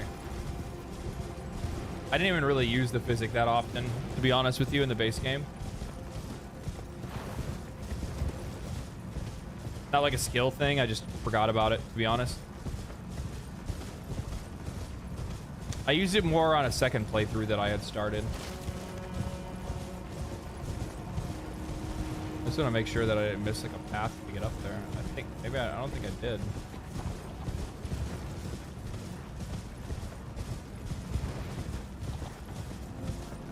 This place is so fucking cool looking. No. No. I was going the right way.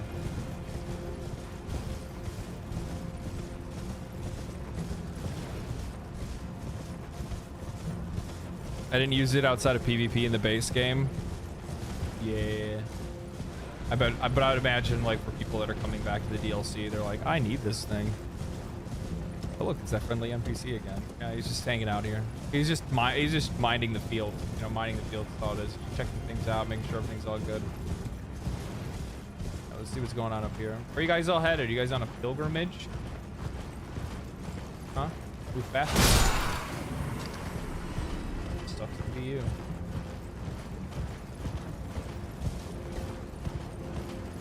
Okay.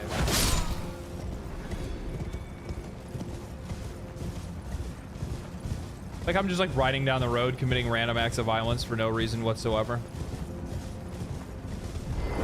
That is the true way.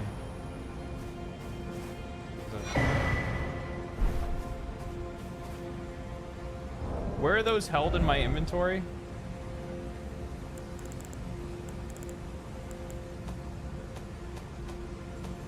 Like the same place as like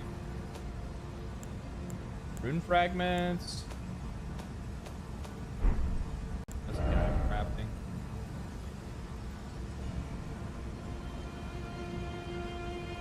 Oh, so I only have one right now. Yeah. I wonder if I have enough runes to rip that I can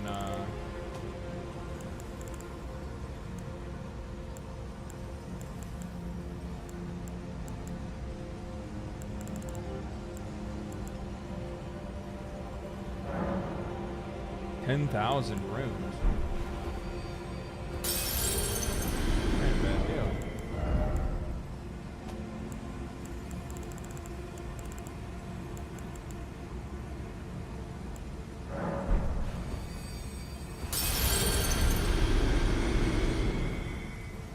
Wait, do I need to level up?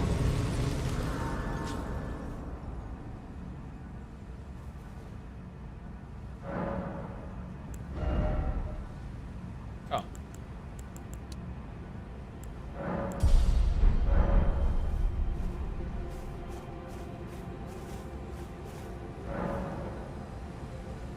Okay, we already seen that. Who are you? You must be the Tarnished. I am. I am Ansbach. Formerly in service to Lord Moog, but now, like you, another soul guided by kindly Mikola. I'm hardly the steady hand I once was. My fighting days are far behind me, which is why I have chosen to dedicate myself to investigation, to discern tender Mikola's ultimate purpose. I'd rather not volunteer service to a new master unless I know that I can be of use.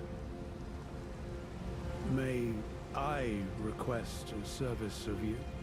Sure. 6 crosses, identical to this one, have been discovered in these lands. They are akin to Tender Mikkela's footprints, or gravestones, which mark what he's left behind. If you discover any more crosses, be certain to tell me. I presume you, too, are keen to know just what kind Mikkela is doing here. If you discover any, be certain to I presume you just what kind... Hello there. Together, we work together for Mikkela the Kind. Yeah. Many things we have found. Yeah.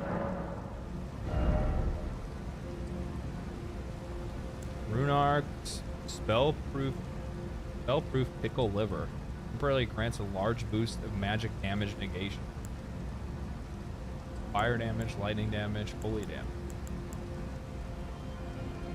Really grants large boost of stamina recovery. Interesting. Goodbye. Okay.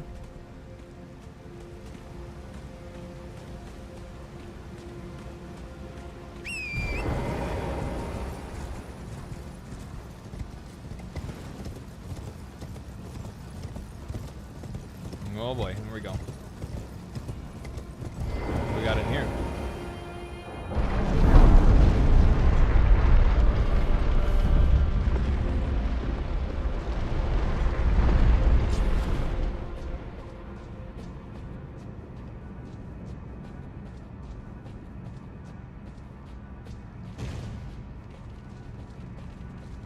God, you are made of nightmare.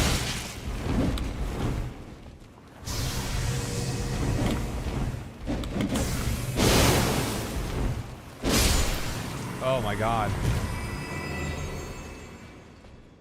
Why would you think of making a monster like that? Who's like, you know what? What do people not like? People don't like spiders. People don't like scorpions. What if we made a spider? What if we made a scorpion? What do you guys think about making a scorpion? And then little baby scorpions.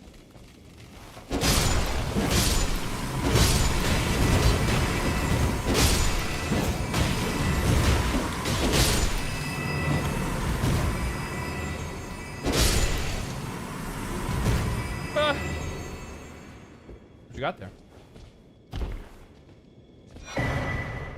Revered Spirit Ash. Oh, is that like the new Spirit Ash upgrade stuff? Or me Mimic tier?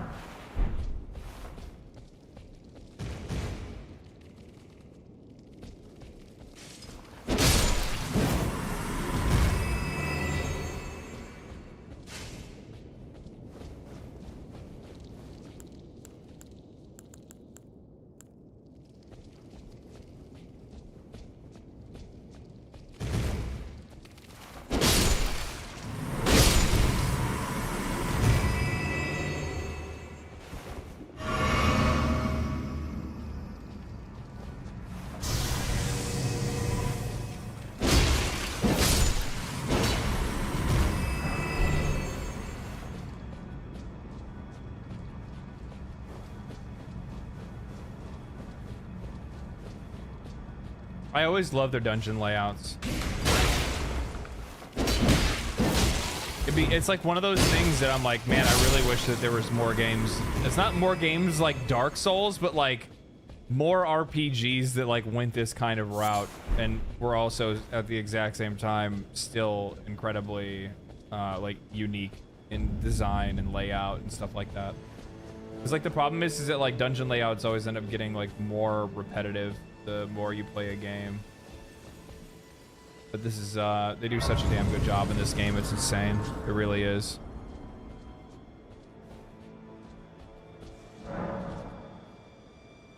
I decided easiest way was to use it with stats HP as like an extra pot. Yeah, same. I like the RPG. Yeah, like the RPG part of this game is like fucking holy shit. Ow, that hurt a lot, sir. That hurt way more than I was prepared for. Nope. Nope. Blade attacks, huh?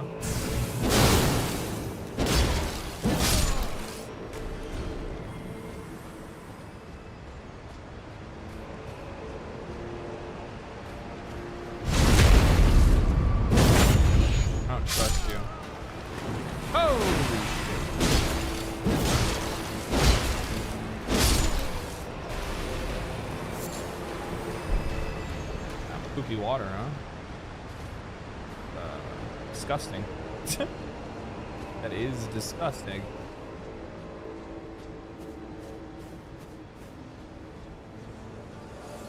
What was that? What the fuck was that? Oh, was it a spellcaster up top or something?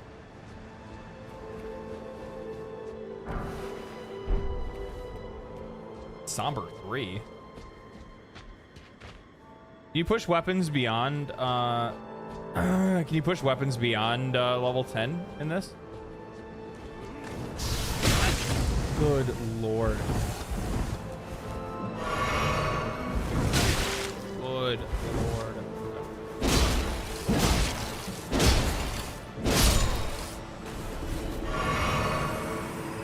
What you want? Yeah, it's them. It has a range on it. Holy shit, I was right up on the range of that. Struggling.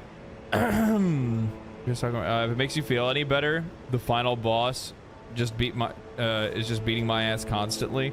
Yeah, I kind of figured that'd be kind of, you know, the case in this game. But I've seen people like, there's like one of the was it Kai Cenat was on the like final boss for like 80 hours, 60 hours or something like that.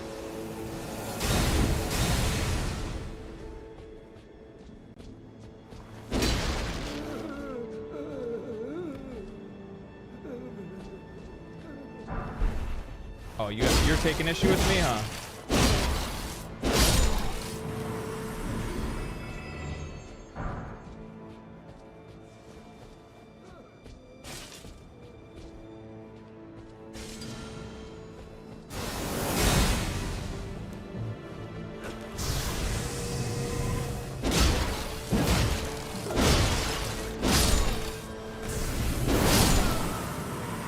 Well, come on, get you some.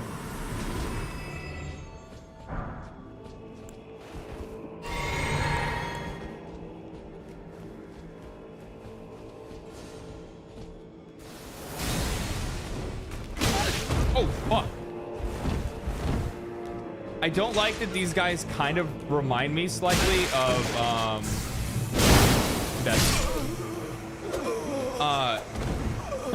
the shadows remind me of spirits.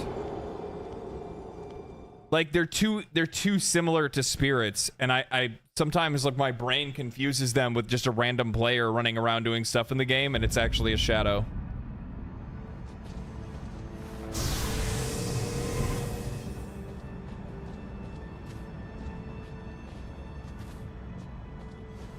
I don't know if anybody else has had that, but I have multiple times now.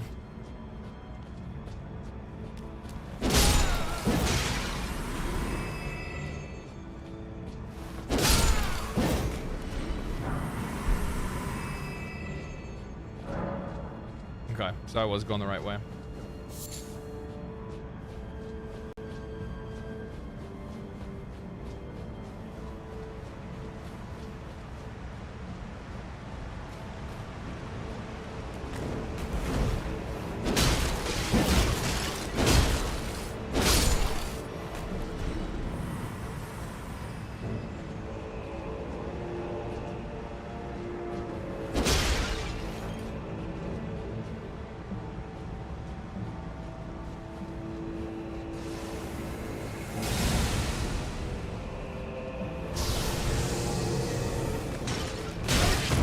Actually got me with that. Good on you.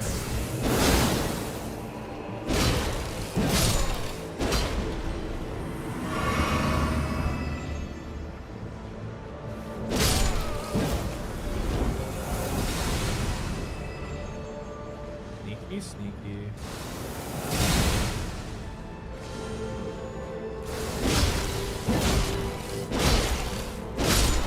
Got him. Easy. Another one down. Easy. Now we know what to expect this next time. You're gonna jump me right through this door. Oh, no, they're behind me. That's what it is. I'm gonna kill you. Just get you out of the way. We don't get jumped by this guy. And you at the same time.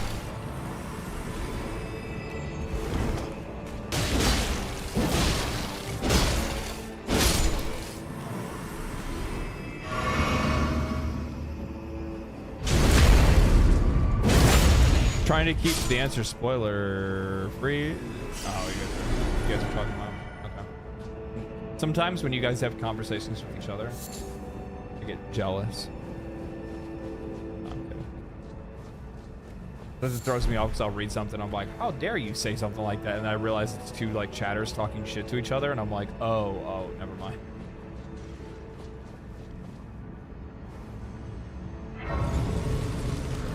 Never mind.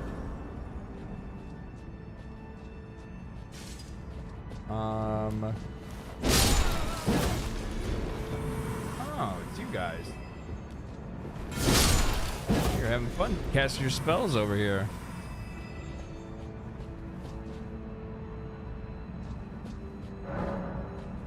Another locked door. A whole lot of locked doors here. I probably should went looking the other way.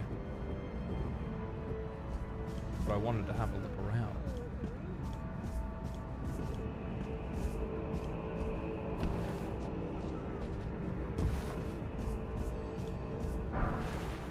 Somber. Nomber. Is that all that was over here, really?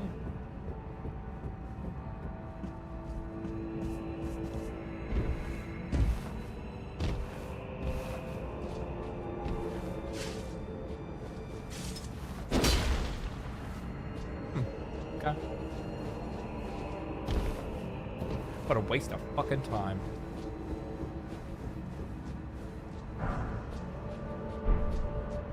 Horn tendril. What are your favorite bosses in the base game? We're done. No. Ooh, you don't get staggered. Oh, I can't see. Oh, I'm fighting the walls. My favorite part of playing Elden Ring is fighting in corridors.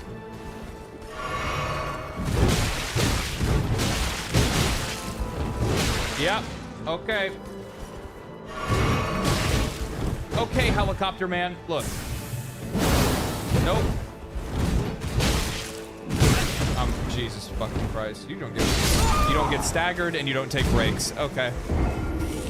Oh God. Camera soul strikes again. Yeah, that like fucked me up at the beginning, and then I couldn't figure out the timing. Death by stairs. Yeah. It's always weird that like even though my camera was locked on him, my camera still didn't like go that direction. Shh. Chat, be silent. We're playing Metal Gear right now.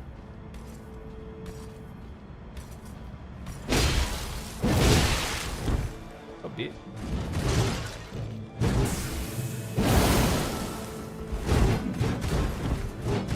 There it is right there. Money shot, baby. Fuck out of here. Piece of shit. Cheap ass motherfucker. You guys ever feel like Elden Ring and Dark Souls games just have some enemies that are just like cheap? You know what I mean? Like just cheap for cheap's sake. Just you piece like this motherfucker. Like that was cheap. That was cheap, Miyazaki. Like that was some bullshit. Like what? 2 in a row? Like Elden Ring is a game of cheap shots. It really is. Yeah, you thought I wasn't gonna figure it out the third time, huh? You thought I wasn't gonna figure it out the third time, huh? You motherfucker. Oh, you still try to get me like that. Ow. Oh. Line up. There we go.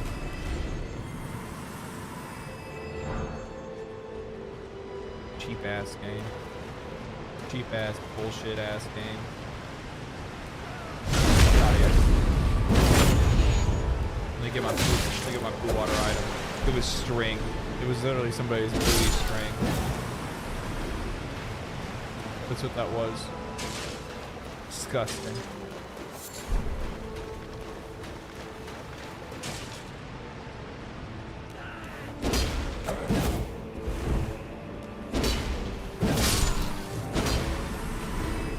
Where is The teleporting mages. Oh god. Oh. Storeroom key. Where was the storeroom?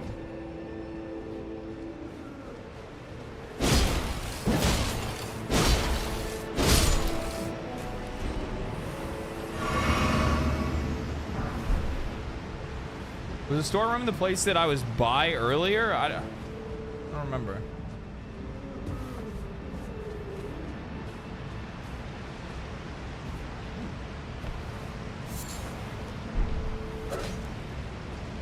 I tell you what, Elden Ring scratches that like exploring platformer itch like so well.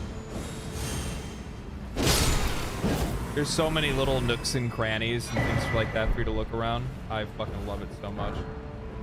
Well, depths key. That's 2 keys I just got.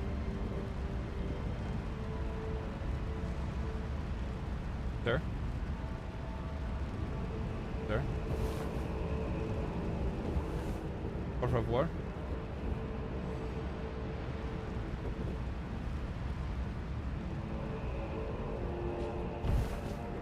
Oh, was there anything off in this direction that I... Oh, there's like a whole other fuck... Oh my god. Bird is friendly for sure. Yeah, he's just chilling. Don't mind that he's like frothing from the mouth with magical happiness. That's what it is. It's magical happiness. He's a very magically happy kind of guy. You know what I mean?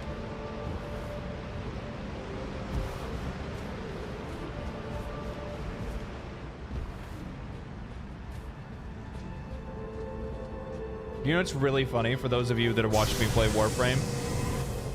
Notice that like how I play Warframe and how I play this are very similar. Like how I like look around. I'm looking at like every like little corner and shit. What are you? Oh, you fucking! I thought we were friends, dog. I thought we were friends, and now you're gonna pull out this kind of bullshit. You're really gonna do that? Here I was in favor of shutting down a few of those you know, wind farms because I was trying to, you know, I was on the side of the avians, you know what I mean? Not anymore, dog. Not anymore. I hope more of my tax dollars go to it. Piece of shit. Anyway, what I would do is please don't. Oh, whatever.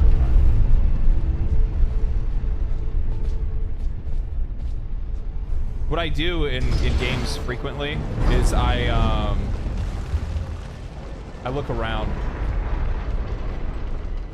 I look around, and even like, and it's just how I play. I really like interacting with worlds.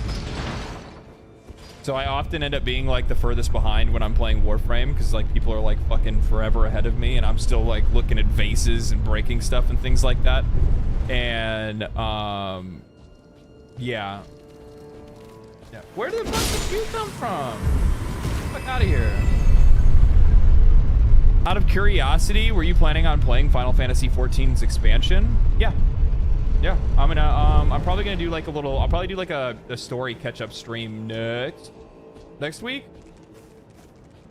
Finish out Endwalker. I'm not like horribly behind or anything like that. I think I'm like 2 major patches away. The last boss that I fought was, the last trial boss I fought was Rubicante.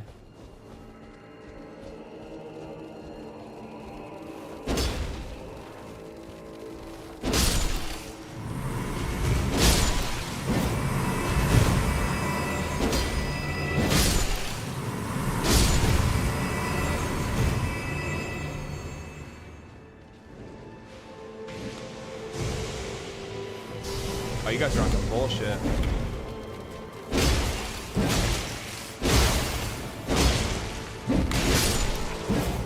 You guys are playing teams. I thought we said no teams. I thought we said no teams. know.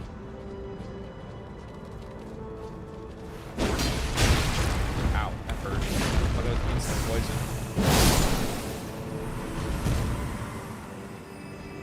Almost. The bone bow. What you know about the bone bow?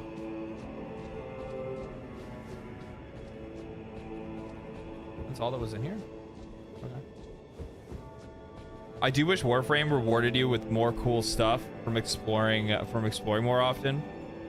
Yeah, I mean, like, I end up finding I don't what's your favorite weapon in Elden Ring? I mean, it should be kind of obvious, my friend.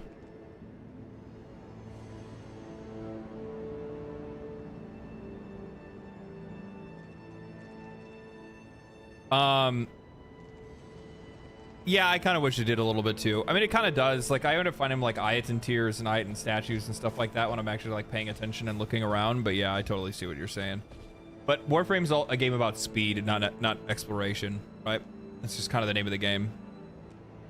Sorry, even been asked this a few times. What's your favorite weapon in Elden Ring? Yeah, so it's the Darkmoon Greatsword, hands down, bar none. I'm a huge fan of like frost magic. Like frost magic is like my favorite kind of magic in fantasy.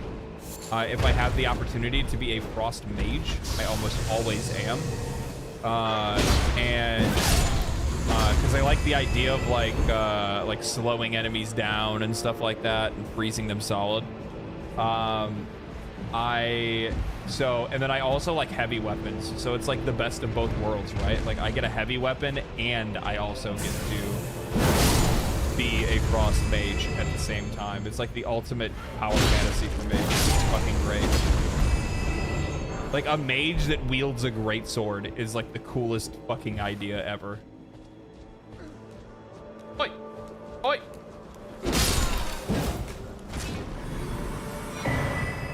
Gold horn tendril.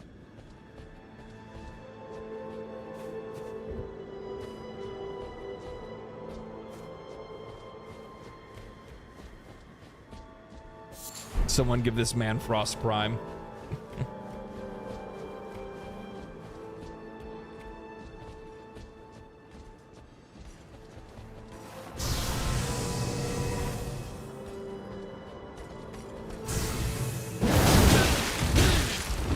Holy shit. Holy shit, that dude was savage. I was not expecting that. Oh, I was not expecting that. Omen Soldier? I did. I just got fucking handled. Holy shit, I got took out with the trash. Oh, fuck. Now it's this guy again. I don't want to fight him. Personally.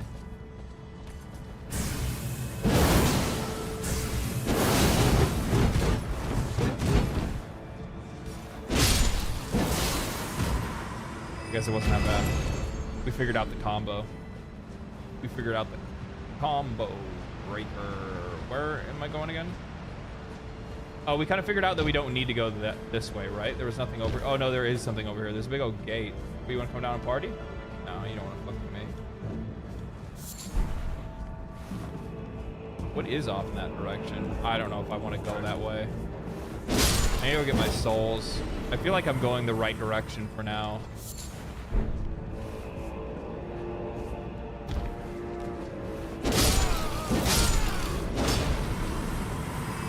Fool me once, shame on me. Fool me twice, shame on me. Okay, that's actually some bitch-made behavior, bro. You can't let me have a 1v1. You gotta come up and stab me in the back. Unreal. Unreal. Zero class. Zero class. You're not even worth my time. My favorite weapon class, my favorite weapon is actually the class that was added to the DLC. I'll keep quiet until you find it.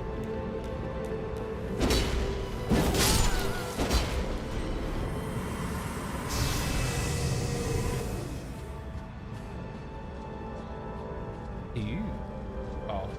Oh, you're already bowed up. You're already like ready to ride, huh? I'm cool with that. I'm cool with that. Let's make it happen.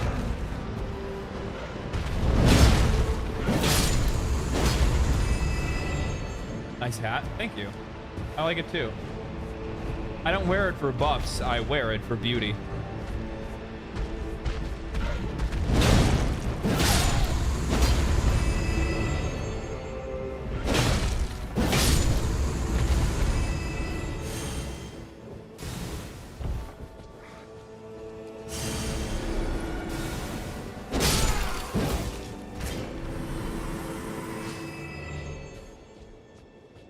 Let's buff up real quick.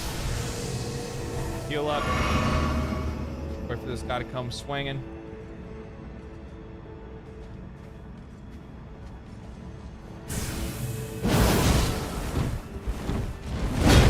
Holy shit, you hit like a truck. Oh, you interrupt my attack? Wow, you piece of shit. Nope, I'm dead. I can't, I'm blocked. I can't move. I'm stuck. Thank you, Dark Souls. Thank you, Elden Ring camera.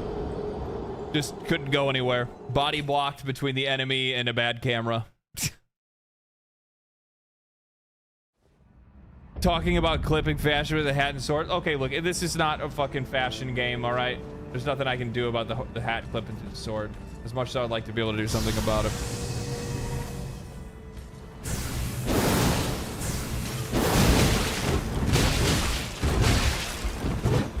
Can't figure out the timing.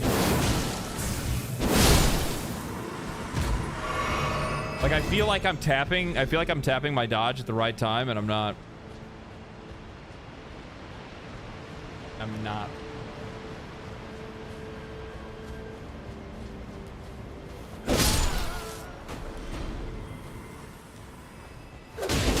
Okay, that's cool. He was attacking me before I was even there. He knew.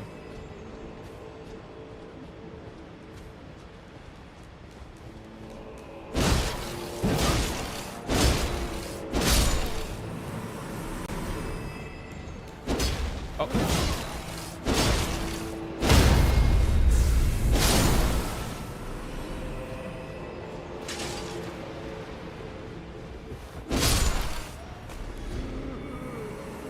Fashion Souls and Fashion Frame are the true endgame.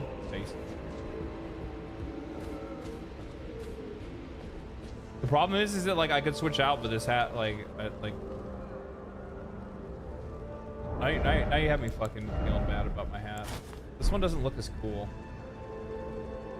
It clips as well. Everything clips in this game. Or you just be a fucking bonehead.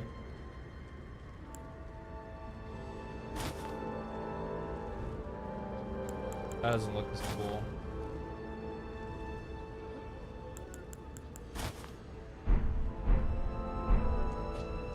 Hell yeah.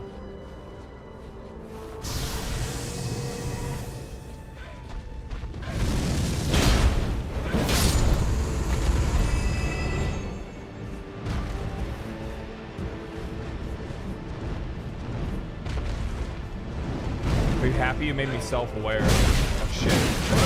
No, I looked away. I was just kidding. We can be friends. I like birds. I really do. I'm a huge fan. Just kidding. That's lying. I hate birds. I hate you. Especially you. Fucking shit.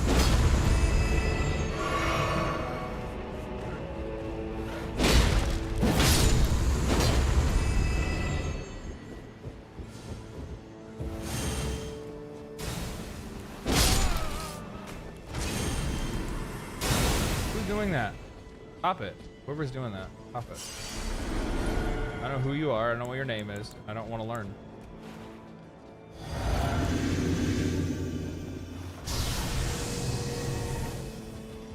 No, I didn't mean to do that. I fucked up big time.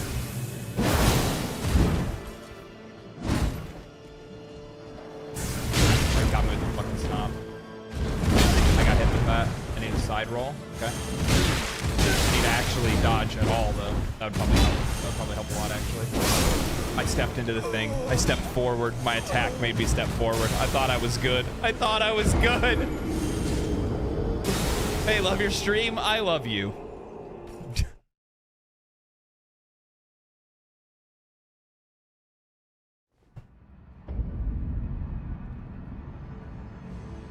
That bird.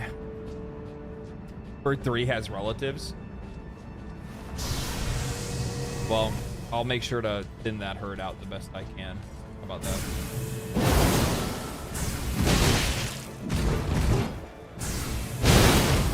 Ow, that really hurt. No, nope. Camera. And I don't even know where that attack even went. Dead.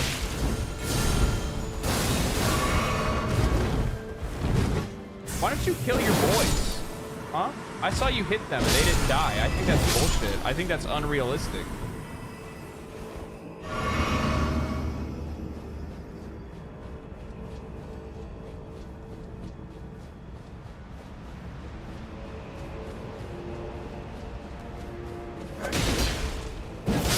I'm getting sloppy.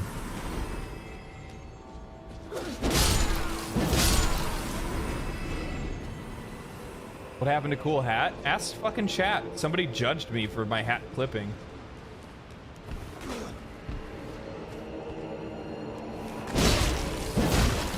So I became self-aware of the clipping and then I couldn't unsee it and I kept looking at it and it drove me crazy. So I grew horns.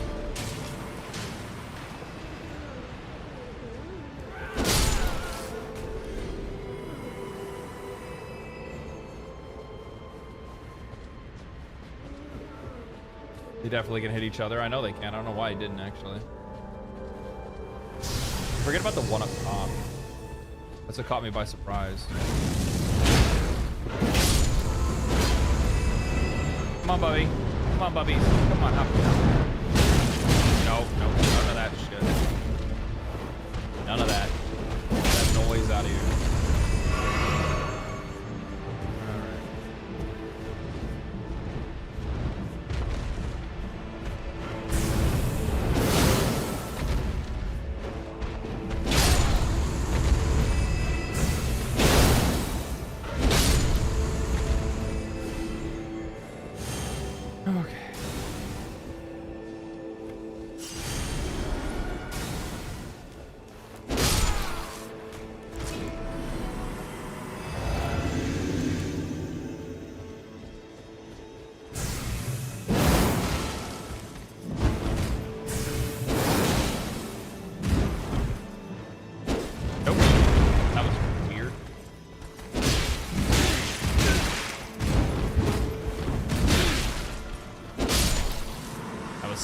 But we'll take it. Win's a win, okay? Win's a win.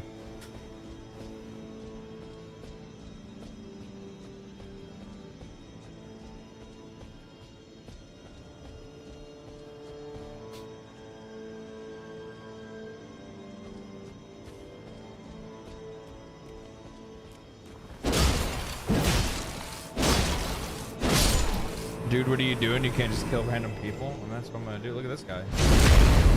Put him out of misery.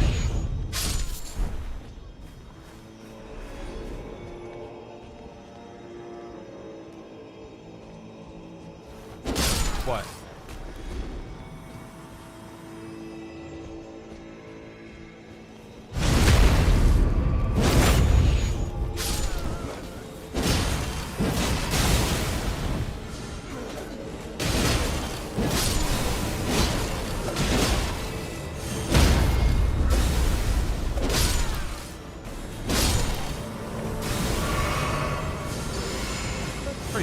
You got going on there.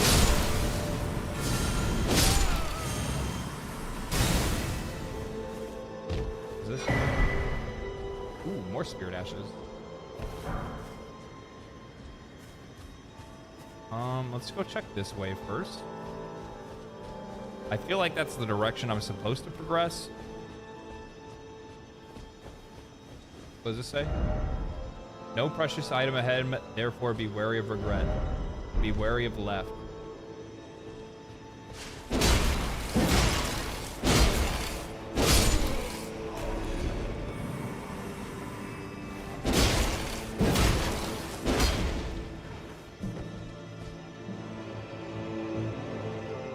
So what's down here then?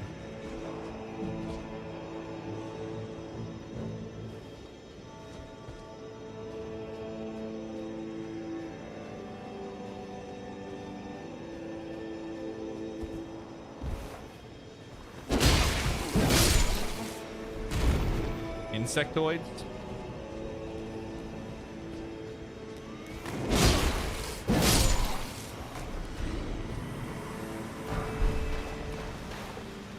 Boo-boo water. Uh-oh. That isn't frightening.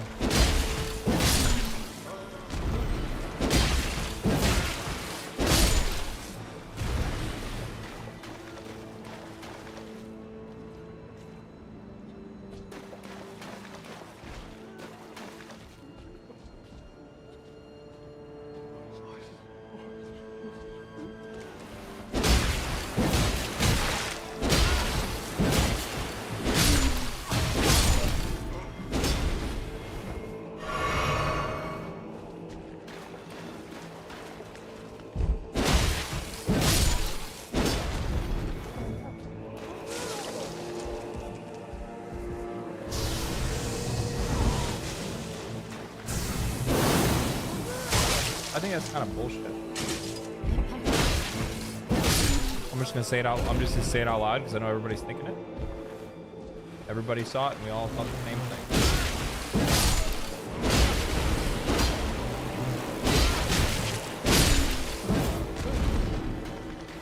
They said no precious item.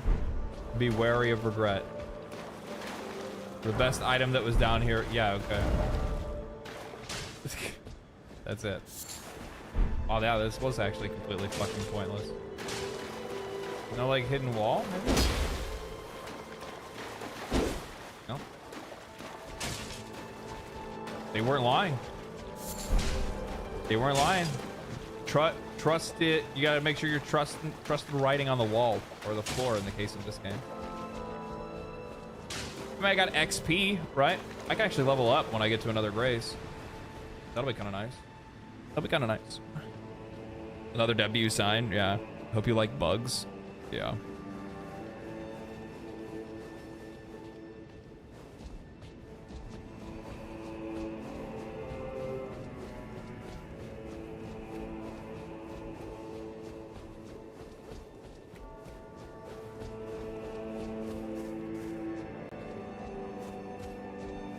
Should be a grace up here, I would think. It's been a while since we've seen one. Stairs leading up, stairs leading down. These are probably shattered, yeah? Nope.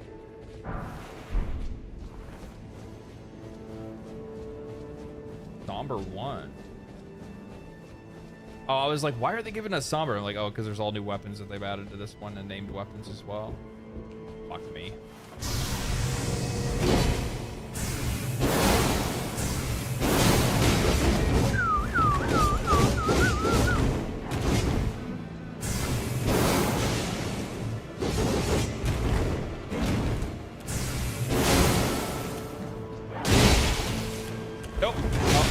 Off. I can't see.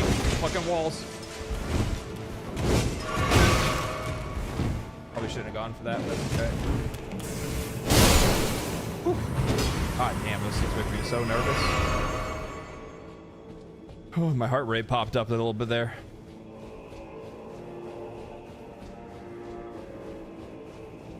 I don't think this is gonna happen for me tonight. Final boss, too strong. Need to approach my or need a different approach to your strategy or something like that.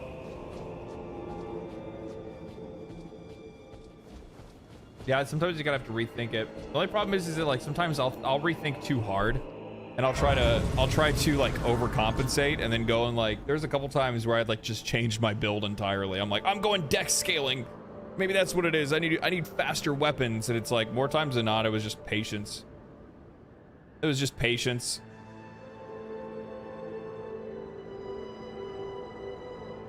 The one thing that I always try to remember when it comes to these games is that I will never beat a boss if I'm mad or in a panic. I don't ever remember beating a boss in a panic. Anytime I ever beat bosses, I was like fucking just zoned in. And that was pretty much about it. Just in the fucking zone. Oh, this is gonna be a boss fight. I'll open the doors, but I'm not gonna go in. Yeah, this is a boss fight. We're just gonna step back for a second. We're gonna level up and heal up. Get our pots back.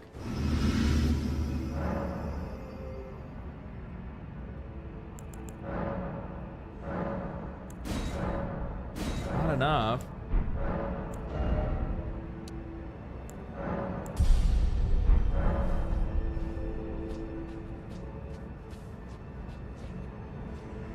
Oh, there's people. Oh, yeah, it's a boss fight. Bring out the mimic tier.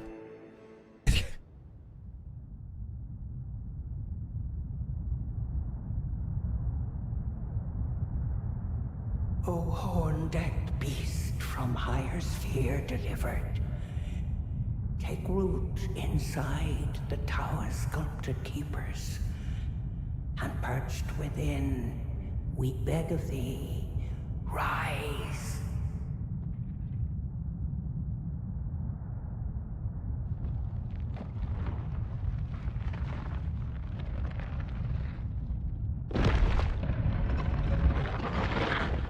Dance and kavod, cleanse gold and wind, cruelty, woe, and those who plague the tower.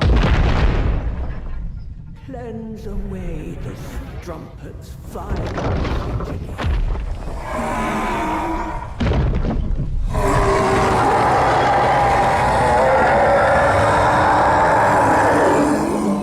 Oh, that's not good.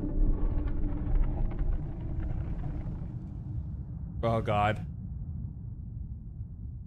Well, isn't that unsettling?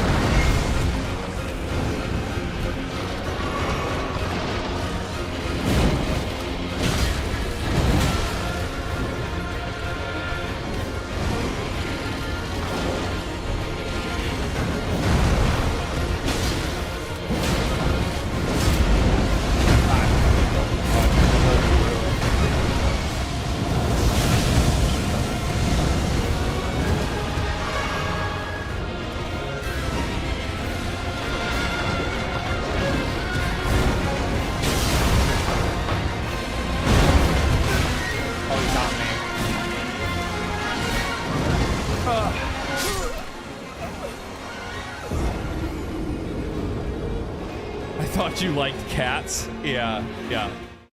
Speaking of, I like how mine immediately knew what was going on. He's here for his dinner.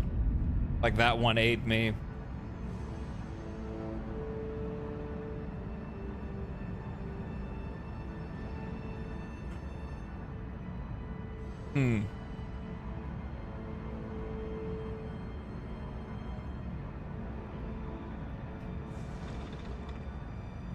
I don't think that was a bad first attempt, though. I think that was a pretty solid first attempt. What do you guys think? He came to check on you. He came to check on his general. No, he's here for food. Aren't you? Aren't you hungry? You're hungry, aren't you? Yes. Lasted a whole lot longer than my first attempt. Well, there you go. Better than my first attempt. See, that's all I care about is whether I'm better than you or not. First attempt is always the best in 20. Ain't that the truth? Ready for some food? Ready for some food?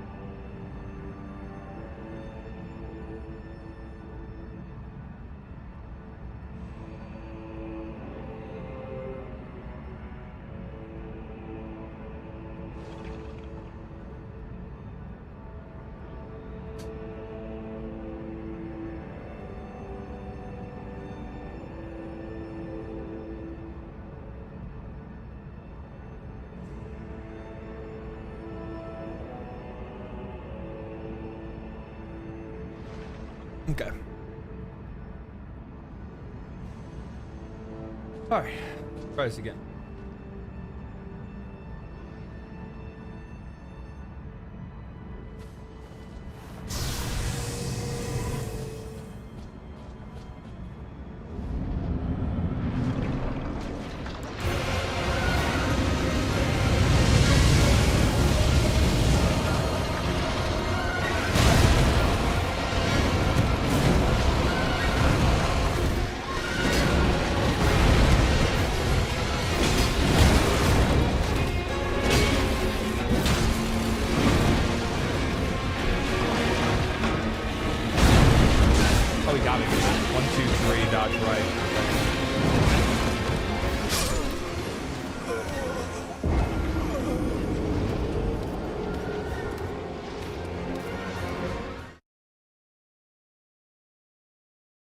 Son of a bitch.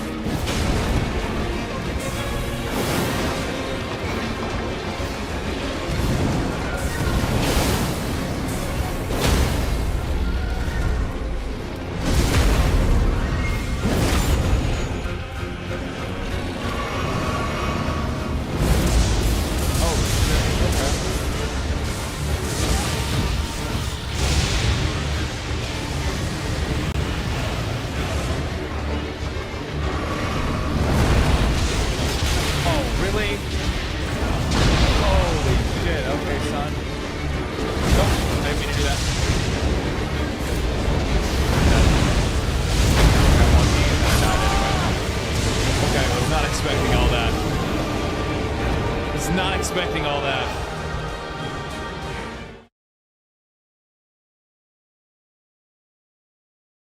I beat him on my first attempt, but I have no idea how I did. Yeah. Too much things on the screen. Yeah, I was not expecting he was going to be all that great, all that loud. I didn't think he was going to have that much shit going on. Crazy. Oh, I didn't see that.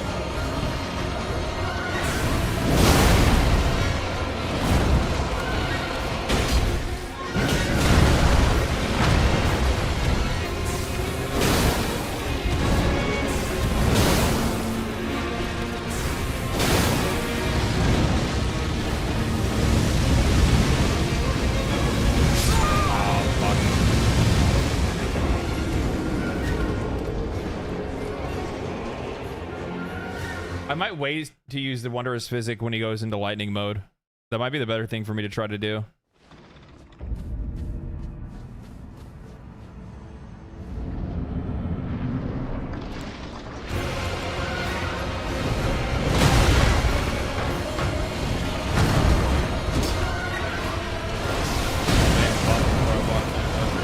I did not mean to do that. I'm dead. Wrong button.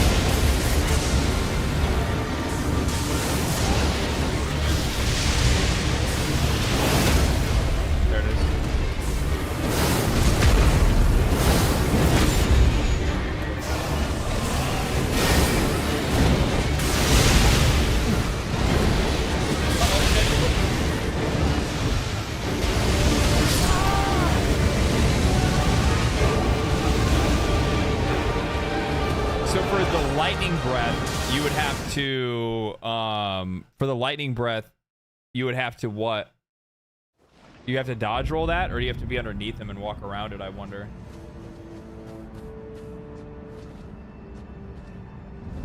I did it again.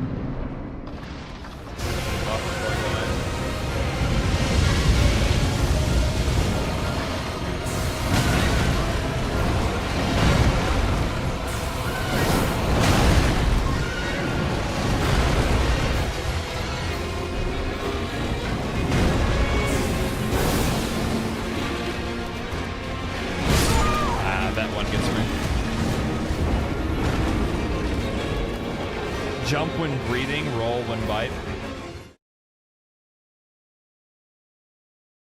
Oh, so I can jump over the breath? The lightning? I didn't think about that. I figured it'd be too short. Because it looked like there was still enough.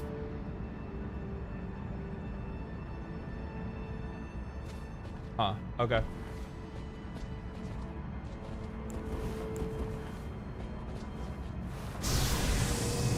A lot of bosses encourage jumping. Okay.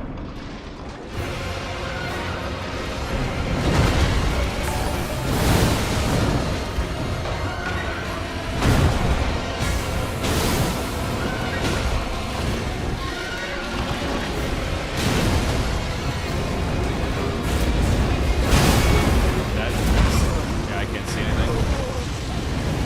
Literally just got thrown into the blender there. How goes the struggle? Oh, you know, it's struggling. It's struggling. That's for sure.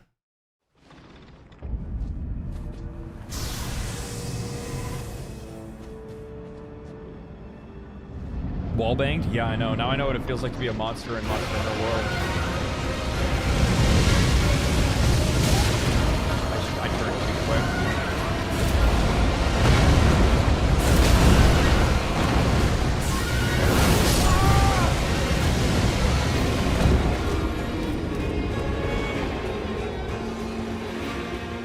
I think the hard thing, it's hard to tell because of his like outward design, like when his attacks are stopping and starting. I have to pay a little bit more attention to that. Because like I thought he was done attacking there and he wasn't. He was still rolling around.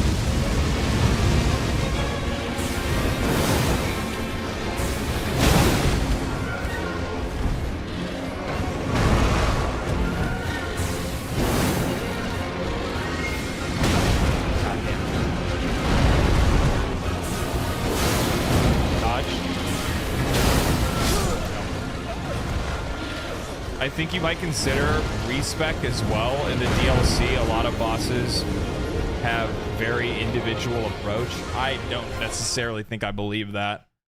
I don't think I believe that. There's no way that they would, like, that would be super, that'd be like the most unintuitive way to design a video game, is to make it where, you know, certain builds really are the only ones that work best against enemies. Nobody wants to do that shit.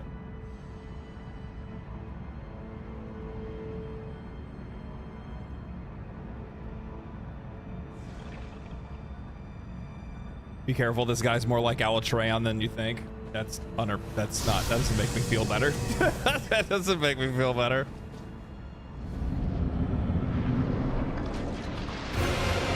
I don't think there's any reason for me to respec. I think I have a fine build. A little early there. That's the one that throws me off, the like roll, the mid-air roll that he does.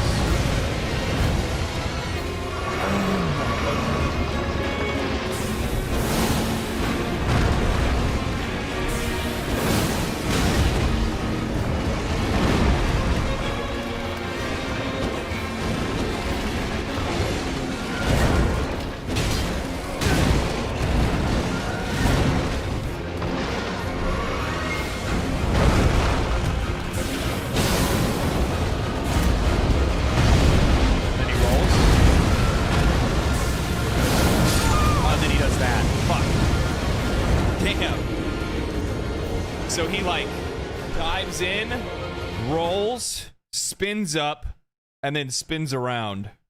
That's 1, 2, 3, and then like 3 more attacks on top of that. Asmin and critical respect when they hit walls. I mean, everybody does it differently.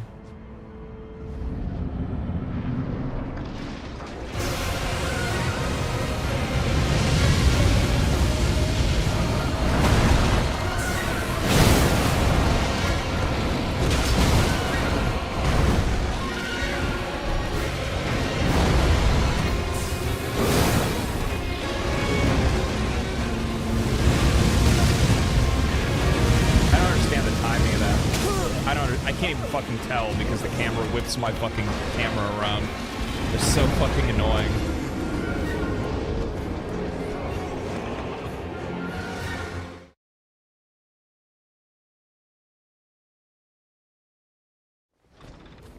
I just don't see the point in you like because you only get the benefits of greater runes when you use a rune arc, right?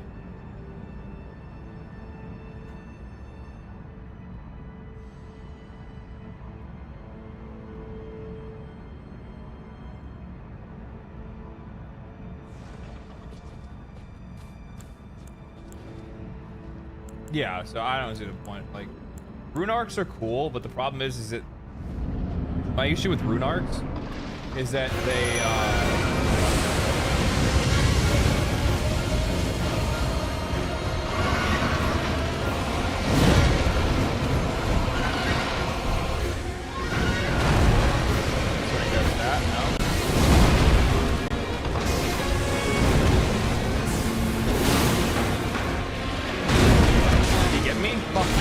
I dove into it.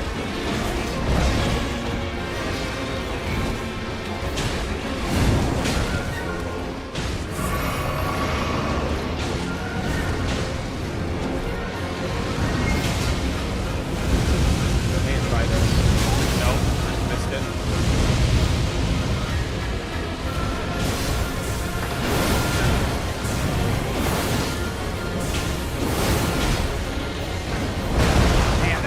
Camera angle is fucking boss work on the camera.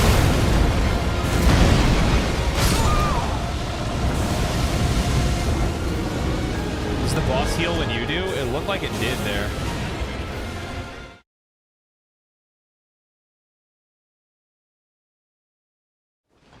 Did you cash in revered Spirit Ash? Oh yeah, I forgot all about that actually.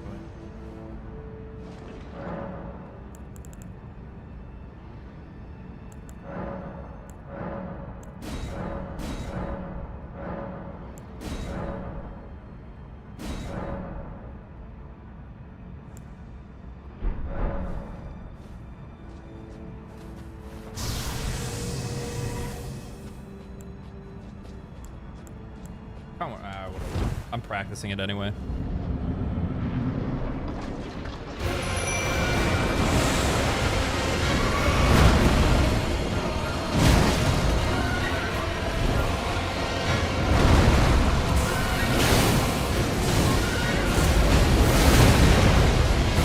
Spin fuck.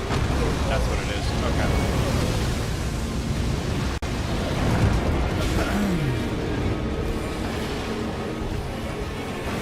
Fire works well with this boss. The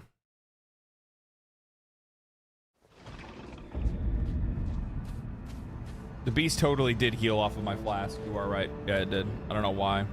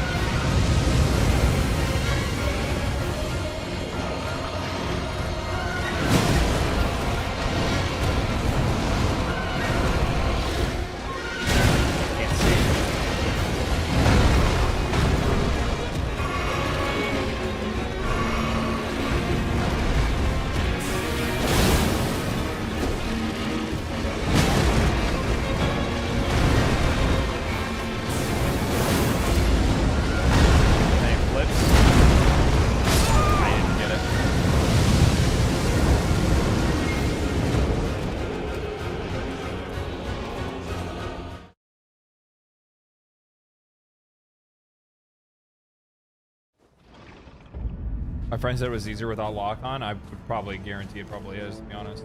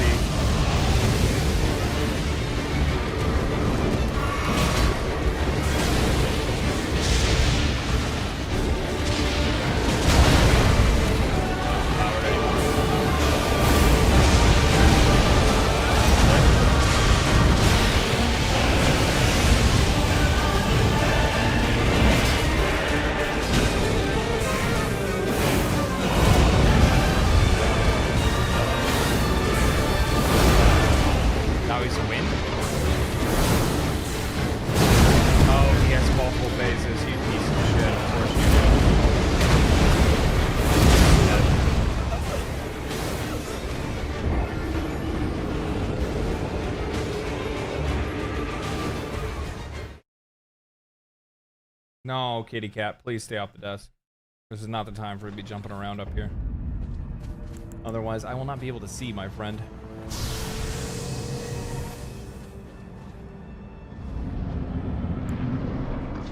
Here. I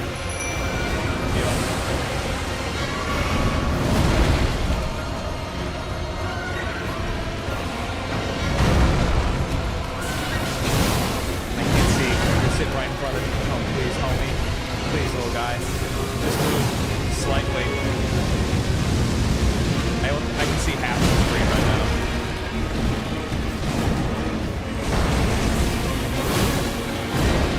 There we go.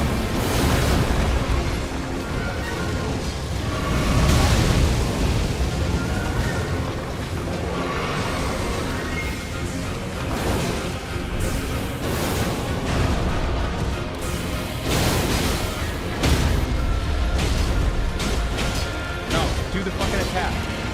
God damn it.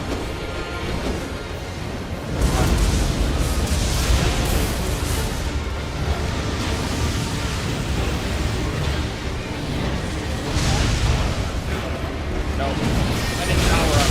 Now the cat's in front of the screen again. Fighting two bosses at once. I can't see.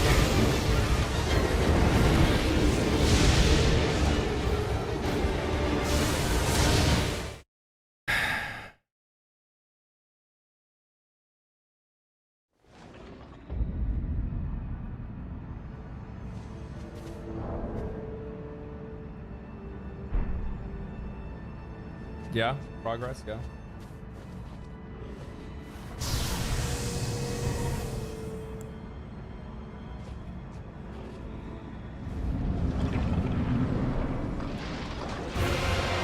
Use the item? Use the item? What the fuck is that? Oh, we hit the keyboard.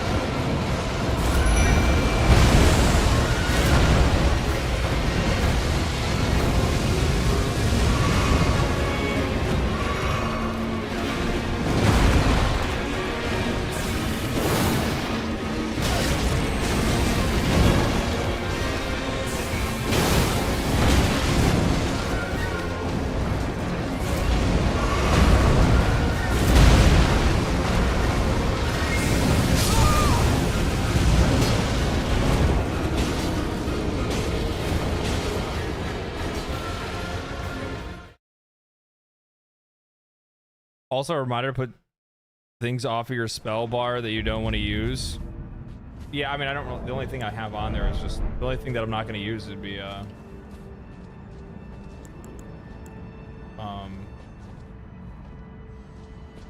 torrent. Taking torrent off doesn't really make that big of a difference.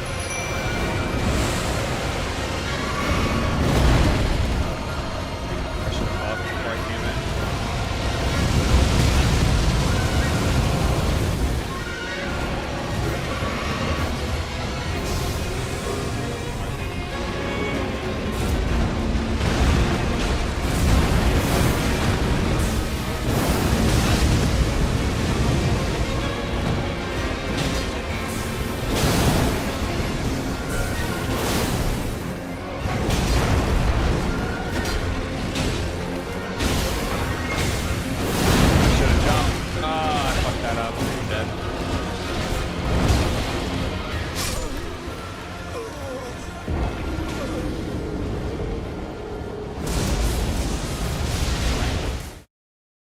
The Mimic used the Kamehameha sometimes. Oh yeah, that's actually probably true. I should take it off of, no, I see what you're saying. Take random stuff off so he's not using it.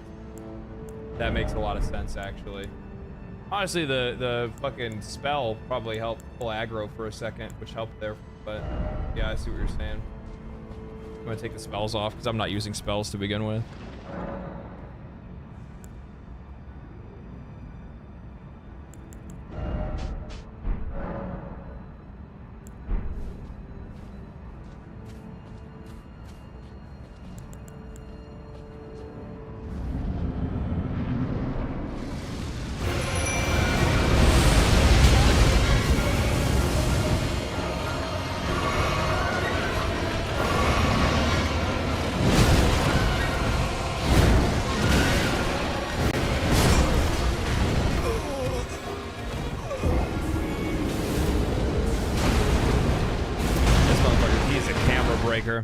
He is a camera breaker. Faster spells will pull aggro quicker. Yeah, it's it's not really like, I don't know what I want really. Buff. There we go. It keeps throwing me off every time I walk in and I'm not buffed.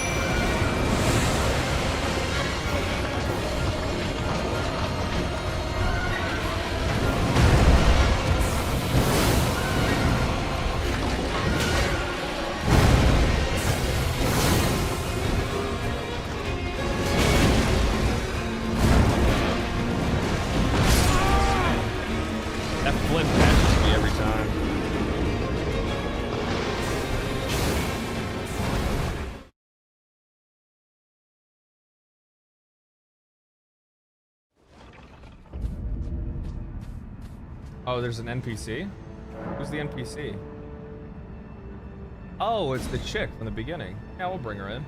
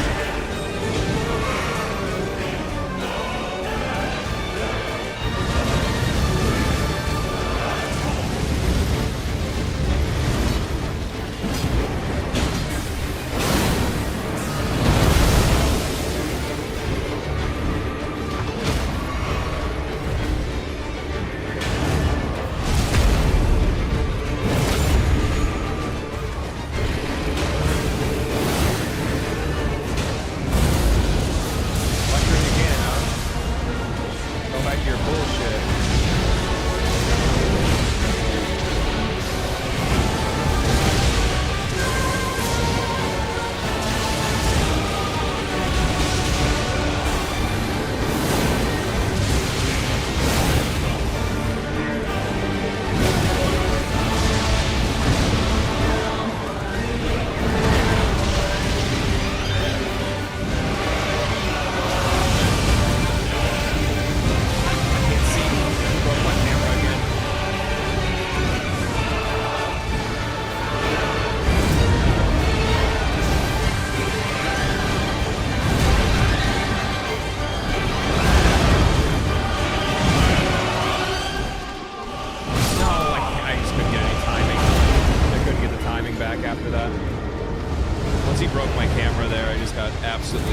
Handled.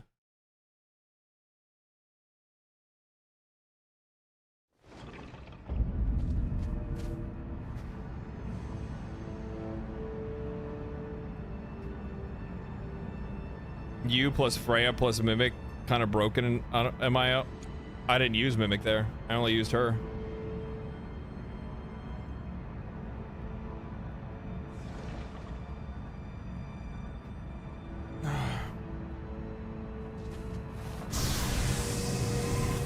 She did great. We'll bring her along again.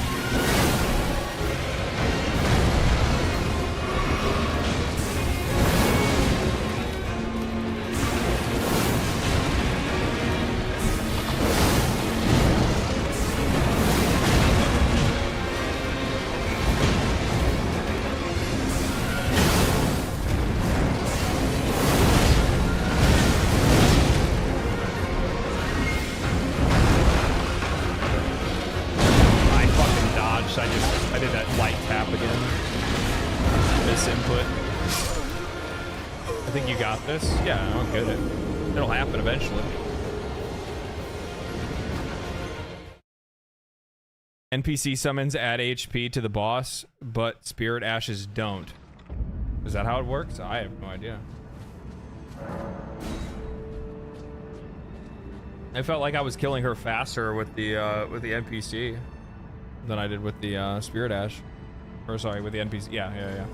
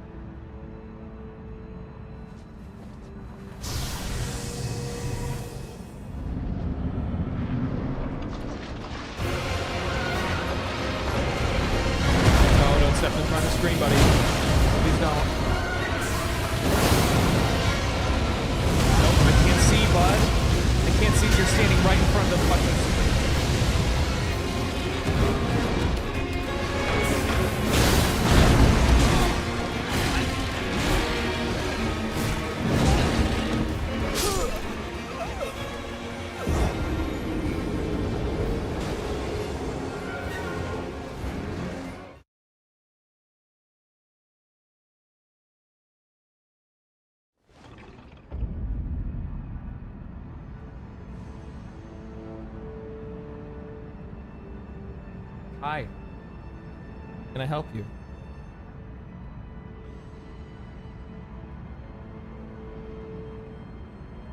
Is there anything that you would like?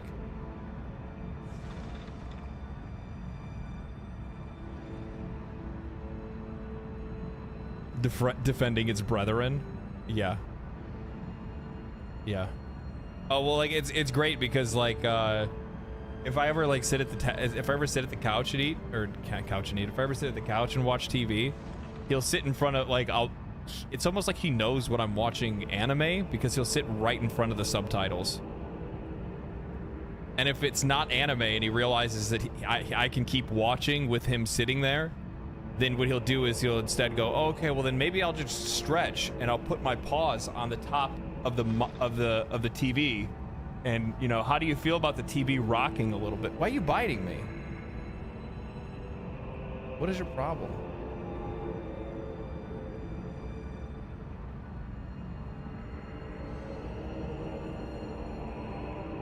Your Cocker Spaniel pulls your arm from below. Yeah. Worse when you play first-person shooter games. Yeah. You're exposing him. He doesn't like it. Yeah, I know. Well, well, one of the things that he finally got, he had a really bad habit of, if I wasn't paying direct attention to him, and I ignored him, because I mean, here's the thing, like when you have like cats that like get needy, like sometimes what they'll do is they'll just meow. They'll just stand next to you and they'll go meow, meow, meow, and you have to ignore it, otherwise they're just going to like keep trying to bother you. And what he would do is he would just stop, go silent, wait, and then out of nowhere he would jump up and bite the back of my arm and then run off. And I can't tell you how many times he drew blood. And I was like, this needs to stop. This needs to stop. But ever since I changed chairs, he doesn't do it anymore. He doesn't do it anymore. Okay. He seems to have laid down again. We'll see how long this lasts.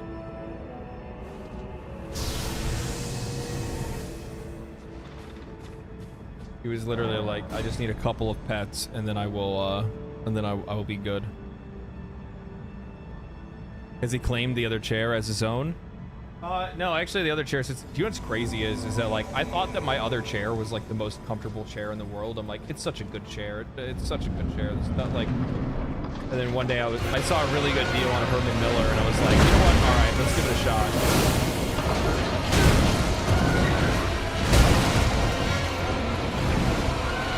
Yeah. Needless to say, Herman Miller is fucking insane. They're not worth all that money for no reason. They work.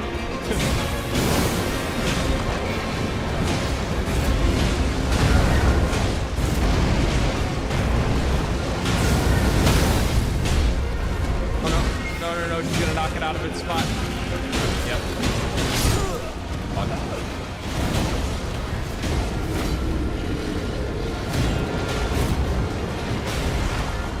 I really want a Herman Miller, but damn, are they expensive? To be honest, so if you live anywhere near like a major city or like a larger city, what you can do is just go on like Facebook Marketplace and look for and just search for it, and you will 100% find one for like $200 to $300. Like I have the Herman Miller Aeron. This one is $2,500, $2,400 or something like that. I got it in like brand new condition for I think like $350 is what I ended up spending on it. And it came with like all of the stuff for it too, which is really nice. Zero issue. So nice.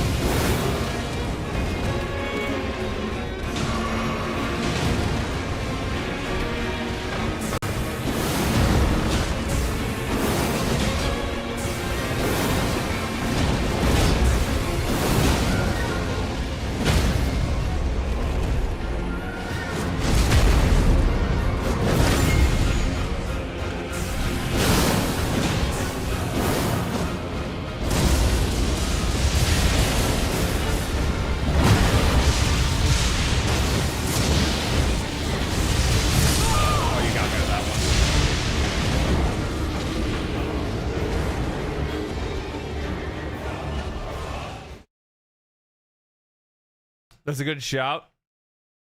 We have to try to give that a go. Thank you for the life hacks. Yeah, I mean, here's the thing. Like, even if you like, I mean, I would just search the major city that's like closest to you. I'm gonna try the Spirit Ash again because I feel like this motherfucker is like, I feel like he is getting more tanky with the other chick.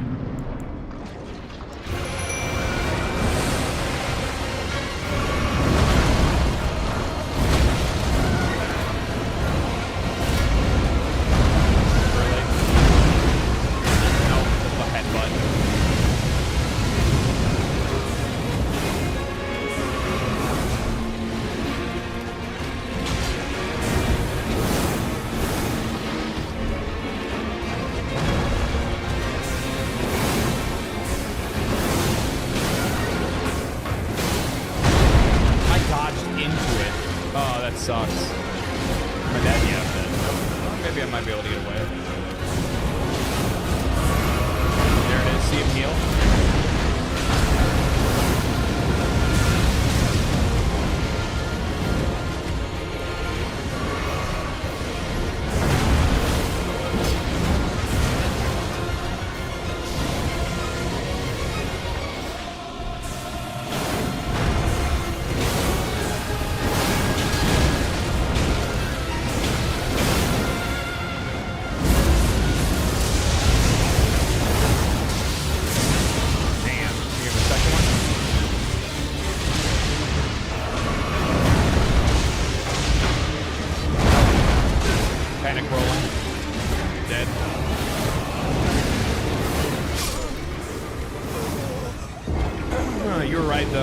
Said that if you summon NPCs they have more health, but if you summon they must count NPCs as players instead of summon mimic tiers. Phase 7 is when it gets real. Fuck. So I'd imagine he has fire, ice, wind, and lightning. I haven't seen fire yet.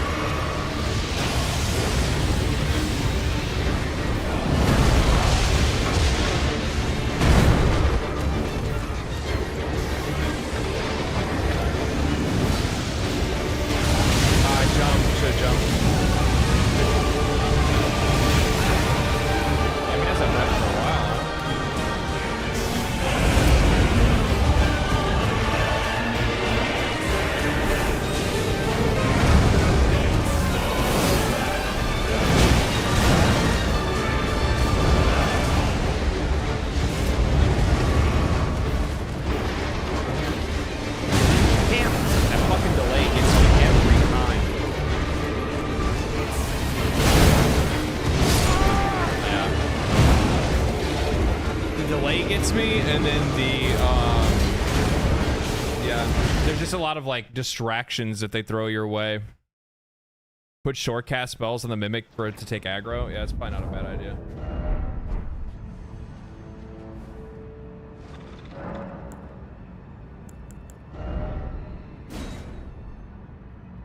Like glintstone. I think glintstone is probably gonna be the faster one. Yeah. What's your pseudo tree blessing? 2, I think.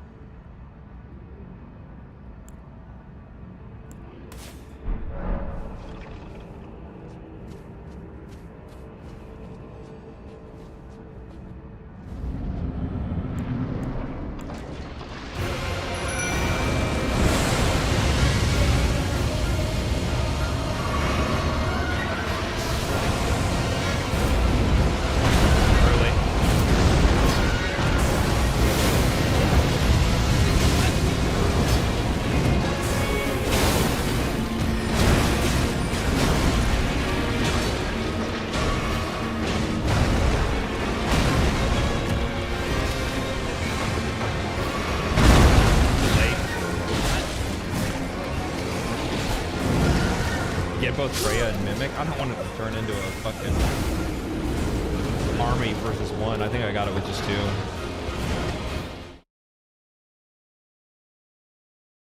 Otherwise, I'm just gonna turn into the peanut gallery. You know what I mean? I'm just gonna be watching.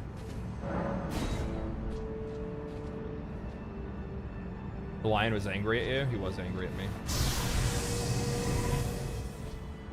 Did I summon her again? I did, didn't I? Yeah, whatever. That's fine. I did it like instinctually.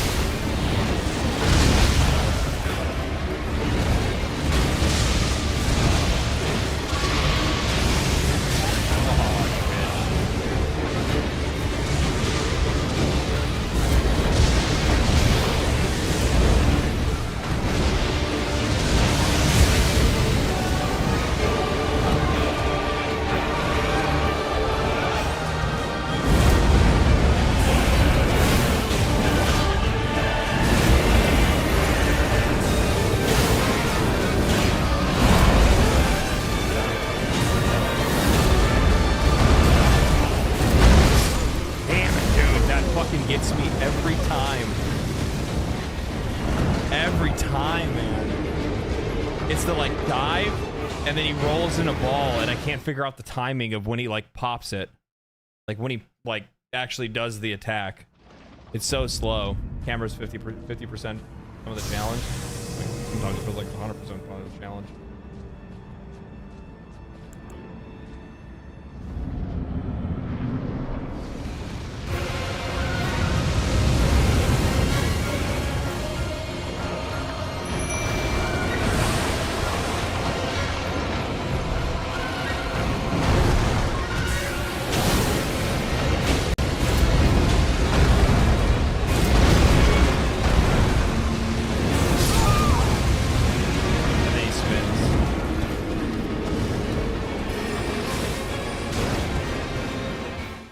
That's the hardest one to read.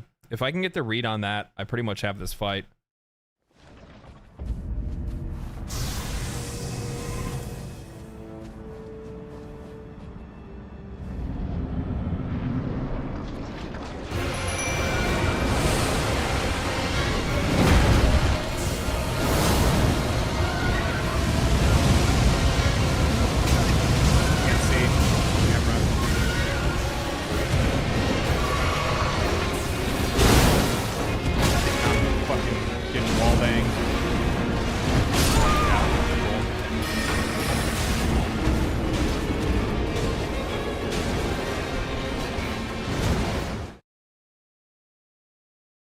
Corner gameplay, yeah, I gotta love it, man. Isn't that great? Doesn't it make? Isn't that so fun? That's a lovely place to be. It really is a really lovely place. Honestly, it's great this time of the year.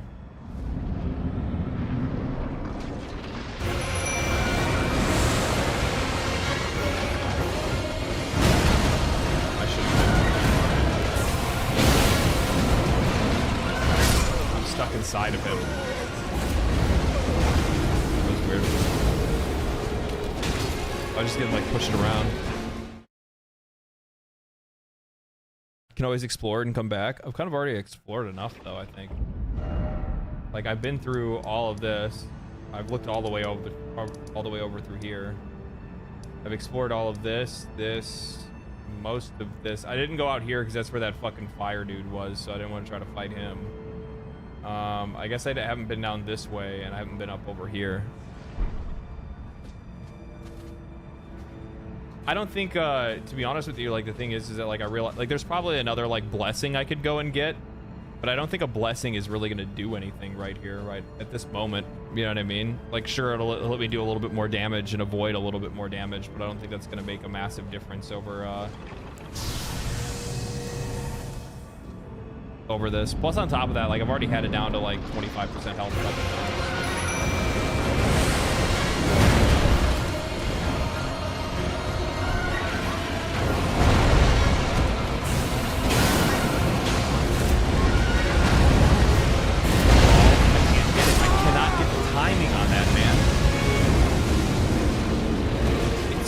It's such a, like there's no read because he's just circling in a ball, so it's like a time thing. You have to like know what the timing is for it.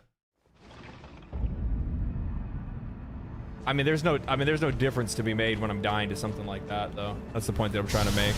You know what I mean? Like 10% more mitigation isn't gonna like, you know, isn't really gonna stop me from getting killed by what I'm consistently getting hit by. I'm not even gonna bring up the blessings. That one. Focus on getting that fucking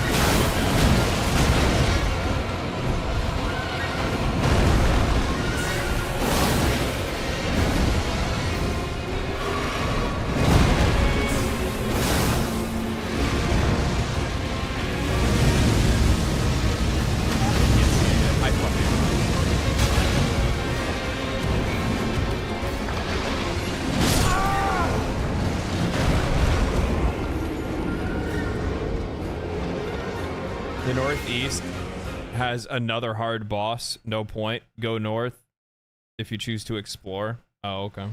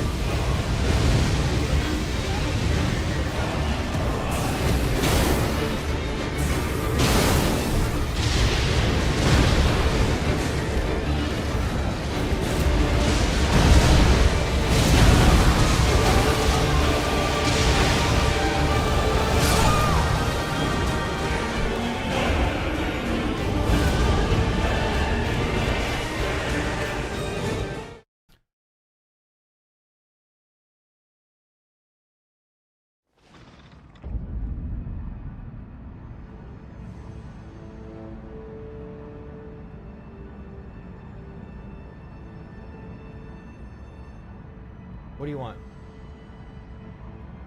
I've heard that this boss... I've heard people saying you're supposed to bounce from this boss to get you exploring. Honestly, I doubt that's the case, since most players tend to stick to bosses until they clear them. Yeah, for the most part, there's very few times that I've ever ran into a boss where I'm like, I'm gonna go explore instead. You know what I mean? Like, because all you're gonna serve to do is just get yourself out of the loop of trying to learn that boss. No, I see what you're doing. Give me a minute.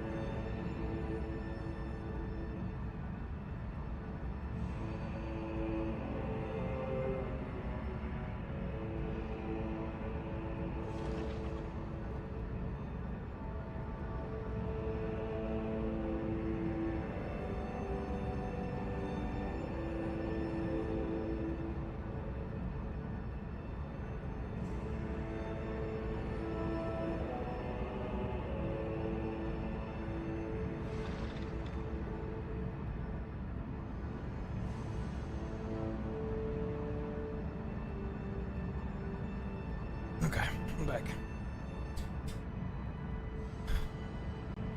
This boss has no business being this tough for how it's the first boss. How would you guys compare it to how Margit felt at release? You know, the thing is that like with Margit, at least, I don't know, man. I don't really feel like Margit's attacks were like bullshit. Like he really was just like a practice and get the timing. But the problem is that like there's a lot to like obfuscate this boss's attack patterns, like the way that it rolls in midair and shit like that. Like it's so hard to get the timing of that. At least the other stuff has tells, you know what I mean? He'll go up, he'll chomp, chomp, chomp 3 times, and then he'll dive at you, like that, things like that have those like visual tells for you to be able to find like the rhythm to get the attack down. But the biggest problem with this guy is that like I just don't understand how to dodge that. I don't understand how to dodge that roll ability he does in midair. And also on top of that, he breaks the camera.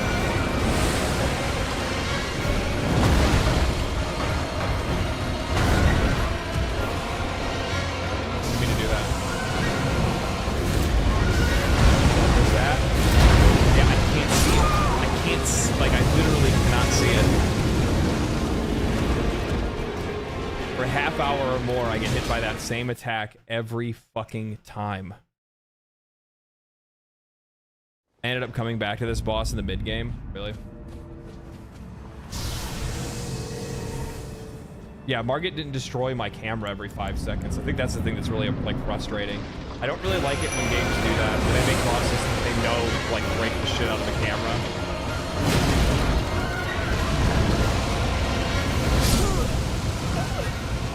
Because this thing has like, I think like 2 or 3 attacks that break the camera. One of them is that spin, is like the spin thing.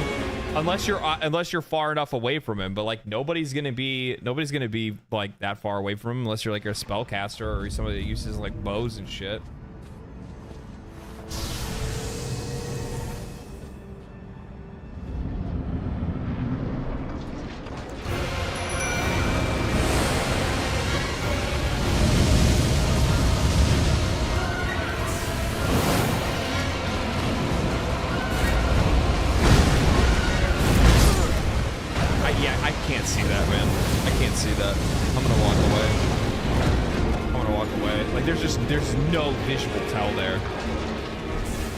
There's no visual tell. At least maybe I'm just not seeing it. Do you guys see it? Does anybody see it?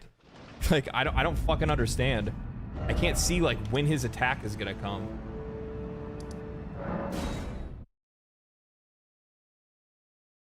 Even blocking the boss is 50-50 due to just camera shenanigans. Yeah.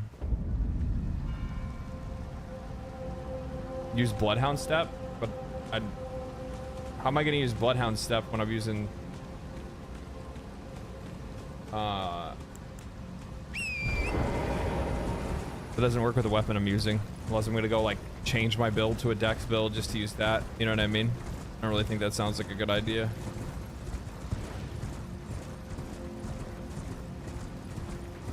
And it's not even like a Bloodhound Step thing, it's just like a, I don't know, I can't see, I personally just can't see the fucking, I can't see the timing. Can't see it. I'm sure it's there.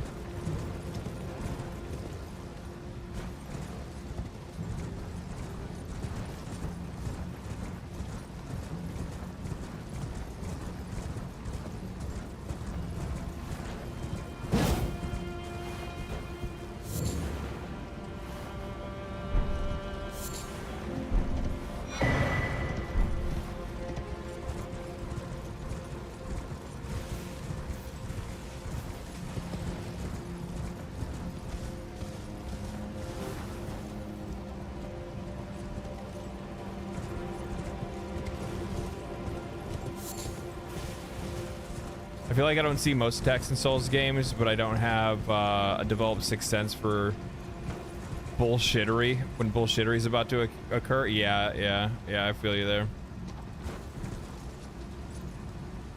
Holy moly, a cookbook. Yeah.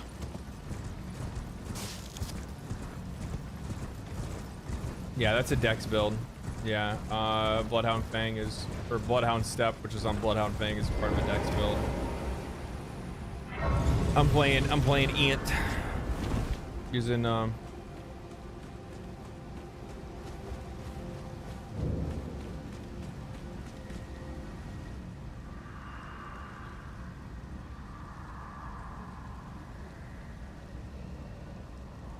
that the reason I get so suffer? It hurts from the very tip of my toe. Did he stub his toe? That's why he's just permanently, oh man, that's not much.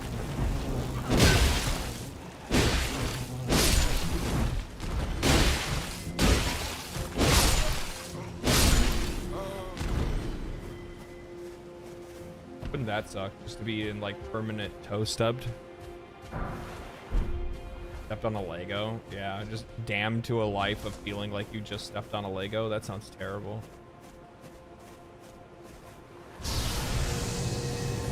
Horrendous. Absolutely horrendous.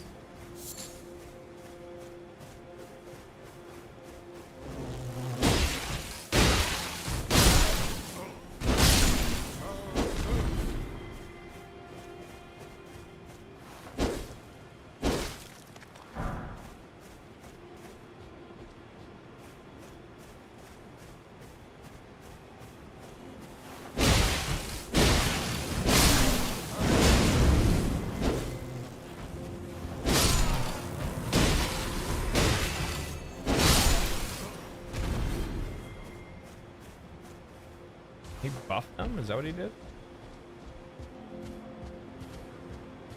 Ain't shit in here. What is this? No item ahead. Yeah, no shit.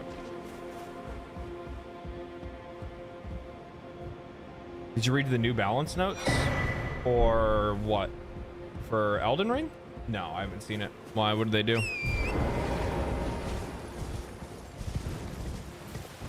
Anything special? Man, these environments look so fucking good.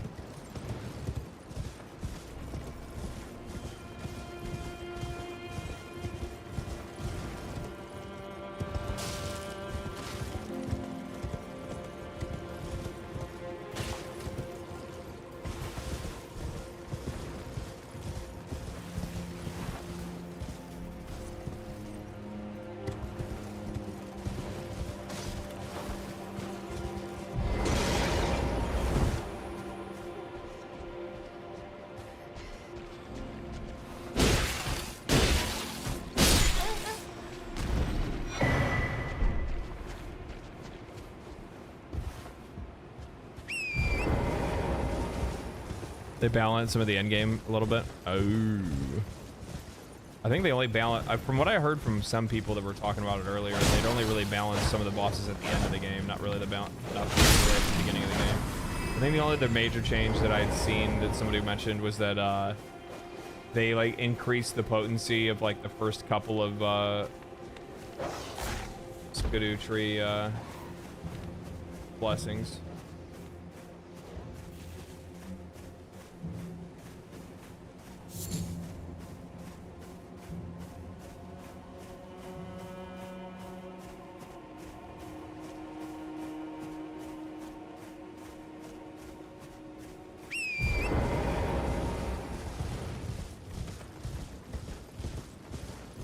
Doobadoobies.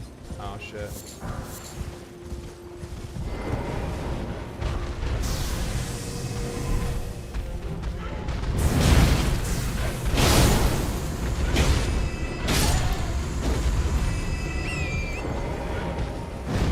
I'm gonna use this.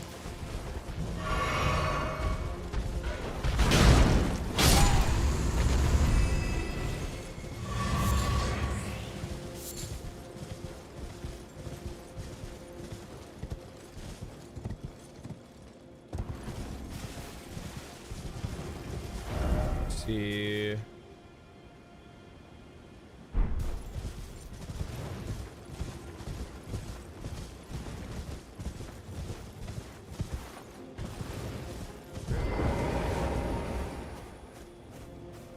By the way, you can ride Torrent in the Elden Beast Arena. Recent change. That's cool. I didn't know you could do that. I wonder why they changed that. Oh, because like that long fucking gap when he like flies over to the other side of the arena and you have to walk your ass all the way over to him. Yeah, that shit's annoying. That was actually annoying. That's more of a quality of life change. I think I seen somebody talking about that. They were saying that like they had nerfed the Elden Beast, and I'm like, that's not a fucking nerf. That's a quality of life change. That just makes that fight better.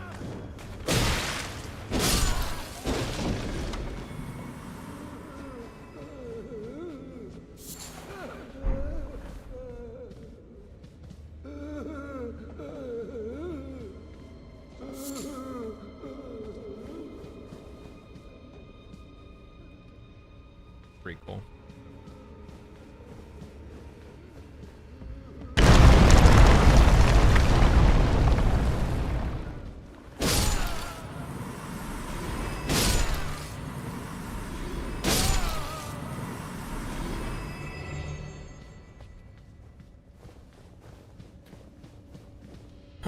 What's your favorite game you've played yet? Like ever? All time?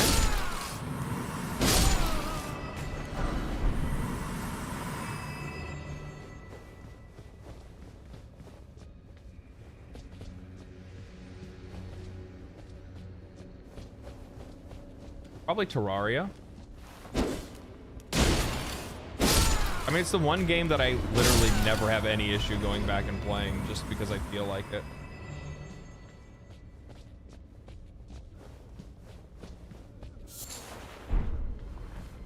And that's even me playing like as like the same kind of classes sometimes too. Like I can't tell you how many times I've like back to back done like summoner runs.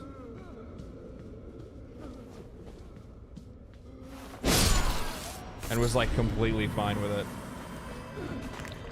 Though I will say like my latest, like I'm playing Summoner right now in a Calamity run, and like the changes that they've made to Calamity since the last time I played are crazy. Crazy. So like the summoning weapons and stuff I have, crazy. They're wild.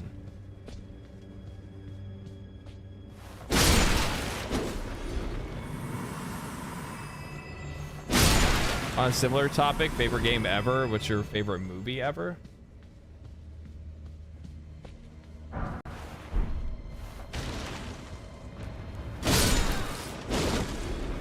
Lord of the Rings Extended Edition. Probably the best ever. Like, hands down. Shit was fire.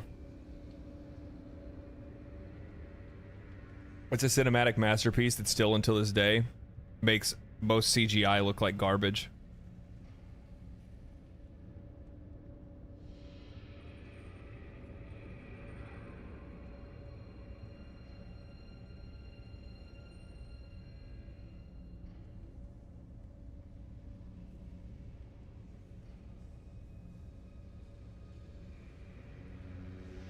I've only ever played as mage. I'll use weapons from other classes. I need to try mage in Calamity. I've been meaning to do that because I know that they've made mage like a lot better. Base, like in like vanilla Terraria, mage is gooby. It's gooby. It's boo. It's boo boo. Boo boo. It's boo boo and boo. It ain't good. No good at all. How's your experience with the DLC so far? Well, I got handled by a boss. Enough to piss me off and go do something else. So I think it's probably doing its job so far. You know what I mean? I think it's doing its job. That's fucking disturbing. You okay there? Is that what they look like outside of the jar? That is disturbing. That is disturbing. That is not an image I needed to know of. I didn't need to know about that at all. They could have kept that a secret, to be honest. I'd have been okay with it.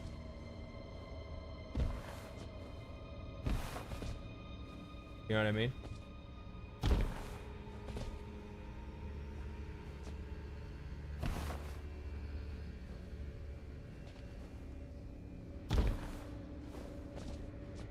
Alright. Nobody breathe.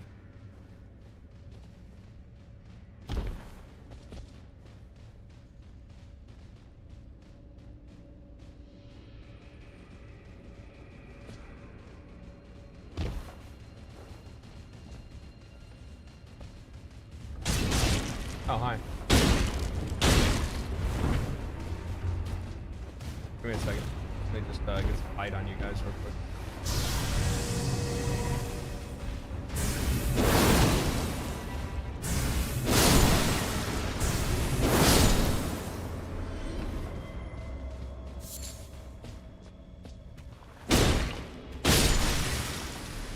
There we go. Simple as that. That is absolutely fucking terrible.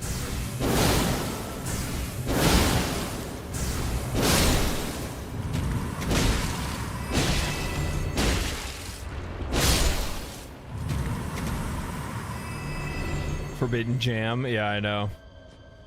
Changed the way I saw Alexander completely. Yeah, no shit. Rest in peace to a king, though. If it wasn't for him, my build wouldn't work that well.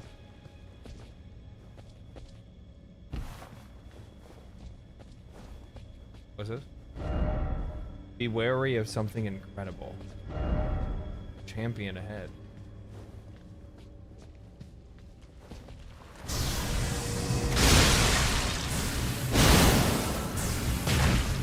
They're like hermit crabs. You just didn't know it.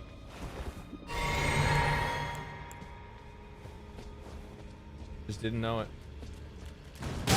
You motherfucker.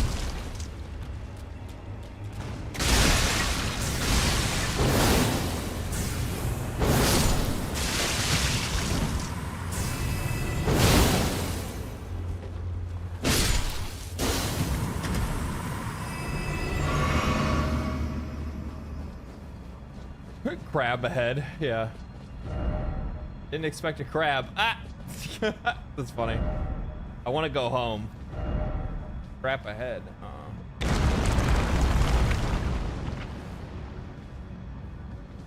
Oh, they said it. And I didn't believe them.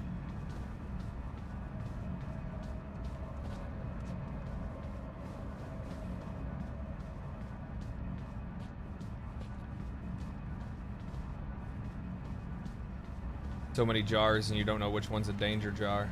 Well, it's too late.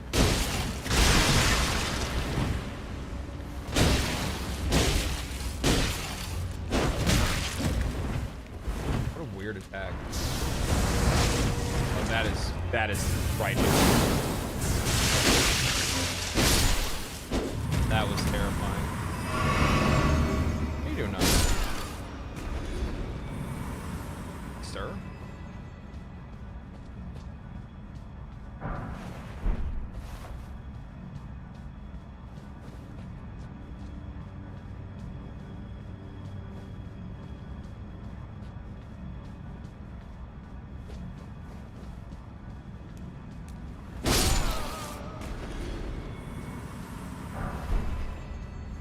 healing stone.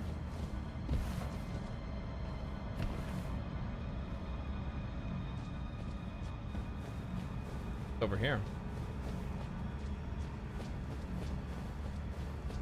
This leads out. That's an enemy right there. I think this leads to the next area. Let's go check this other area out real quick.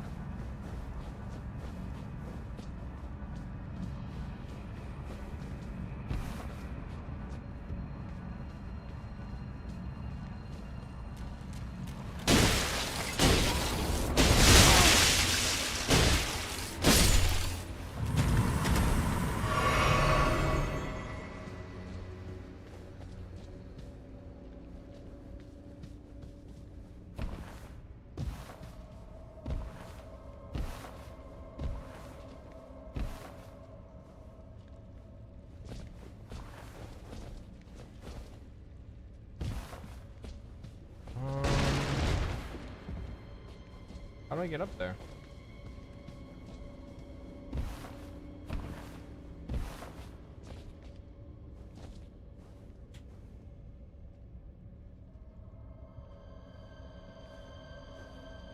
Must be from that other side. Can I knock this down? No. Nope.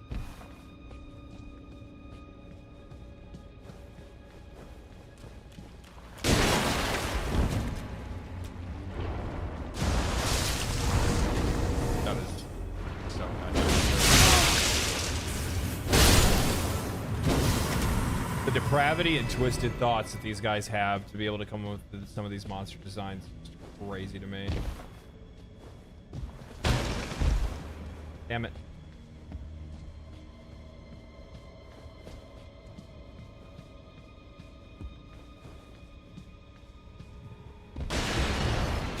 That is also unnecessary.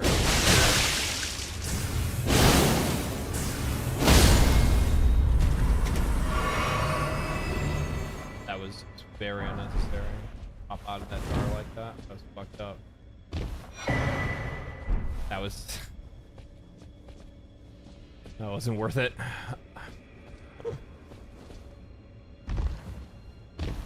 That was not worth it.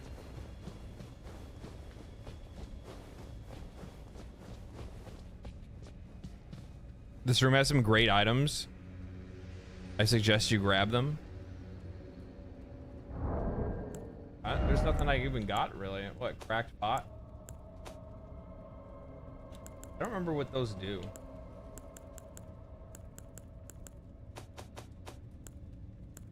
Aren't cracked pots,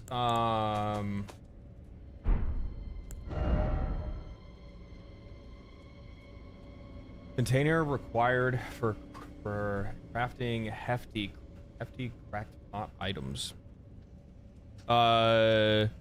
Do you already tired of stream viewers org?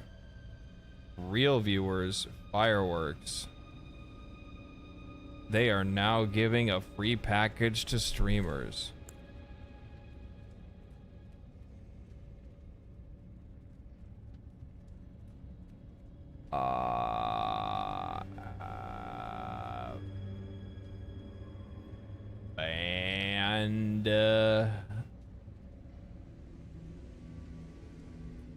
Band.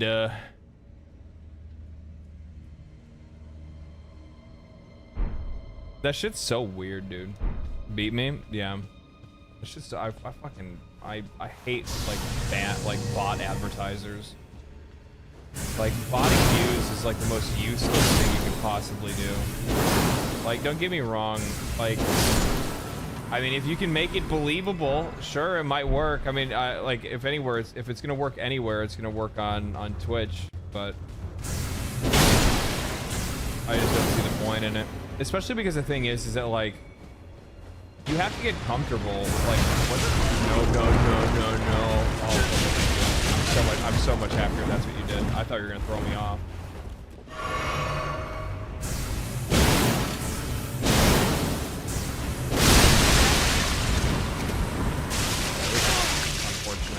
This is really unfortunate.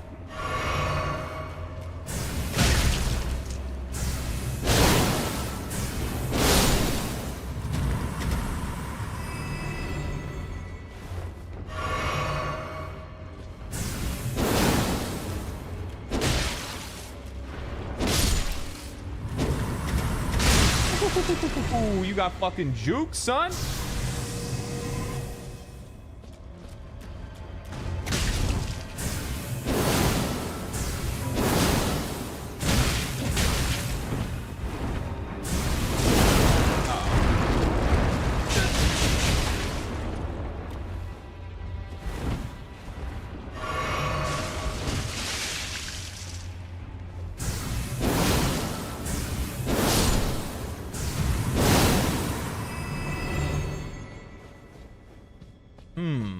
Okay. I go down this way now. Turn back and then item ahead. First off, behind. Seek lift.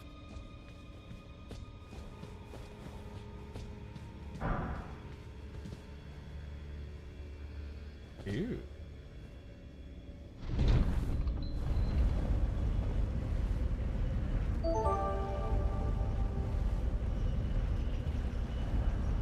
That was pretty good. That was pretty good. Pepper, thank you for the prime. Appreciate that.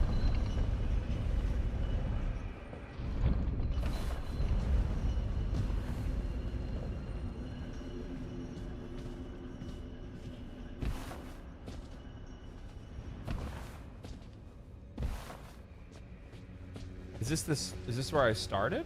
No, this is different. Be wary of right. Oh, I see your ass.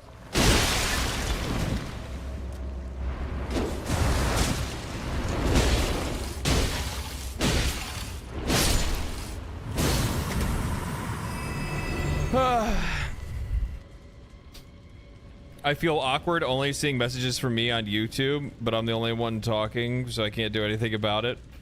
Yeah, no,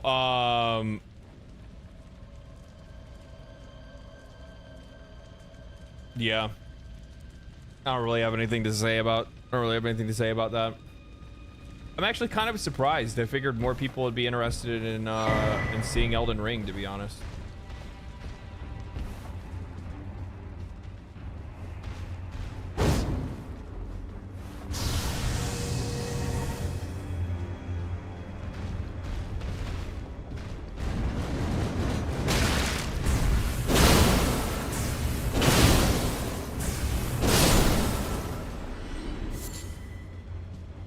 I wonder why. I mean, I guess it could be that for like, which kind of maybe, I don't know. Maybe it's just that I had a, maybe I assumed more people that watch me played Elden Ring or like Elden Ring, but.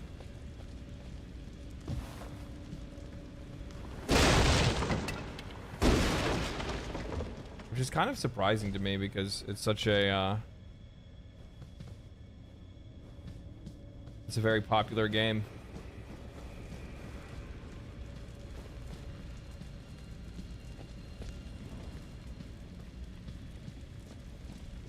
Oh, this is where I fell down.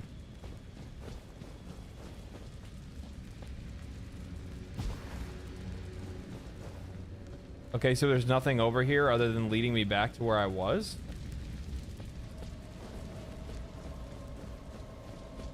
Okay.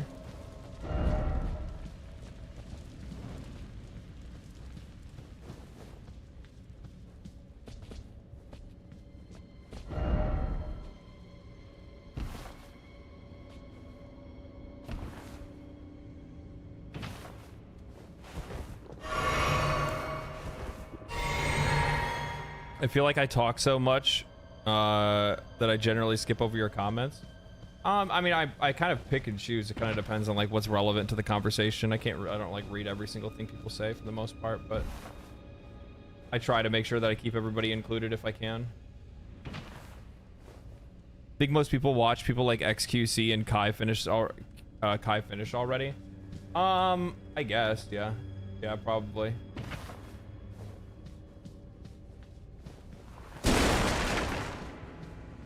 But still, I would imagine him. Oh.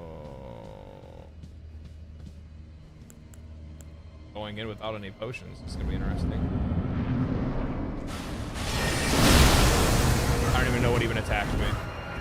Holy shit, you are fast.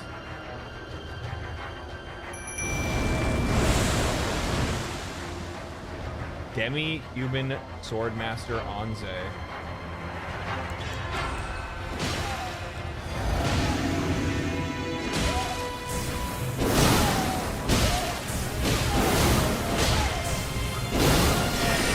Nope. No, my God, you are very crazy.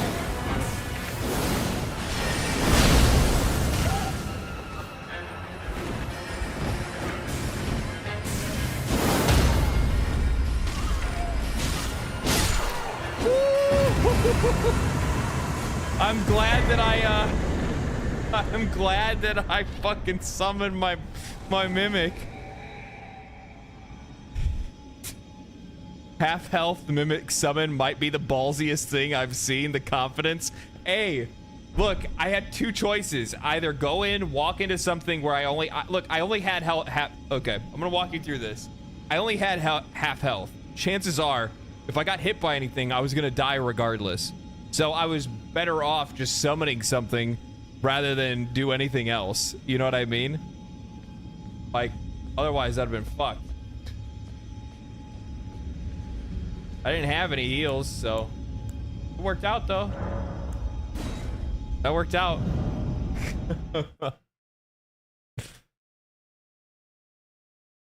Millennia has nothing on Anze, for real. Makes me want to go and take Anze against Millennia.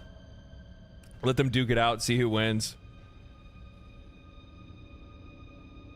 Do you make sense? Not sure if I like that. Well, yeah, because it's like either die in one hit or have something to distract for a second. That was just kind of the mentality that I had there.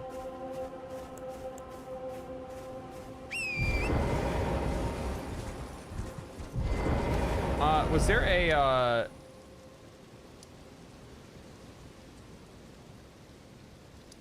I guess I can try and go over that bridge there.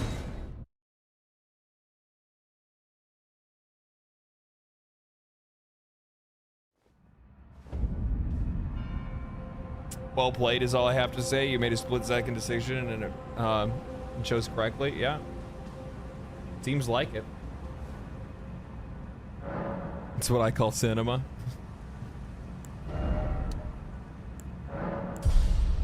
Okay. All right. There's got to be some scootas, some skibbities, some shibbity bop bops. You know what I mean? Somewhere.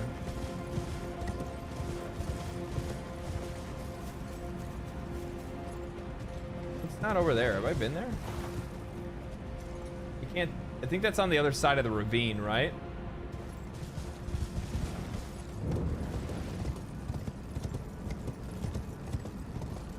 This feels ominous.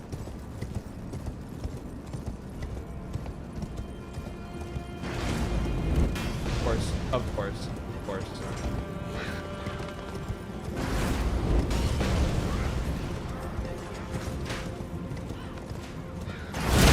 You fucking asshole. They don't call him Sharp Eye for nothing. Old Sharp Eye Willie.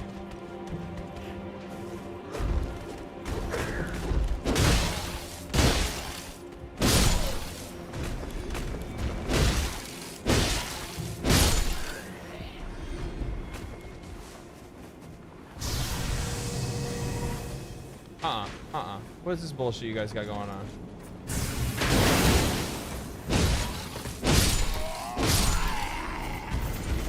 Give me your souls. Give me your soul.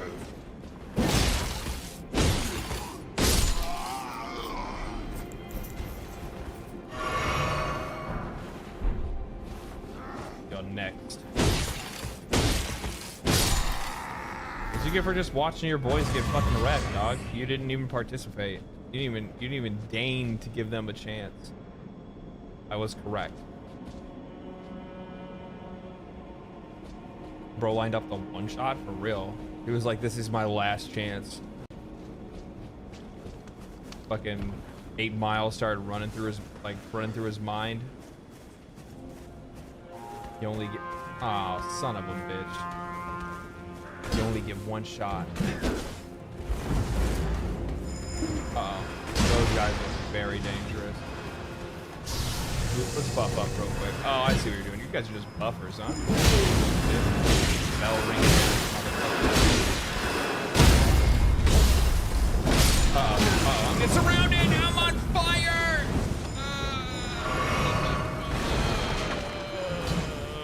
I was right. They are dangerous. Spell casting motherfuckers. Real mages use broadswords.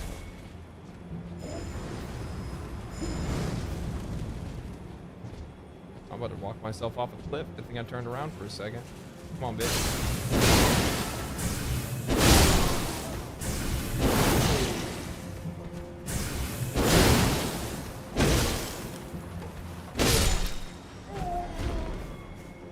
What? You walking away?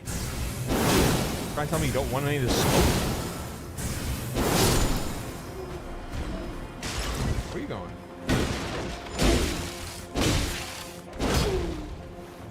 Okay, keep that shield up. Let's see if that does you any justice. Didn't do you shit, son.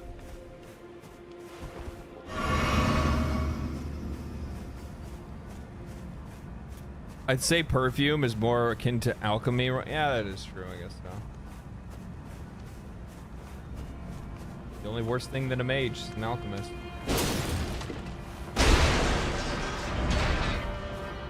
If I only had treasure chests.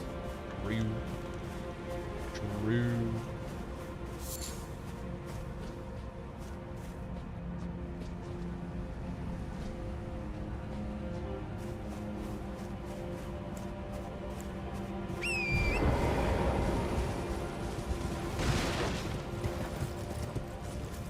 Bring out your skadoobities. What's over here? What's this? Well, what do you know? Well, what do you know? They don't want the smoke. I didn't realize I had a blue circlet active on my character. Was just summoned to aid a man calling for the off-brand Shrek from an invasion. God damn it. Don't you love this game? I am skibbity leveled up. I'm surprised that they didn't put any type of marker on the on your level up screen specifically. I don't see anything on here that indicates the Skadoochery blessings or anything like that.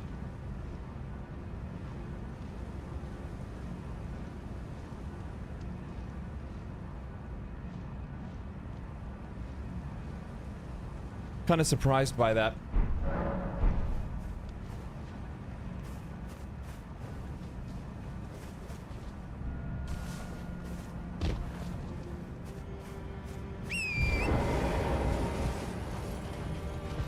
Kind of surprised. Then there's like this path that goes down this way. All right, let's go give that motherfucker a couple more shots.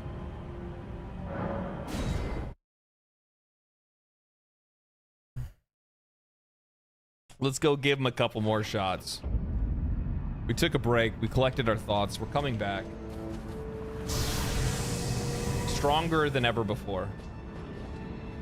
Actually, how many souls do I need for my next level up? I might actually try to do something about that real quick. 40, less than 40k, about 30k. I hate always having to, like, I'm one of those people that I hate going into a boss fight and having souls to worry about, if that makes sense. Like, oh, I don't want to lose them. You can always go and pick them up. I hate picking them up. I just leave them. Let them rot.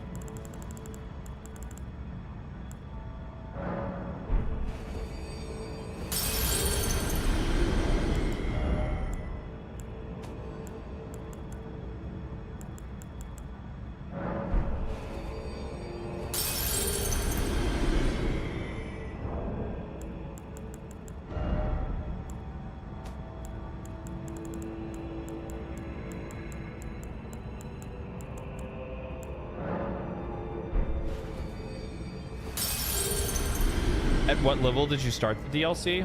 Level 130. I've only gained like 3 levels since I've been in here.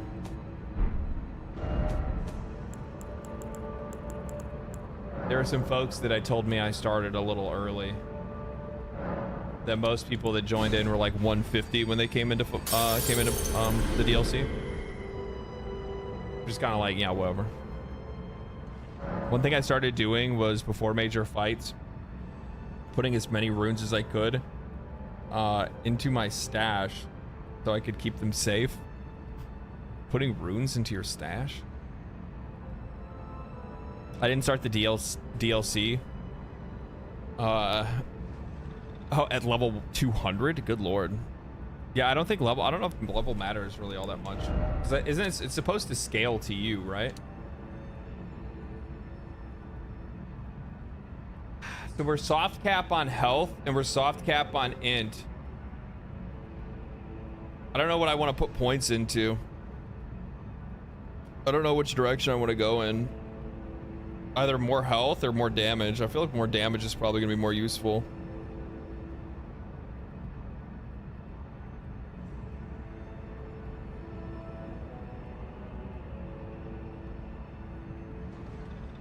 Stamina for dodging? Yeah, it's probably not a bad idea, right? Endurance.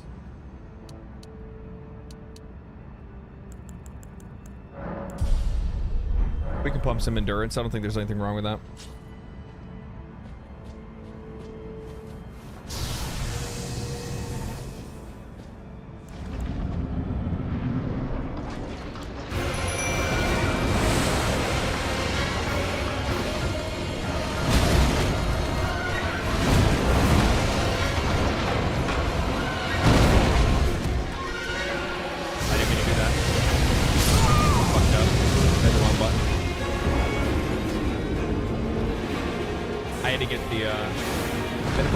Off, you know what I mean? Anytime you walk away from a boss for more than 30 minutes, you need to start over again. But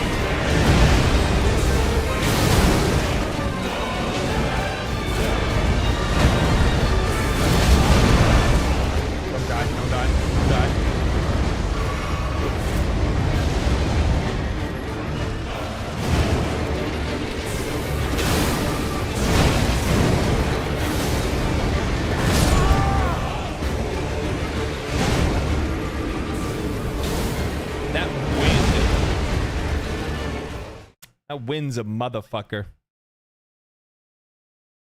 That wind is a motherfucker.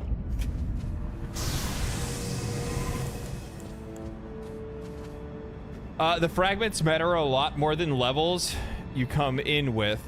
That being said, if you're like me and came in at level 70 from Lernia into Moog, you get shit on because both your weapons aren't maxed and no soft cap are reached. Yeah, so I would imagine that they probably balanced the DLC from the perspective that multiple soft caps were hit by the character that was coming in.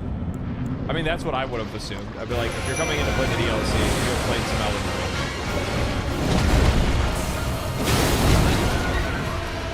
there's no time to attack there. That's fine. As long as I know.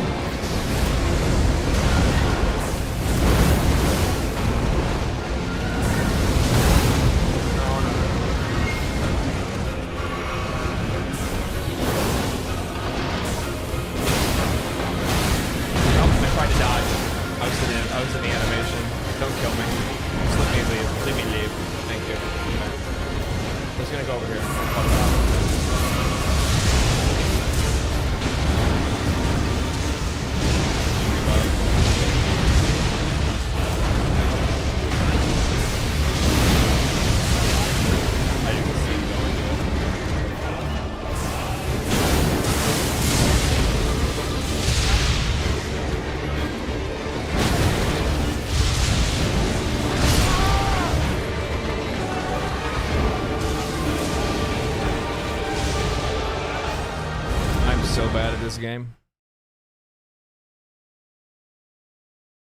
They went outside of the I know someone that beat one boss in the DLC at level 30. Wow, that's crazy.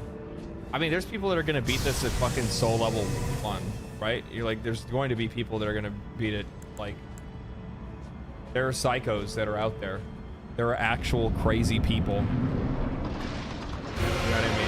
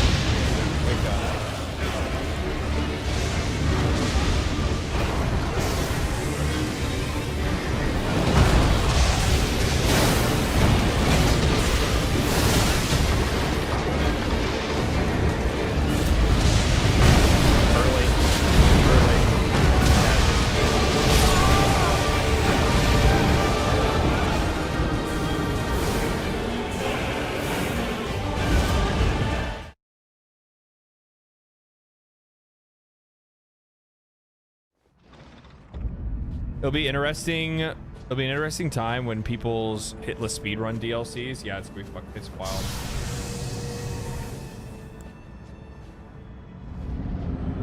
There's sometimes that I've watched those people and I'm like, I just have no fucking idea how you do that shit. Like, I mean, there's still 2 attacks from this boss that I do not know how to dodge. That's early. I'm gonna hit. Okay, speaking of, you just saw them both in succession.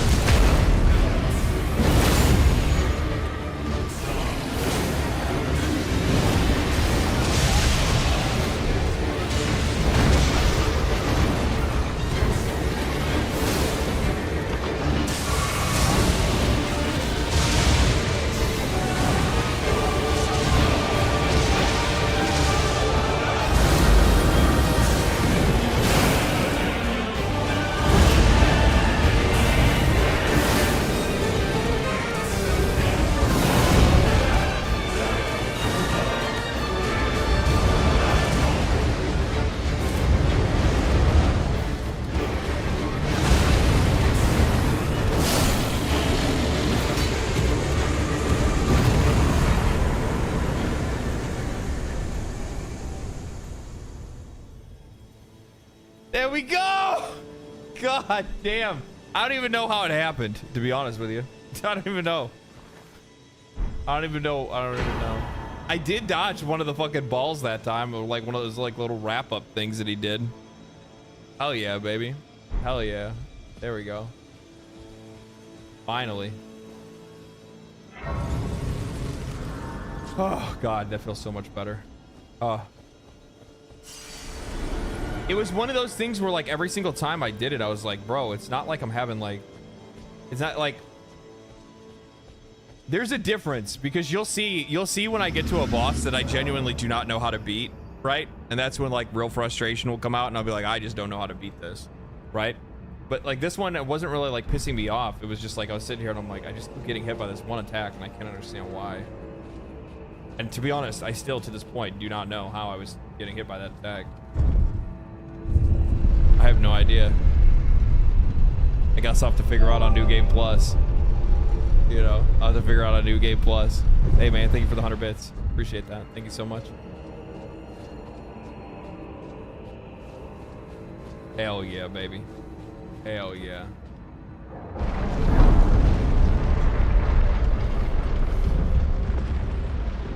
The most complaints I have seen were about the first two. Oh, the first two bosses. Yeah, I'll be honest. I think that boss's design, like, it's not bad. And actually, like across the board, like most of its attacks are fine. It's just that weird spinning attack, and then how much it breaks your camera that is just like fucking bullshit. You feel like you're being cheated, and I don't like that. I don't think that's very good design. God damn it, this game is so fucking pretty. This game is so fucking pretty, man. It's so pretty.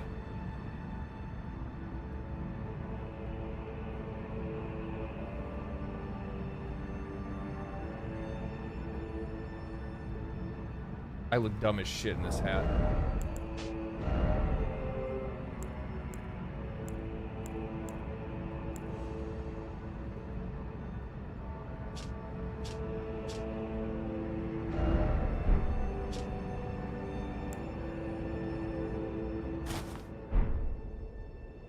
I look dumb as shit in that. What does this one do?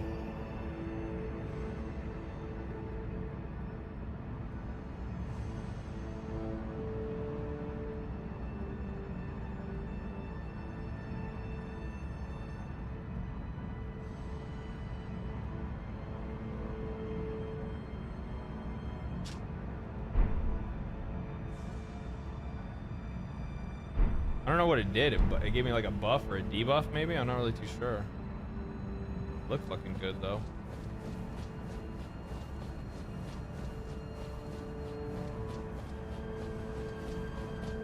Gonna hit the hay. See you tomorrow. Yep, see ya. See ya. We're gonna stream by popular demand and also by monetary demand. I received a $100 tip. Somebody asking, begging that I play Hades 2 on that I play Hades 2 soon. So we're gonna play Hades 2 on Saturday.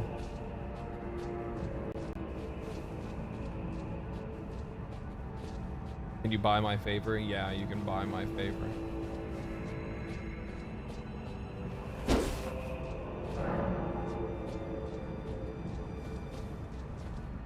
Oh, so I can't go this way, huh? This is just... I can't go here until later, I take it? Have you heard about Noida? I keep being told to play fucking Noida.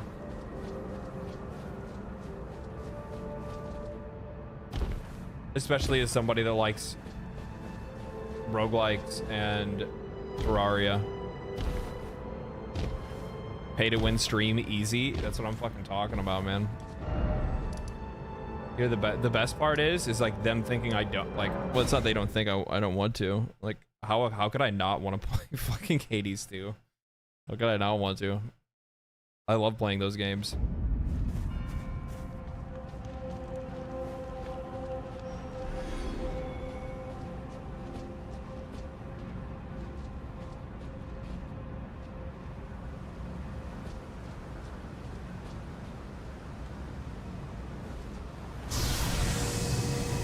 Is this a 1v1? You're You're gonna 1v1 me? Don't fucking ambush me.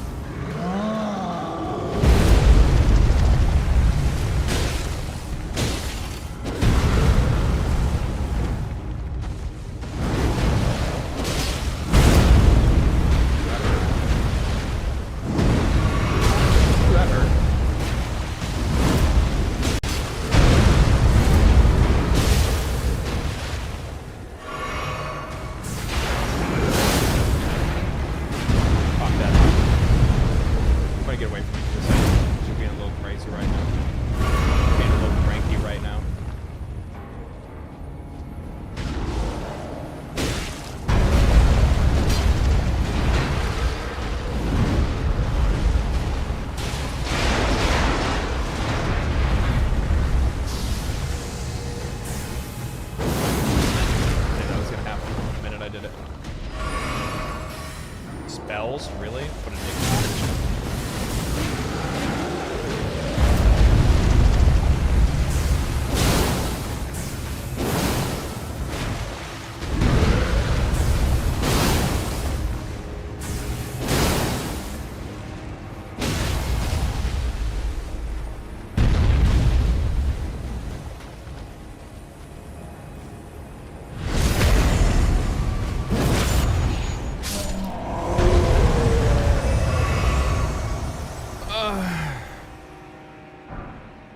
I didn't know legendary drops streamed. How do you not know that I stream? I say it at the end of every video I make. I say you can catch me live.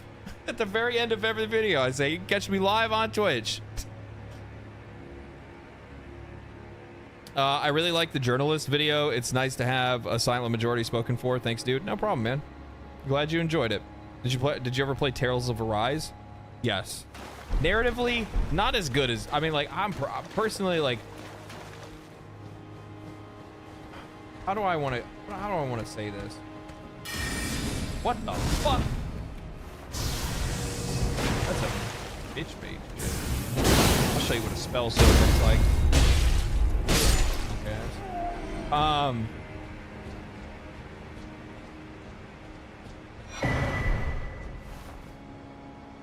Mechanically, Tales of Arise.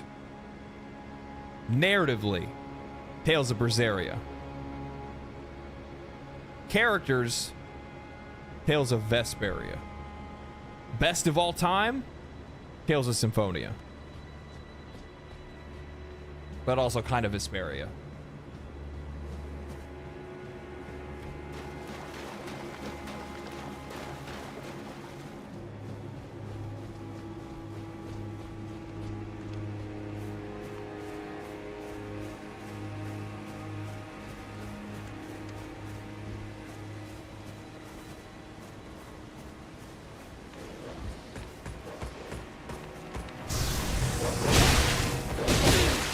Fuck off. I told you, don't trust the fucking dogs. I'm dead. Someone's behind me. Can't see. Like weird frame rate shit going on. Oh, it's these fucking assholes. That's why. I was like, what the fuck is going on? Also, my frames like dove into the ground for some reason.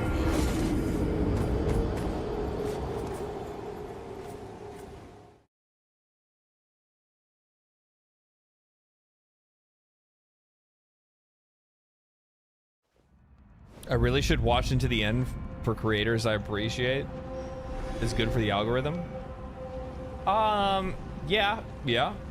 I mean, plus on top of that, like, I mean, the end of my videos is usually like a more like candid discussion between me and whoever's like watching the video. You know what I mean? Where it's just like, hey, after I've now covered this thing and I've responded to that thing, now I'm going to be a little bit more personable and just talk about, you know, my overall thoughts on it. You know what I mean? So like those parts are honestly, it's actually like the part of the video that I was like, the end of the video is the part that I look forward to making the most. Not because I'm like, oh, I want to be done with it, but because like I enjoy that like more like candid discussion.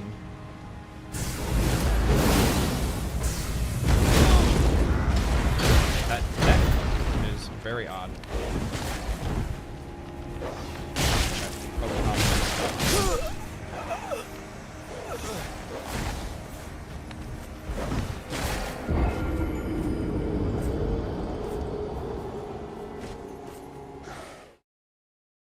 Who watches YouTube videos at the end?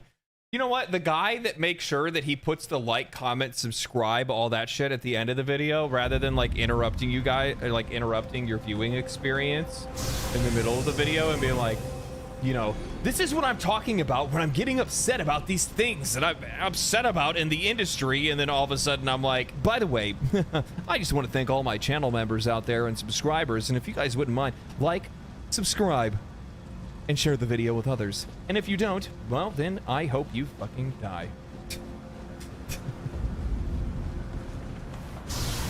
You are the worst person ever, and I really wish you would never exist again, please. Never watch me again. Never, ever.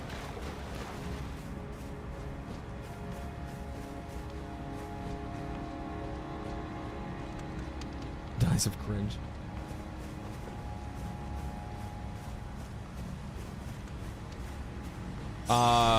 Let the videos play out for no particular reason why. Yeah.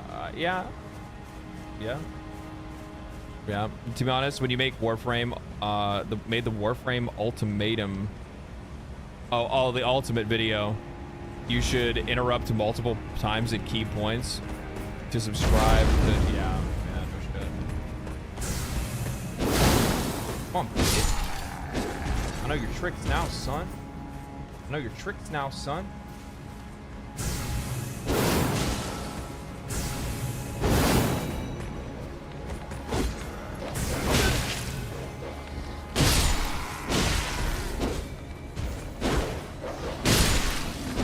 Trick is never stop attacking. Because when you stop swinging, that's when they swing back. Stop it!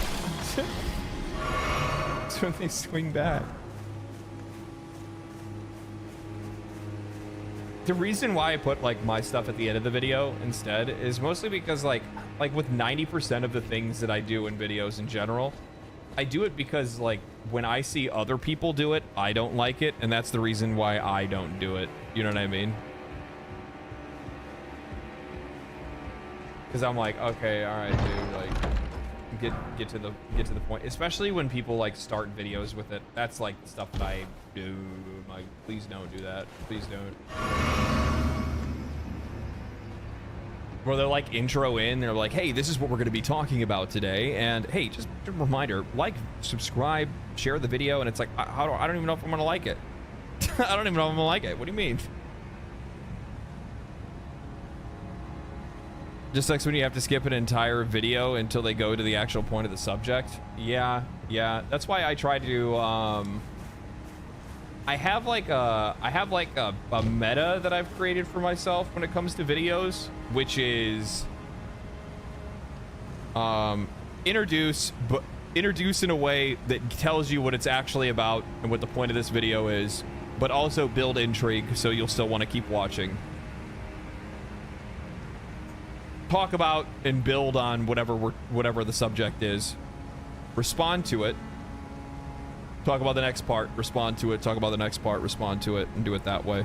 So then that way it feels more like an, like my approach is trying to make videos that feel like an active conversation, if that makes sense.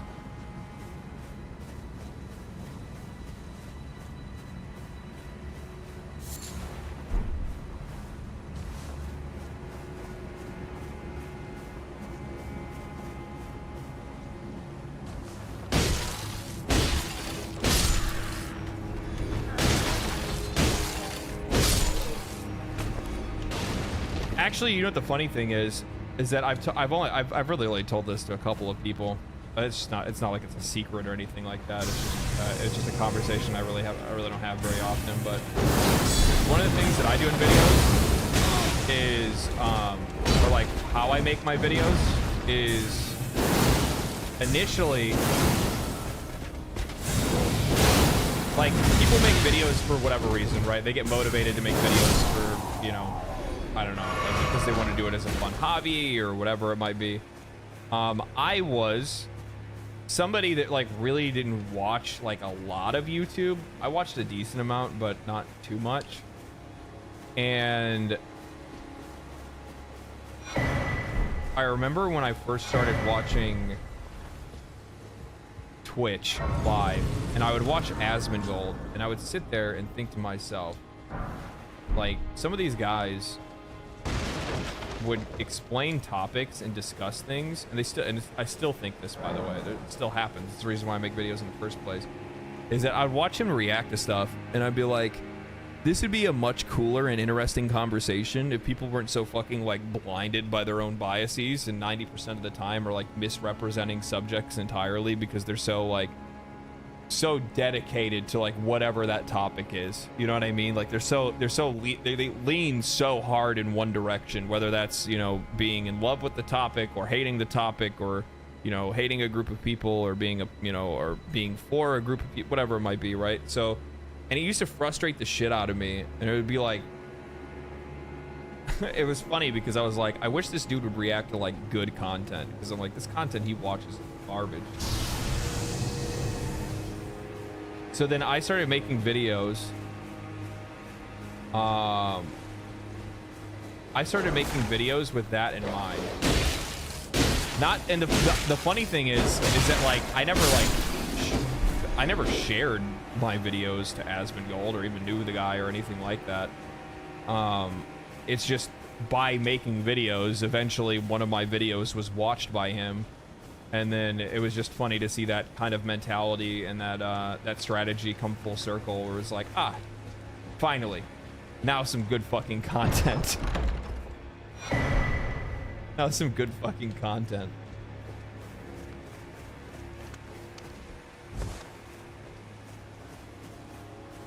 So, if you notice, and this is also me probably being a little bit more biased to my own work as well, right? Is that one of the things that I've noticed when I watch Asmon react to my videos is that it acts more like an active conversation between two people on ideas. And that's kind of done on purpose. Like, there's very specific pauses that I use in my videos. There's very specific things and topics that I bring up in the way that I bring up those topics, because I'm trying to have an active conversation with the person that's watching the video. So it's like, it's almost like it's built to be react content, if that makes any sense. My videos are built to be reaction content. Not that I want my videos all to be reaction content. That's not really the point. The point is that I kind of viewed it after thinking about it, where I was like, you know what?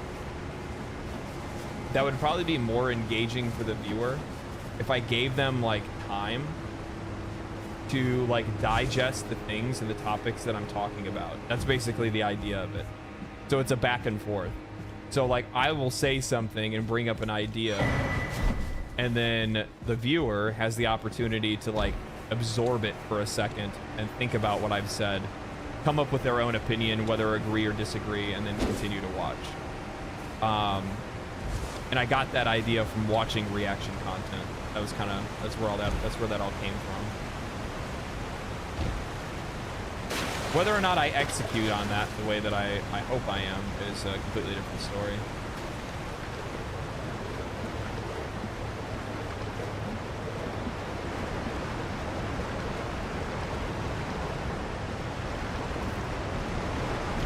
This is a really cool area.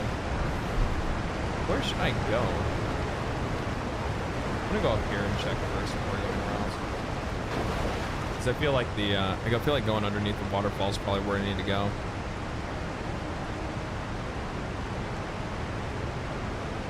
What game or stream do you wish people had watched more of the most? What do you mean? I don't understand what you mean by that.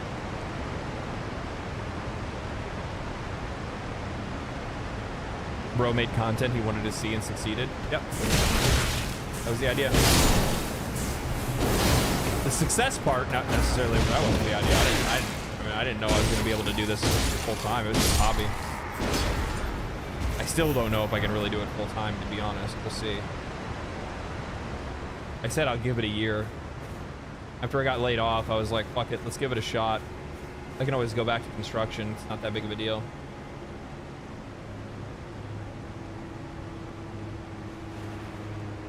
Is there an item that I need for this?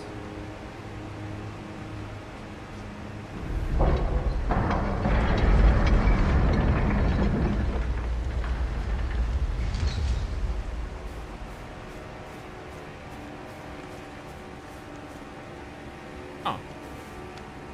Well, how about that? Well, how about that?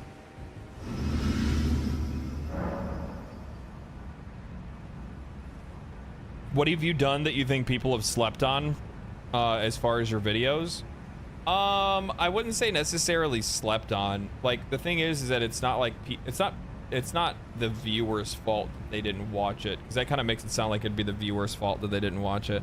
I feel like I've kind of gotten into like a weird and rocky place when it comes to like thumbnails and titles, which is like the most important thing when it comes to making videos. As dumb as it sounds, it really is the most important thing, and it's so hard to fucking nail down.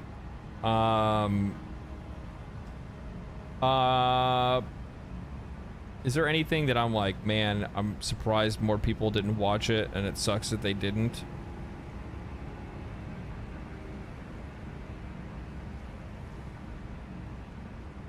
Indie kills gaming. How indie games like Balatro are taking over the industry. That one. That was a really good video.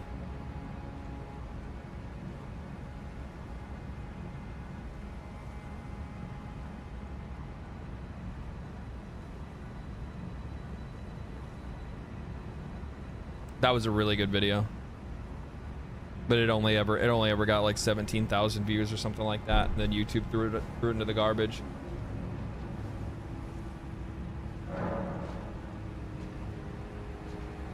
It's sad but true. No, it's not sad.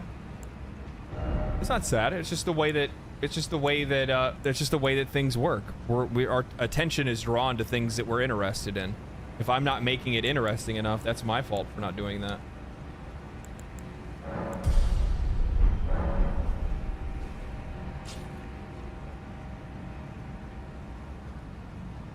No, you're mistaking me. You're mistaking what I'm saying. It says how indie games like Balatro are. It's basically a video on how indie games have been taking over the gaming industry. I probably overcomplicated it, and to be honest with you, when I hear somebody say it just like how you did right there, that kind of makes me realize that I totally packaged it the wrong way.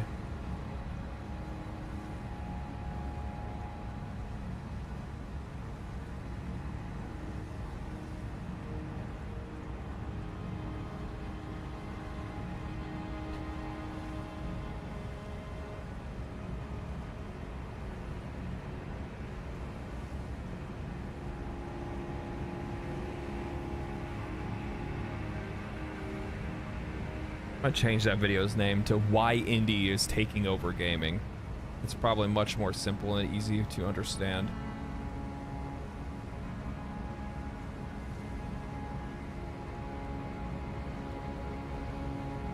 I have to change the thumbnail on that one too and give that one another shot. Every once in a while I'll go back to like a video that didn't do well, that I was expecting to do well, and like repackage it and see if YouTube will throw it back out, cast it back out there.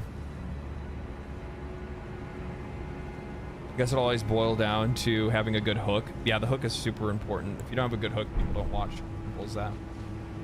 Simple as that.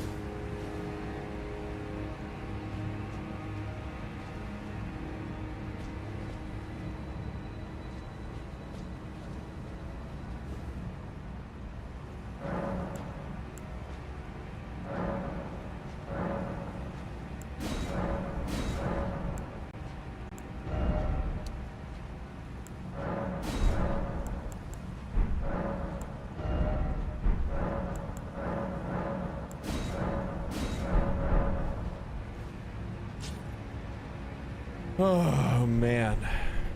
Sky shots. There's so many really cool like sky boxes in this one. That one's like oddly pixelated for some reason. I wonder why it's like that. Probably like the volumetric fog or something like that. Yeah, there's some really good ones. This one over here is the coolest one though so far. This one over here is the coolest one so far.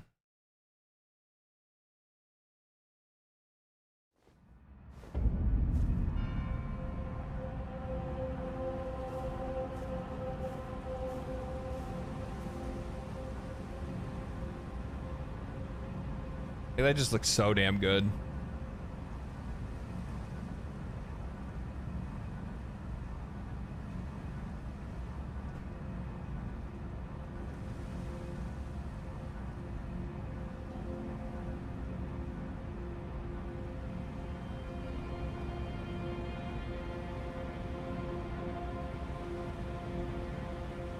I love the layers in the background, the depth and distance of everything. Yeah.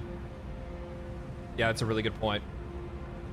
You can see some buildings are more closer up front, other ones are off in the distance. The tree feels like it's much closer than it actually is, just because of its sheer size. And there's the draped shadows over the top of it. It's because it's a veiled tree. Very cool.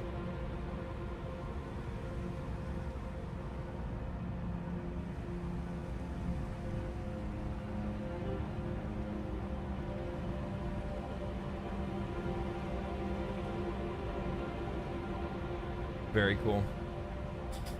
All right, ladies and gentlemen, boys and girls, that is it for me for the day. I'm gonna get me some dinner. I'm gonna do my thing.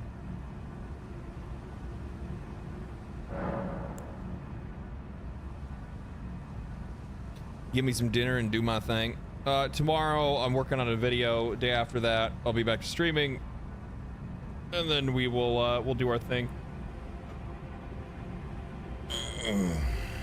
So thank you guys for coming by. Thank you guys for hanging out. I hope you guys enjoyed the stream. If you guys did, I will see you guys on Friday. And on Friday we'll either be streaming this or be streaming something else. Who knows? We'll see what happens that day. Outside of that, my friends, stay cool, stay righteous, stay safe, and I will see you guys on Friday. Peace.